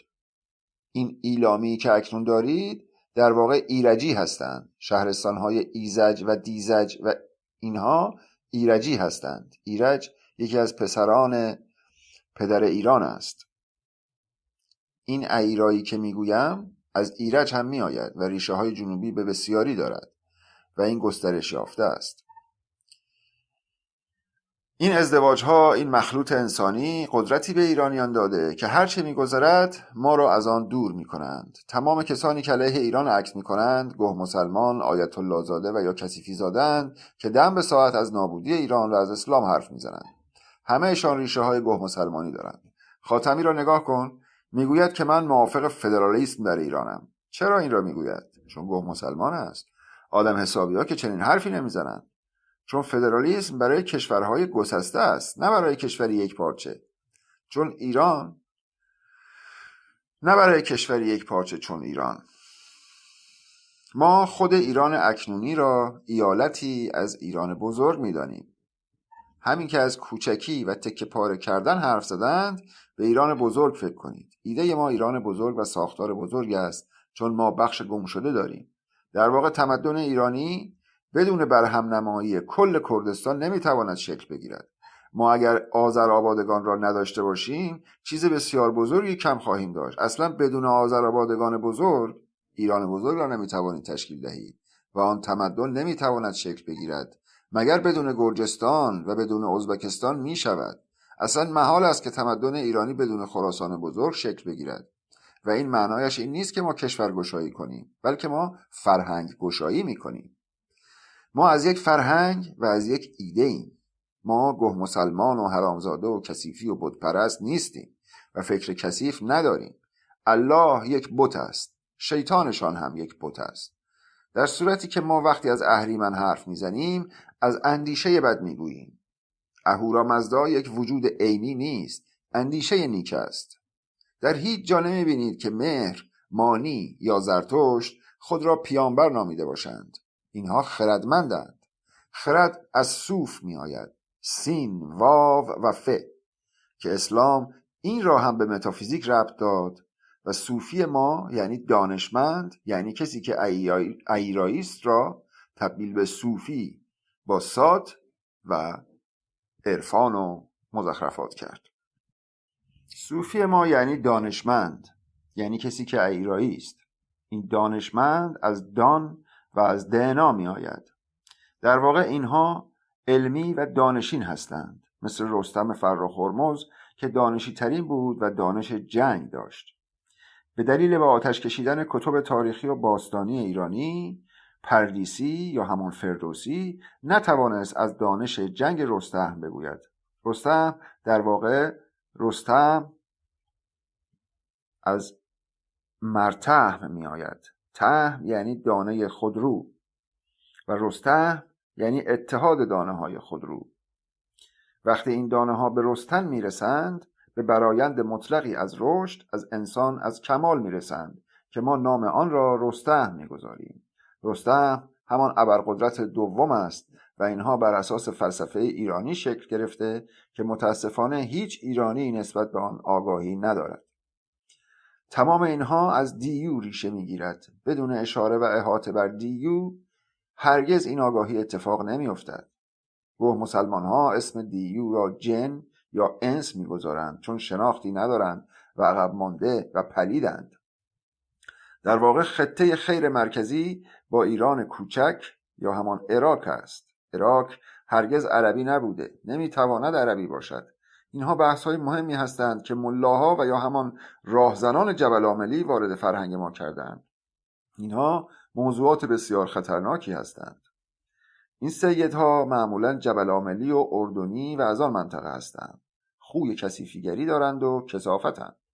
زبان عربی زبان بسیار جذابی است، ولی اختلاط زبان عربی با زبان پارسی غیر ممکن است، چون پارسی یک زبان آریین است و از جمله زبانهای آریین اروپیان است که به خاطر کثافتکاری هیتلر به ایندین اروپیان بدل شد، در صورتی که زبان تازیها خیشومی یا همان سامی است.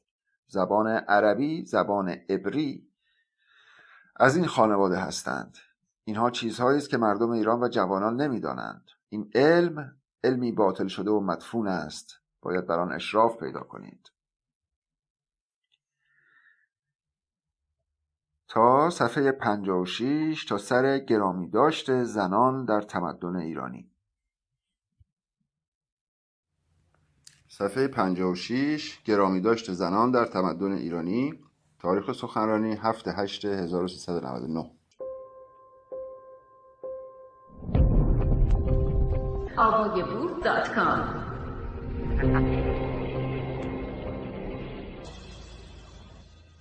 اگر از لحاظ درزمانی بنگرید، در هیچ تمدنی چون تمدن ایرانی زنان را گرامی نمی داشتند. همه تعجب من از فمینیست های مسلمان است، از کسانی که ادعای فمینیستی دارند اما مدام سنگ زنان اسلام را به سینه می زنند. امثال نوشین های خراسانی و مدرس های فمینیستی جوهلق اغلب تیول فمینیستی ایرانی نیستند و به شدت عربی زاده اند. سراسر زبان عربی را کاوش و اسامی عربی را نگاه کنید. همه اسمهای مردانه اند. مثلا حسین ابن علی، اما حسین ابن فاطمه نداری. اگر بگویید حسین ابن فاطمه یعنی به حسین توهین کرده اید. محمد ابن آمنه نداریم و محمد ابن عبدالله داریم. علی ابن ابی طالب داریم. فاطمه ابن محمد نداریم و فاطمه ابن خدیجه هم نداریم. در واقع خالق و خدای اصلی یک انسان مادر اوست، اما در کل زبان عربی به دلیل زن بودن مادر نام او را از نام شخص حذف می‌کنند. اساساً اسامی زن را در پسوندهای عربی نمی‌بینید. این که می‌گویند بهشت زیر پای مادران است، در صورتی بهشت زیر پای مادران قرار می‌گیرد که فرزند پسر به دنیا بیاورد. اگر مادری فرزند دختر به دنیا آورده باشد باید زنده به گور شود و در جهنم هم او را راه نمی‌دهند. معمولاً می‌گویند اندیشه در زبان اتفاق می‌افتد. وقتی خود زبان ماهیتی ضد زن داشته باشد، چگونه می‌تواند اندیشه‌ای در آن شکل بگیرد که ضد زن نباشد؟ می‌گویند شعر اتفاقی است که در زبان می‌افتد. اگر کلیت یک زبان ضد زن باشد، مگر می‌شود شعری در آن زبان اتفاق بیفتد که ضد زن نباشد؟ تفکر و اندیشه هم همین است. زبان است که تولید اندیشه می کند. اگر فرض کنید که اسلام یک اندیشه باشد، وقتی خود زبان عربی و اسامی عربی مردانه هستند، اسلام به عنوان اندیشه‌ای که در قرآن و زبان عربی اتفاق می افتد، چگونه می تواند فمینین باشد و زن را رعایت کند و برای زن باشد؟ علاوه بر زبان عربی، زبان انگلیسی هم این گونه است. مثلا در زبان انگلیسی میگویند جیم ریچاردسون که در واقع ریچاردسون است، یعنی پسر ریچارد. میگویند جولیا پیترسون، پیترسون یعنی پسر پیتر. هرگز نمیگویند جولیاسون یا سیلویاسون. همیشه این سان باید پسر باشد. مثلا نمیگویند ریچارد گرل. اگر به نام خانواده اکثر خانواده های انگلیسی نگاه کنید، سان را خواهید دید، مثل ریچاردسون، پیترسون، رابرتسون. هرگز نمیگویند رابرت گرل یا ریچارد گرل. شما خانم هستید و جولیا نام دارید، اما جولیا پیتر گرل نمیشوید، بلکه نام شما جولیا پیترسون خواهد شد. ریچاردسون، شما زن هستید و سان نیستید. حتی وقتی زن باشید فامیلی شما مردانه است. حدوداً 30% از اسامی انگلیسی اینگونه هستند. چرا این زبان چنین ماهیتی دارد؟ در واقع هر جا که مذاهب ابراهیمی استیلا دارند اینگونه است. مذاهب ابراهیمی ضد زن هستند و زن را مصرف می‌کنند. مگر جز این است که مسیحیت از دل یهودیت بیرون می‌آید و جویش‌ها و تورات ضد زن هستند. با اینکه مدام انجیل را مدرن می‌کنند، ولی باز همان خصلت ضد زن بودن را دارد. چون این ماهیت زبان است. تنها زبانی که زن در آن حضور دارد زبان پارسی است. اسامی نازنین ایران باستان را نگاه کنید. سیمین دخت به معنی دختر سیمین، آبان دخت به معنی دختر آبان که همسر داریوش بزرگ بود، میهن دخت، ایران دخت. ببینید چه زیباست. ما انگلیش گرل را به عنوان یک نام نداریم، اما ایران دخت را داریم که معنای آن دختر ایران است. بعد ما زبان پارسی را که مبنای دین ایرانی و زبان انسانی محور است کنار نهاده ایم. محال است یک زبان انسان را رعایت کند و زن را رعایت نکند. شما چطور می توانید زن و زندگی را رعایت نکنید و ادعای زبانیت داشته باشید؟ زبان گفتنی است که میگوید و ما این همه قدرت و اعجاز را در زبانی که به مثابه یک دستگاه فلسفی به ما به ارث رسیده به کناری وانهاده ایم و مسلمان شده ایم و تن به کثافت داده ایم. این بلاهت چگونه ممکن است مگر از سر ضعف؟ در واقع وقتی قادسیه چیها به ایران حمله می کنند، شمشیر را بالای گردن می گذارند و می گویند یا بگو اشهد ان لا اله الا الله یا گردنت را می زنیم و سرت را از دست می دهی. یعنی ما ملت مجبوری بودیم. اما یا امروز شما مجبور هستید مسلمان باشید؟ پدران شما بعد از جنگ قادسیه مجبور بودند که بگویند اشهد ان لا اله الا الله. آیا شما امروز مجبورید این را بگویید؟ چرا 17 بار در روز الله در رکوع و سجده به شما تجاوز می کند؟ چرا به زن و دخترتان که عشق و زیبایی شما هستند اجازه می دهید به رکوع و سجده بروند و الله به آنها تجاوز کند؟ بعد می گویید من ناموس دارم. این چه ناموسی است که آن را در اختیار الله قرار می دهید؟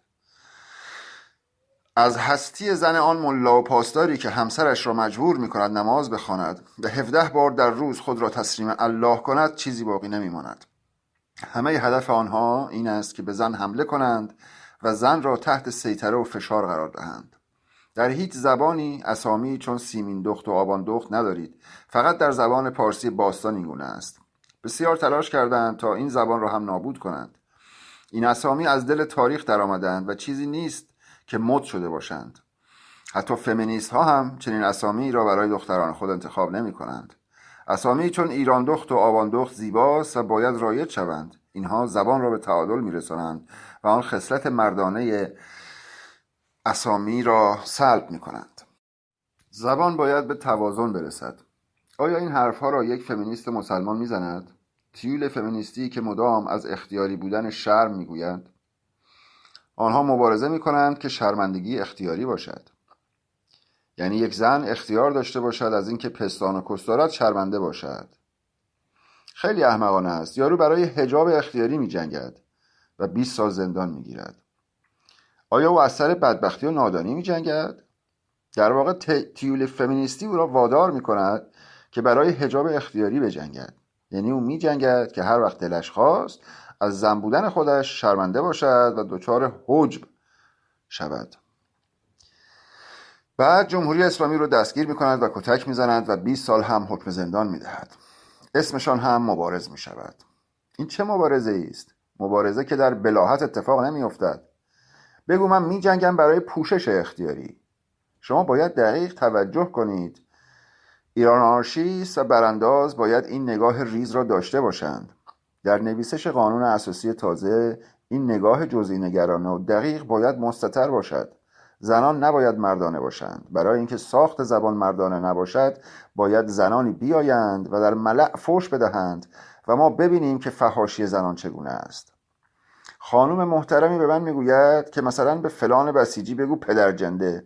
پدرجنده یعنی پدر آن بسیجی با همه سکس میکند و چنین چیزی برای آن فرهنگ مردانه افتخار است. افتخار مسلمان ها این است که مردی 6 زن داشته باشد. کسی که 6 زن سیغه‌ای دارد در واقع جنده است، ولی پدر جنده به او فشار نمی آورد. اگر به او بگویم پدر جنده باد به ققب می اندازد، چون با این واژه ضربه‌ای به او وارد نشده، به خاطر اینکه شما کار فرهنگی و زبانشناسی نکرده اید و شاعران و نویسندگان و روشنفکران شما همه گه مسلمان و کومسلمان بودند. همه کارها را که یک نفره نمیتوانم انجام بدهم. آیا ما باید به دنبال براندازی باشیم یا پی فرهنگ سازی؟ در ایران باید قدرت سیاسی داشته باشید تا بتوانید اعمال قدرت فرهنگی و اقتصادی بکنید. تا آنجا قدرت سیاسی در دستتان نباشد نمیتوانید کاری بکنید. اینها مهم هستند و برای همین است که ما میجنگیم. اینطور نیست که اگر فرهنگی را عوض کنید همه چیز عوض شود. اصلا تا قدرت سیاسی نداشته باشید فرهنگ عوض نمی شود. 1000 بار مثال زدم. وقتی که انقلاب 57 اتفاق افتاد خامنه‌ای یک جعلق بود.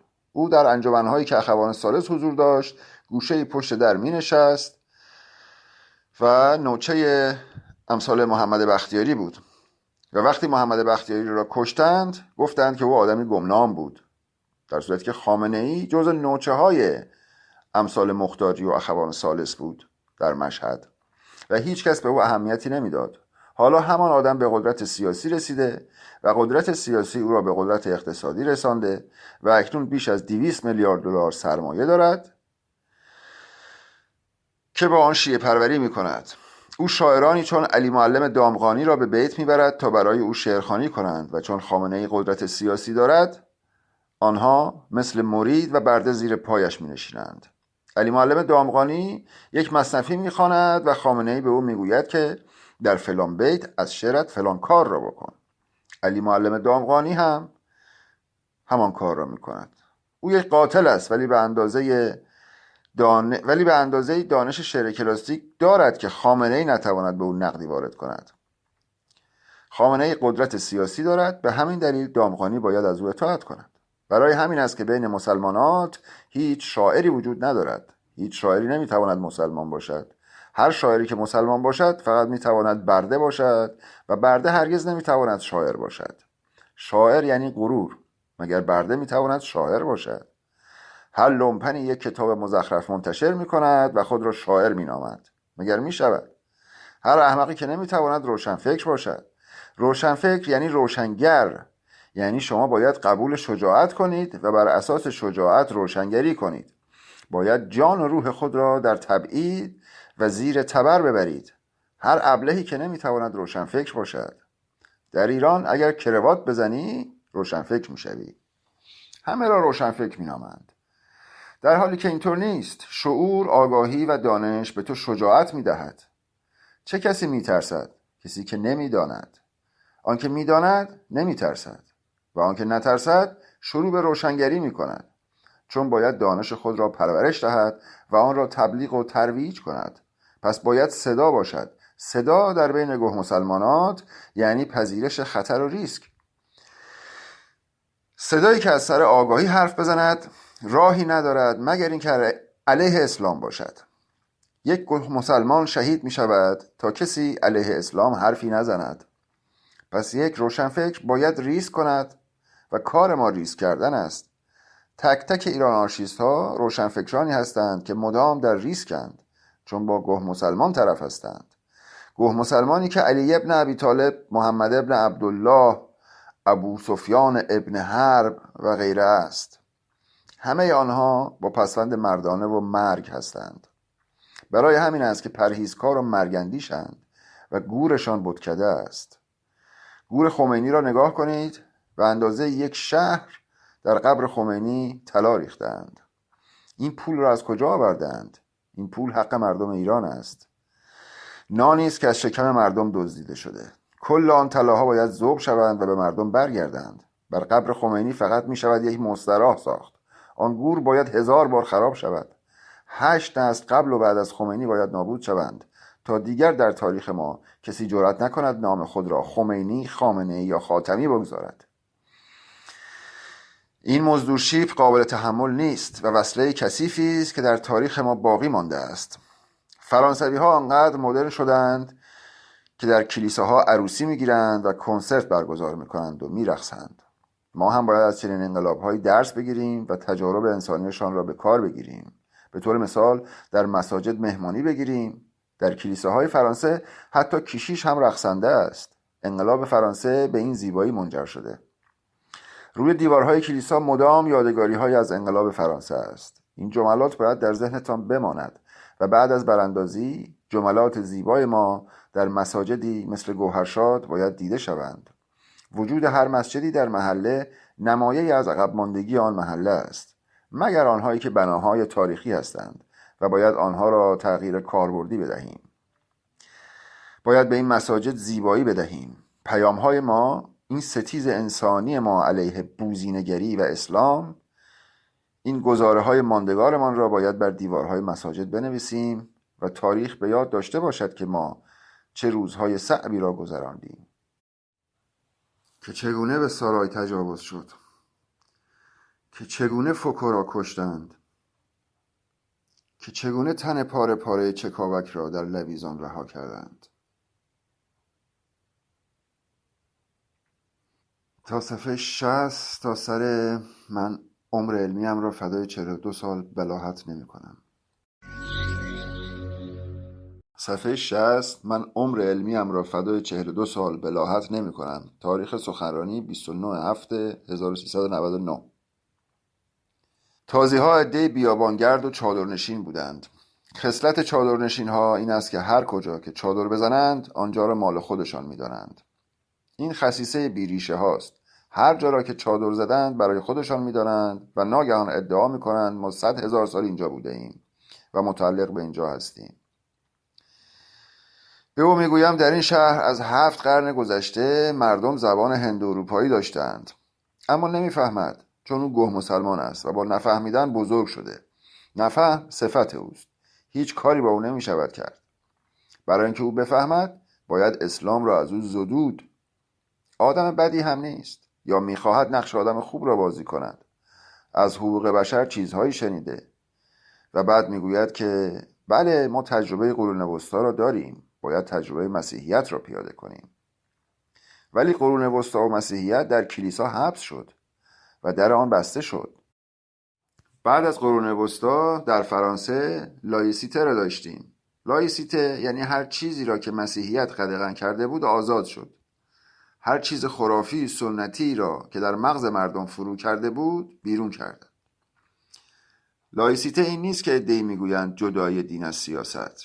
اینها مشتی بیسوادند که دروغ میگویند. حتی خودشان هم نمیدانند. گوه مسلمانند. لایسیته یعنی هر چیزی را که مذهب و خرافات درست کرده و بدل به قانون و فرهنگ شده باید از بین برود. نه اینکه فقط جدای دین از سیاست باشد. نه، سکولاریسم برای جامعه خرافات زده درست مثل زهر است. عده‌ای ابله اصلاح طالب میگویند ما یک حکومت دموکراتیک سکولار میخواهیم. ما معضل بزرگی داریم و جنگ ما جنگی 40 ساله نیست، بلکه فراتر از این هاست. امثال من از 100 سال پیش از انقلاب مشروطه جنگشان را آغاز کردند. جنگ آنها با اسلام و خرافات بود. امثال من از لحظه قادسیه جنگشان را شروع کردند. چرا مردم به من موتا میگویند؟ چون ما با اسلام میجنگیم و اسلام مثل یک بیماری مهلک همهگیر شده و مردم به بیماریشان هم آگاه نیستند.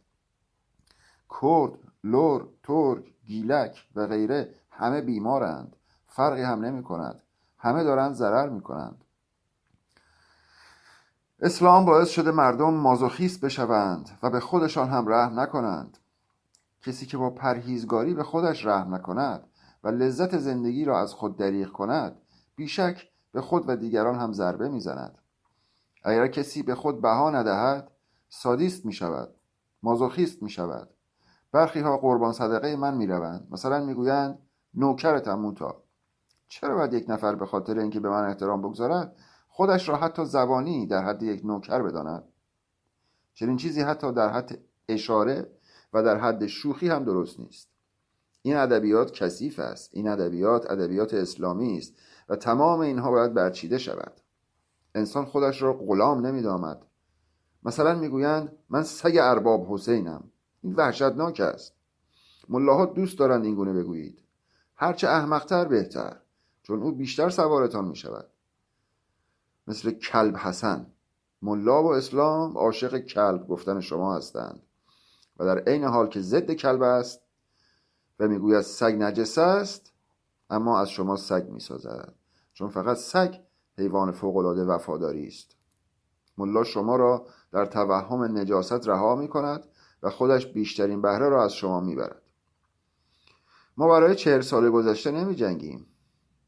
در اصل ما از بعد از قادسیه در حال جنگیم و تمام پدران من، تمام 17 موتا با اسلام می جنگیدند و تمام موتاهای بعدی هم باید با اسلام بجنگند. جنگ ما جنگی نژادی نیست، جنگی انسانی است.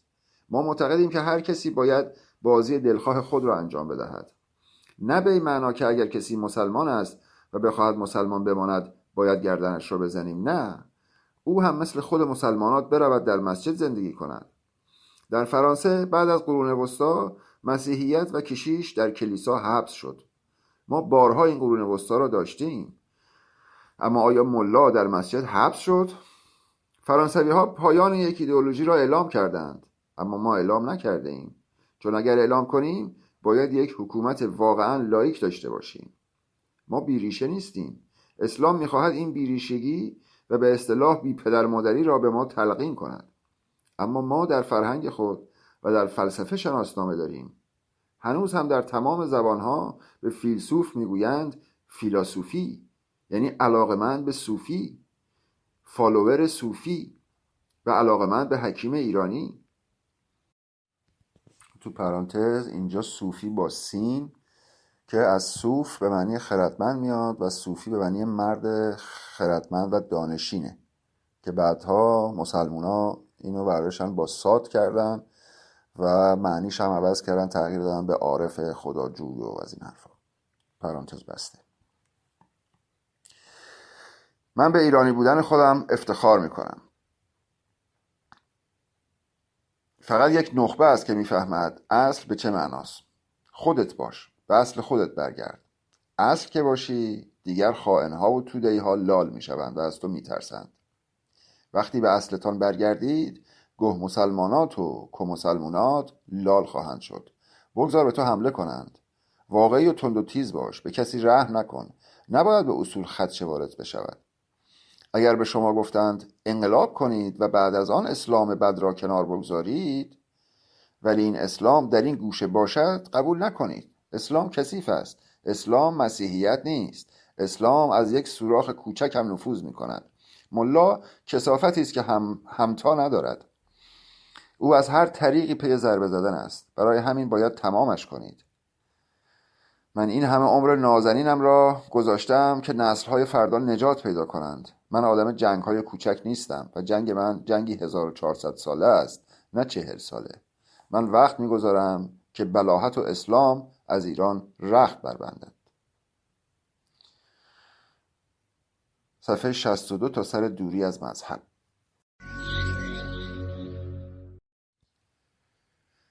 صفحه 62 دوری از مذهب. تاریخ سخنرانی 25/11/1397.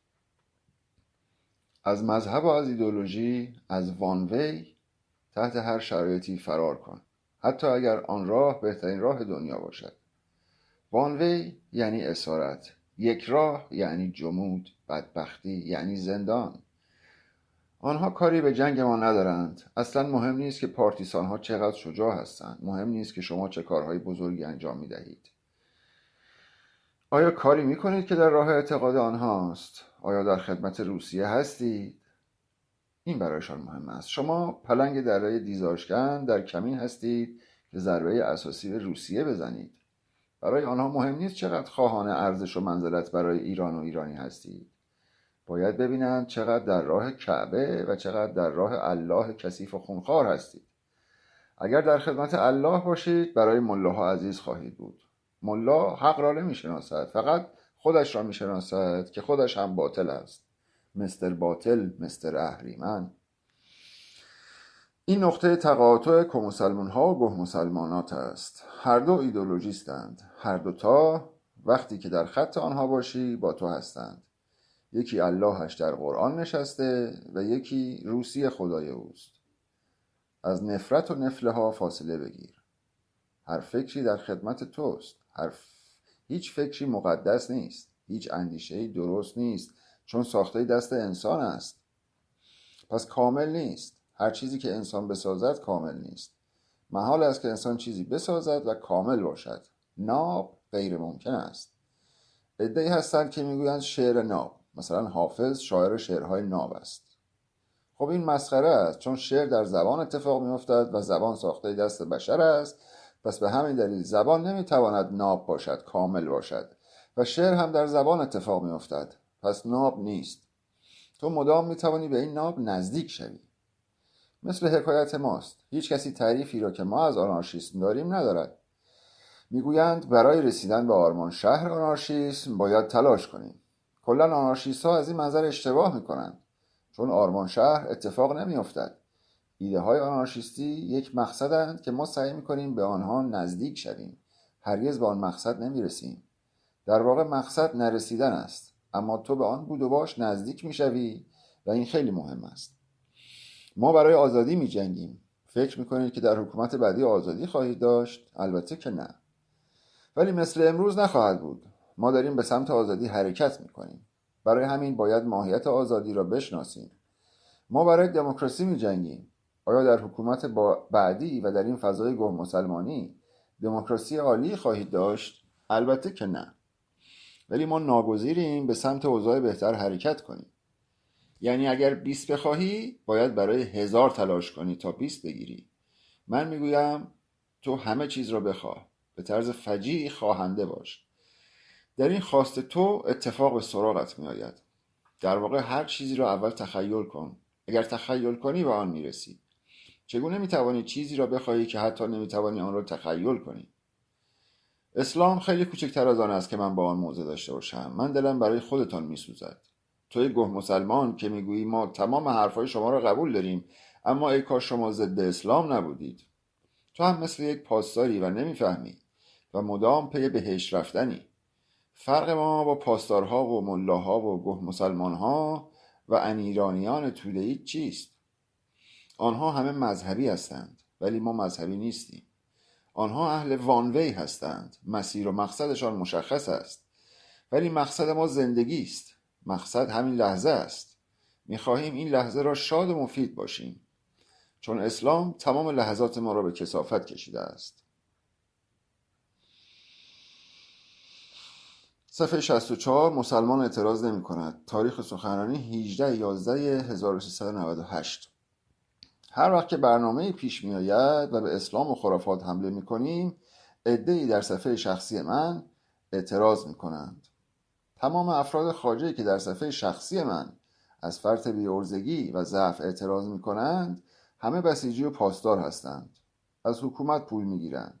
تحت هیچ شرایطی باور نکنید یک آدم عادی که حتی مسلمانی عادی است ممکن است اعتراض بکند. یعنی هر کسی که حتی در خلوت خودش نماز می‌خواند، نمازش را مخفی می‌کند. اگر پیشترها در ایران مردم مسلمان بودن را جار می‌زدند، امروزه پنهان می‌کنند. از نظر ما کسانی که برای خودشان مسلمانند، آدم‌های شریفی هستند. اما کثیف‌ترین آدم‌ها کسانی هستند که اثر مهر روی پیشانیشان می‌زنند تا کاسبی کنند. هیچ کس را ندیدم که بسیجی، پاسدار یا ملا نباشد، در واقع مال مردم خور نباشد و بعد بیاید از اسلام دفاع کند. شک نکنید هر کسی که میگوید کاری به اسلام نداشته باشید یا چه کار دارید به کار اسلام مزدور است. این تجربه 20 ماهه گذشته من است. هر وقت که وارد این هیته شدیم مزدورها در قالب مخاطبان عادی وارد شدند. بعد وقتی عکس پروفایلشان را میبینید عکس بهشتی و خمینی و خامنه‌ای و دیگر کثیفی ها را گذاشتند. کسی که مؤمن و مسلمان عادی است غیر ممکن است در گروه ما اعتراض کند، چون همه میدانند که مشکل اصلی در ایران اسلام است. همه میدانند که اسلام ضد ایران است.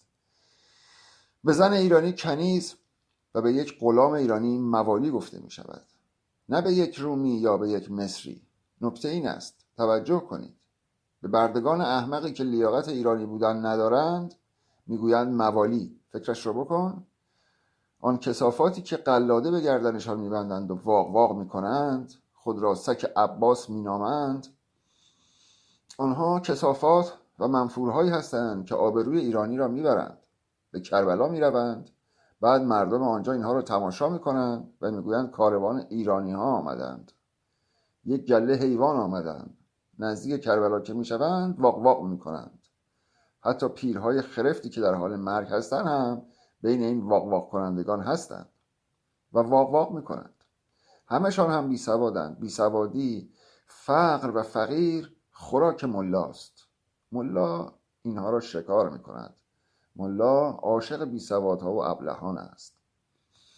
چند دهه پیش حضور روشنفکرها در سیستم آموزشی جامعه باعث قطع کاسبی ملاها و جلوگیری از تجاوز هرچه بیشتر آنها به کودکان و زنان شد. چون ملاها در روستاها مکتب خانه داشتند و به کودکان تجاوز میکردند. بعد آدمهای روشنفکری با طرح سپاه دانش به آنجا رفتند. مدارس مدرنی را تأسیس کردند و به تدریس پرداختند. با چنین تغییراتی ملاها دیگر حق نداشتند با فریب مردم در مکتب خانه خود به کودکان و زنان تجاوز کنند. ملاها در مکتب خانه ها هم پول می گرفتند هم تجاوز می کردند. در نتیجه علت اصلی نفرت ملاها از روشنفکران این است که روشنفکرها جلوی کاسبی کثیف ملاها را گرفتند. ملاها گاهی هم به مادر خود تجاوز می کردند. با روی کار آمدن روشنفکرها ملاها را از روستاها راندند. این عقده فجیع ملاهاست که بعد از انقلاب فجیع‌تر هم شد، طوری که در اکثر شهرها مثل قم و مشهد و جاهای دیگر که کارخانه‌های ملاسازی باز شد، تولید یک ملا در هر شهری برابر با تولید کثیفی و یک هرزگی است. در واقع در آن شهر انحراف و بلاهت ایجاد می‌کنند. چون اینها کارشان تبلیغ بلاهت و تبلیغ ایده ضد ایرانی شدن است. یعنی از ایرانی ضد ایرانی می‌سازند، مانند تمام کسانی که برای یک قاتل مثل علی، محمد، حسن، حسین و از این دست واق واق می‌کنند، یا کسی که خود را سگ عباس، سگ حسین و سگ این کثافات می‌نامد. اینها یعنی چه؟ این دیگر چه مرضی است؟ ما برای این مسائل است که می‌جنگیم، برای اینکه مردم ما را تحقیر می‌کنند، تخمیر اندیشیدن، مردم ما را هیپنوتیزم کردند. نمی‌فهمند در شرایط دیگر اگر همین فیلم سینه خیز رفتن عده‌ای نادان که قلاده به گردن بستند و واق واق می‌کنند و خود را سگ عباس و سگ تازی‌ها می‌نامند، نمی‌فهمند که اگر این فیلم‌ها را 10 سال بعد از براندازی برایشان بگذاریم حیرت می‌کنند و از بلاهتشان پشیمان خواهند شد. یارو یک کانال تلگرامی دارد و به من میگوید علی میشود به اسلام کمتر گیر بدهی؟ میدانم که او حکومتی است. میگوید علی میشود کمتر به اسلام حمله کنی؟ مردم دوست ندارند. کدام مردم؟ بهتر است در کانال‌های تلگرامی یا صفحات اینستاگرامیتان نظرسنجی مانند آیا از اسلام متنفرید یا خیر بگذارید. بعد متوجه خواهید شد که تمام مردم از اسلام نفرت دارند. همه از خون و مال و جان مردم ارتزاق میکنند و درست شبیه به زالو هستند این کسانی که از اسلام دفاع میکنند. با تمام بلاهت به من میگویند کاری به اسلام نداشته باشید. میشود خواهش کنم چیزی در این باره ننویسید؟ آلودگی و کثافت و بلاهت سرتاسری شده. با دروغ و فریب مردم را فقیر کردند و زندگی مردم را به لجن کشیدند. به طور مثال مکه در اردن است و مردم این همه سال به عربستان میروند و در آنجا پول خرج میکنند. اگر مسلمان هم هستی، این شیوه مسلمانی نیست، بلکه دروغگویی است. همه چیز دروغ و ریاکاری است. اصلا نمیدانم دیگر چه کلمه استفاده کنم. این حس شب تاسوعا و عاشورا و کل محرم را باید به لجن بکشیم و تخریب کنیم. هیچ چیز بهتر از زندگی نیست، اما اسلام ضد زندگی است و مدام در خدمت مرگ است. اینهایی که سگ میشوند و واق واق میکنند همان کسانی هستند که تروریست میشوند و کودک کشی میکنند. یک ملا به آنها خط میدهد و آنها هم به دنبالش میروند و بدون آنکه فکر کنند آدم میکشند. ببینید شما چقدر حرص دارید. مدام به صفحه شخصی من پیام میدهید، خواهش میکنید که ملاها را قتل عام کنید و من نه میگویم. اما اینها از آدم کشی لذت میبرند. اگر یک احمقی به یک ملا بگوید که میخواهم فلانی را بکشم، به خصوص اگر آن ملا از آن شخص بدش بیاید، فوراً میگوید برو و انجامش بده، او را بکش. اینها هیچ اصل و اصولی ندارند. خبرنگار العربیه سعودی، یعنی همان وبسایت تروریستی العربیه، با خودش مصاحبه میکند و میگوید با موتی علی عبدالرضایی مصاحبه کردن.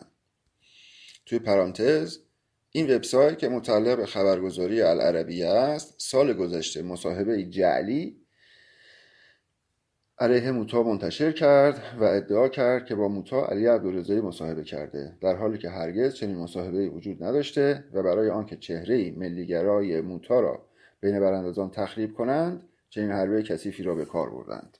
پرانتز بسته. آنها اهل سنت هستند و تازه ادعای پرهیزکاری هم می کنند. همه یک چیز هستند و کثافت و رذالت و دروغ در آنها ریشه دوانده. آنها مصاحبه را میزنند، بعد مسلمان‌های اصلاح طلب هم در گویا نیوز منتشر می‌کنند. آن مسلمان‌های سنی که مریدان اوجلان هستند هم آن مصاحبه جعلی را منتشر می‌کنند. پیشترها که ترک‌ها در ارومیه به آنها فشار می‌آوردند، آنها مدام حمایت ما را می‌خواستند. پیش من می‌آمدند، گله می‌کردند که اکنون به ما حمله کردند، از ما حمایت کن. بعد هم آنها آمدند و آن مصاحبه جعلی عربی را منتشر کردند. بسیار ضعیف و رذل هستند، چون با سپاه تروریستی پاسداران کار میکردند. هیچ کس جرأت و شهامت ندارد در میدان بایستد و بگوید من این هستم. کثافت‌ها اسم این دروغ و ریاکاری و چند چهرگی را سیاست میگذارند. میگویند سیاست این است و نباید از دروغ یاد گرفت. سیاست این است که آدم دروغ بگوید. یعنی چه؟ تو شهامت نداری و ضعیفی. کسی که دروغ میگوید ضعیف است. اگر بحث سیاست است، سیاست یعنی چه کسی برآورد و پیش بینی می‌کند و راه درست را انتخاب می‌کند. همه مدام از نظریات و تحلیل‌های من استفاده می‌کنند و همیشه پی این هستند که من یک اشتباه کنم تا به من ضربه بزنند، در حالی که هر چه تاکنون گفتم دقیقاً اتفاق افتاده. یعنی یک معجزه‌گرا. و بعد حیرت می‌کنم. نه، من اهل اعجاز نیستم. من از فردا آمدم و همه چیز را می‌دانم. ما ایرانشیست‌ها از فردا آمده ایم. تا سر صفحه 67 سیتانیسم. تا سر سیتانیسم صفحه 67. صفحه 67 سیتانیسم. تاریخ سخنرانی 14/1/1398. پرسش: در حزب ایران آنارشیست بارها بحث‌های روشنگرانه‌ای در مورد ضدیت مذهب با انسان مطرح شده است. یکی از عناوینی که دوست دارم از زبان و نگاه شما مورد بررسی قرار بگیرد مبحث سیتانیسم و آنتوان لاوی است. نظر موتی علی عبدالرضایی در مورد آنتوان لاوی و سیتانیسم در مقابل مذهب چیست؟ آیا چنین تشکلی هم برای رعایت انسان آمده بود؟ پاسخ علی عبدالرضایی: من در مورد سیتانیسم در کالج شعر بحث بسیار کردم. نام آخرین مجموعه شعری که منتشر کردم لیلاو است. لیلاو درباره شیطان است. در واقع در مورد زن اول آدم یا همان لیلیس است. البته همه اینها قراردادی است، یعنی میتولوژی آدم و حوا کاملا مزخرف است، ولی بر اساس این میتولوژی فرهنگ دینی شکل گرفته و فرهنگ دینی بخشی از فرهنگ انسانی معاصر را تشکیل می‌دهد. و همه اینها دلایلی هستند که ما نسبت به سیتان یا به قول شما نسبت به سیتانیسم بی تفاوت نباشیم. از لیلیس آغاز میکنیم. در واقع نگاه من درباره شیطان عربی یا سیتان انگلیسی و ابلیس با نگاه مذاهب ابراهیمی بسیار تفاوت دارد. من بیشتر نگاه مهر و مانی و زرتشت را در مورد شیطان قبول دارم. یعنی اهریمن. اهر یعنی بد و من یعنی اندیشه. اینکه اهریمن را اندیشه بد می‌دانند و شیطان را نه یک شیء بیرونی بلکه یک اندیشه یا ذهنیت به حساب می‌آورند، این را من قبول دارم. اندیشه بد و نه آنکه شیطان برای فریب تو آمده. درباره لیلیس هم تحلیل‌های من در صفحات اینترنتی حزب ایران آنارشیست وجود دارد که می‌توانید آنها را دنبال کنید و بشنوید. در این باره بسیار سخنرانی کردم. در تورات به زن اول آدم اشاره می‌شود و می‌گویند که لیلیس زن اول آدم بوده است. این لیلیس به آدم تمکین نمی‌کند و آدم پیش خدا شکایت می‌برد و خدا به لیلیس می‌گوید که تمکین کن. لیلیس هم درخواست خدا را رد می‌کند و بعد خدا لیلیس را از بهشت اخراج می‌کند. این ماجرای شیطان است که این گونه لعنت می‌شود و تا امروز داستان‌های بسیاری برای او ساخته‌اند. در واقع لیلیس زنی کمرباریک و باهوش بوده و برخلاف آدم عمر ابدی پیدا کرده، چون آدم چاپلوس خدا بوده است. یعنی وقتی داستانهای خودشان را هم بررسی میکنید از کاراکتر لیلیس خوشتان میآید. لیلیس روشنفکر و فمینیست بوده، نه آن موجود نفله‌ای به نام حوا که خدا از دنده چپ آدم به دنیا میآورد. مثل این زنهای حزب اللهی که چادر را روی کله خود میاندازند و قوز میکنند. لیلیس جذاب است، شجاعت دارد، ضعف ندارد. لیلیس میداند که پستانش زیباست و آن را پنهان نمی کند. میداند که خوشگلتر و خوشهیکلتر از آدم است. من درباره استتیک شر بسیار سخنرانی کردم و در کتاب شرولوژی هم به این مباحث پرداختم. به نظر من سیتانیسم نوعی فریب است و من با این فریب مشکل دارم. مجموع قوانینی که آنتوان لاوی صادر می کند بسیار متأثر از مارکی دوساد، نیچه، مارکس، داروین و مارک توین است. شیطان پرستی لاوی مدام خودش را نو می کند. یک جایی سمت نیچه می رود یا یک جاهایی سمت دلوز و چون خودش را نو می کند به امروز نزدیکتر است. بنابراین سنتی و کهنه نیست. شیطان پرستی یا سیتانیسمی که وجود دارد در یک چیز خلاصه نمی شود و نوعی شیطان پرستی فیلسوف محور داریم. در واقع برخورد کردن با مفهوم شر، نه خدای شر. ما خدای شر را در افکار مانی و در زرتشت داریم، مثل اهریمن. فرق زرتشت با مذاهب ابراهیمی این است که شیطان بنده خدا نیست. شیطان خودش خداست و قدرتش کمتر از اهورامزدا نیست.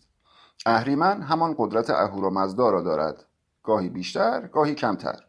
بنده و وابسته آن نیست. در مذاهب ابراهیمی شیطان بنده خداست و چنین چیزی منطقی نیست و احمقانه است. در واقع شیطان یک زن است. شیطان لیلیس است. به همین دلیل من از این تفکر سیتان یا سیتانیسم که برگرفته و اعتراضی علیه مذاهب ابراهیمی است را قبول ندارم. با نتایجی که آنتوان لاوی میگیرد و بر اساس آن فلسفه خود را تعریف میکند، طبیعی است که مثلا یک انسان مدرن بخشندگی را به خسیس بودن ترجیح میدهد. انسان مدرن واقعی بودن را به خیالی بودن ترجیح میدهد. اینها بحث هایی است که لاوی مطرح میکند و مثلا یک دین جدید ارائه میدهد. این ربطی به فلسفه شیطانی ندارد. میدانیم چیزی که کلیسا و مسجد را زنده نگه داشته خود شیطان است. لاوی شیطان را بهترین دوست کلیسا میداند. اینجا خود لاوی هم کلیسای شر را تأسیس میکند، یعنی موافق کلیساست. ما مخالف کلیسا و مسجد هستیم، چون اگر چیزی به اسم شیطان نباشد مسجد هم دوام نمی آورد. مردم را مدام از شیطان می ترسانند، مثل همین خامنه‌ای که مدام مردم را از شیطان بزرگ آمریکا می ترساند تا خودش دوام داشته باشد. به همین دلیل است که من با چپ اسقاطی ایرانی تو پرانتز چپ روسی مشکل دارم، چون آنها هم شیطان بزرگ را تعریف می کنند. تا وقتی که شما شیطان بزرگ را تعریف می کنید پس به خدا و جمهوری اسلامی نیاز دارید. مسجد هست چون شیطان هست. پس همانقدر که شیطان پرست میشوید و سیتانیسم را تدریس میکنید، از آن طرف هم به تدریس خداپرستی میپردازید. ما با دو موهوم طرفیم، با دو احمقانه. با این فرق که موهوم سیتانیسم از دستاوردهای مدرن استفاده میکنند، مثل اصلاح طلبها که از دستاوردهای انسانی ما استفاده میکنند، اما افکار شیطانی خودشان را جلو میبرند و خودشان را بزک میکنند. ما باید عمیق‌تر نگاه کنیم. من اساساً با سیتانیسم کسانی مثل آنتوان لاوی هیچ سنخیتی ندارم و اینها را رد میکنم، ولی معنایش این نیست که ما نباید به شناخت شر برسیم، چون بخش بزرگی از اخلاق انسانی را همین شرشناسی تشکیل میدهد. تعریف شما از شیطان این است که شیطان بد و زشت است. چنین تعریفی چرت و پرت است. شیطان اتفاقا بسیار زیباست. باید شر را بشناسی تا بدانی چگونه با شر مقابله کنی. اگر شیطان را بزرگ تصور کنید، خدا را بزرگ تصور کرده اید. اگر اهریمن را بزرگ تصور کنید، اهورامزدا را بزرگ تصور کرده اید. یعنی مدام با خرافه سر و کار خواهید داشت. اینجاست که من از ایدئولوژی متنفرم. هر چیزی که در ذهنتون ملکه می شود مقدمه ای برای تولید کردن یک چیز فجیع دیگر است. در فلسفه های شیطانی بعضی از قوانین شیطانی شخصی است. مثلا میگویند هرگز چیزی را که به تو تعلق ندارد بر ندار. خب کسی که رفتار انسانی داشته باشد اموال دیگران را نمیدزدد. اگر چیزی را که مال من نیست بردارم، حق دیگری ضایع می شود. میگوید هرگز چیزی را که مال دیگری است بر ندار، مگر آن چیزی را که داشتن آن چیز برای دیگری سخت باشد و او میخواهد آن را به تو تقدیم کند. خب طبیعی است این که قانون نمی شود. یکی از 11 قانون شیطانی همین قانون است. دیگری میگوید کودکان را آزار نده. اینها قوانین انسانی و حقوق بشری هستند. اینها خودشان را مدرن میکنند. میگویند حیوانات یا آنچه را که غیر انسان است آزار نده. این هم مال امروز است و بد نیست. یکی دیگر از آن قوانین میگوید وقتی در سرزمینی قدم برمیداری کسی را آزار نده.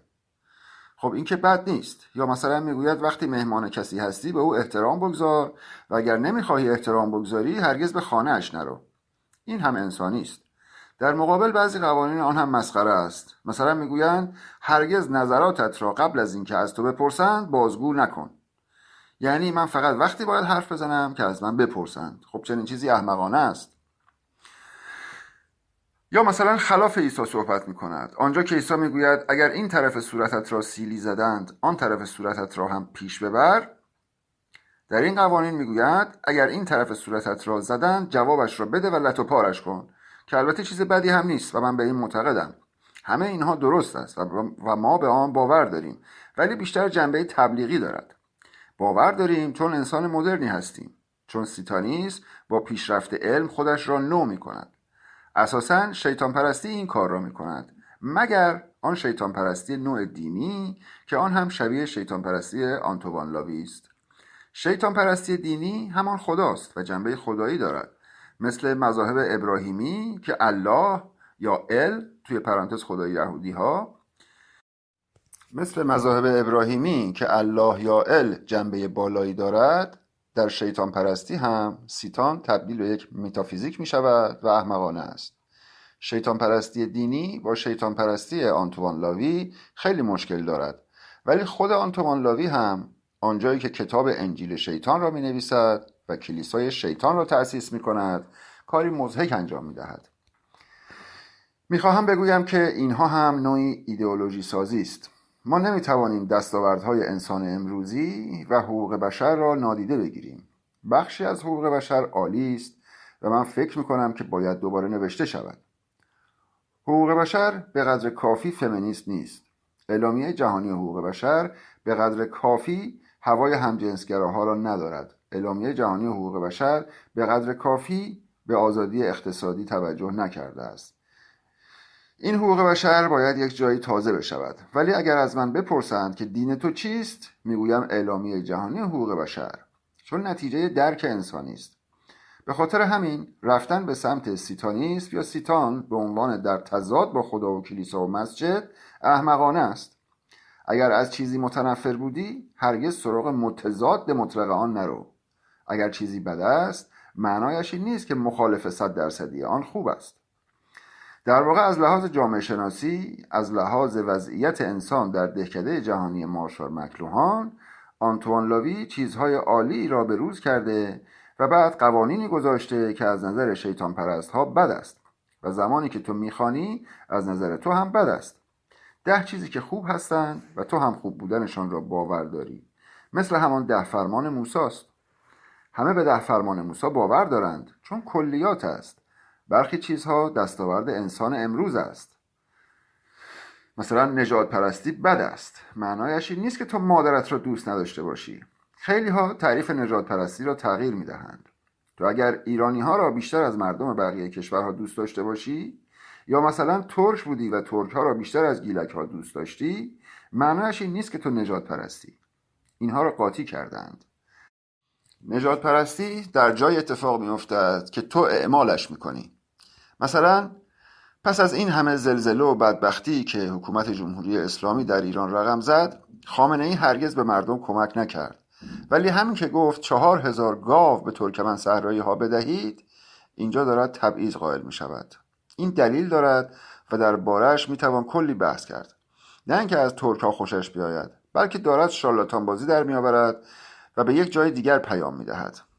ما پارتیسان های جذاب و جالبی در تبریز و ترکیه داریم که عالی اند، ولی در کل این جنگ پان را که با ما ایجاد می کنند خودش یک پیام دارد که بقیه آن را نمی بینند. ولی کسی که متفکر است اینها را می بیند. خامنه ای فکر می کند خیلی زرنگ است، ولی دارد دیده می شود.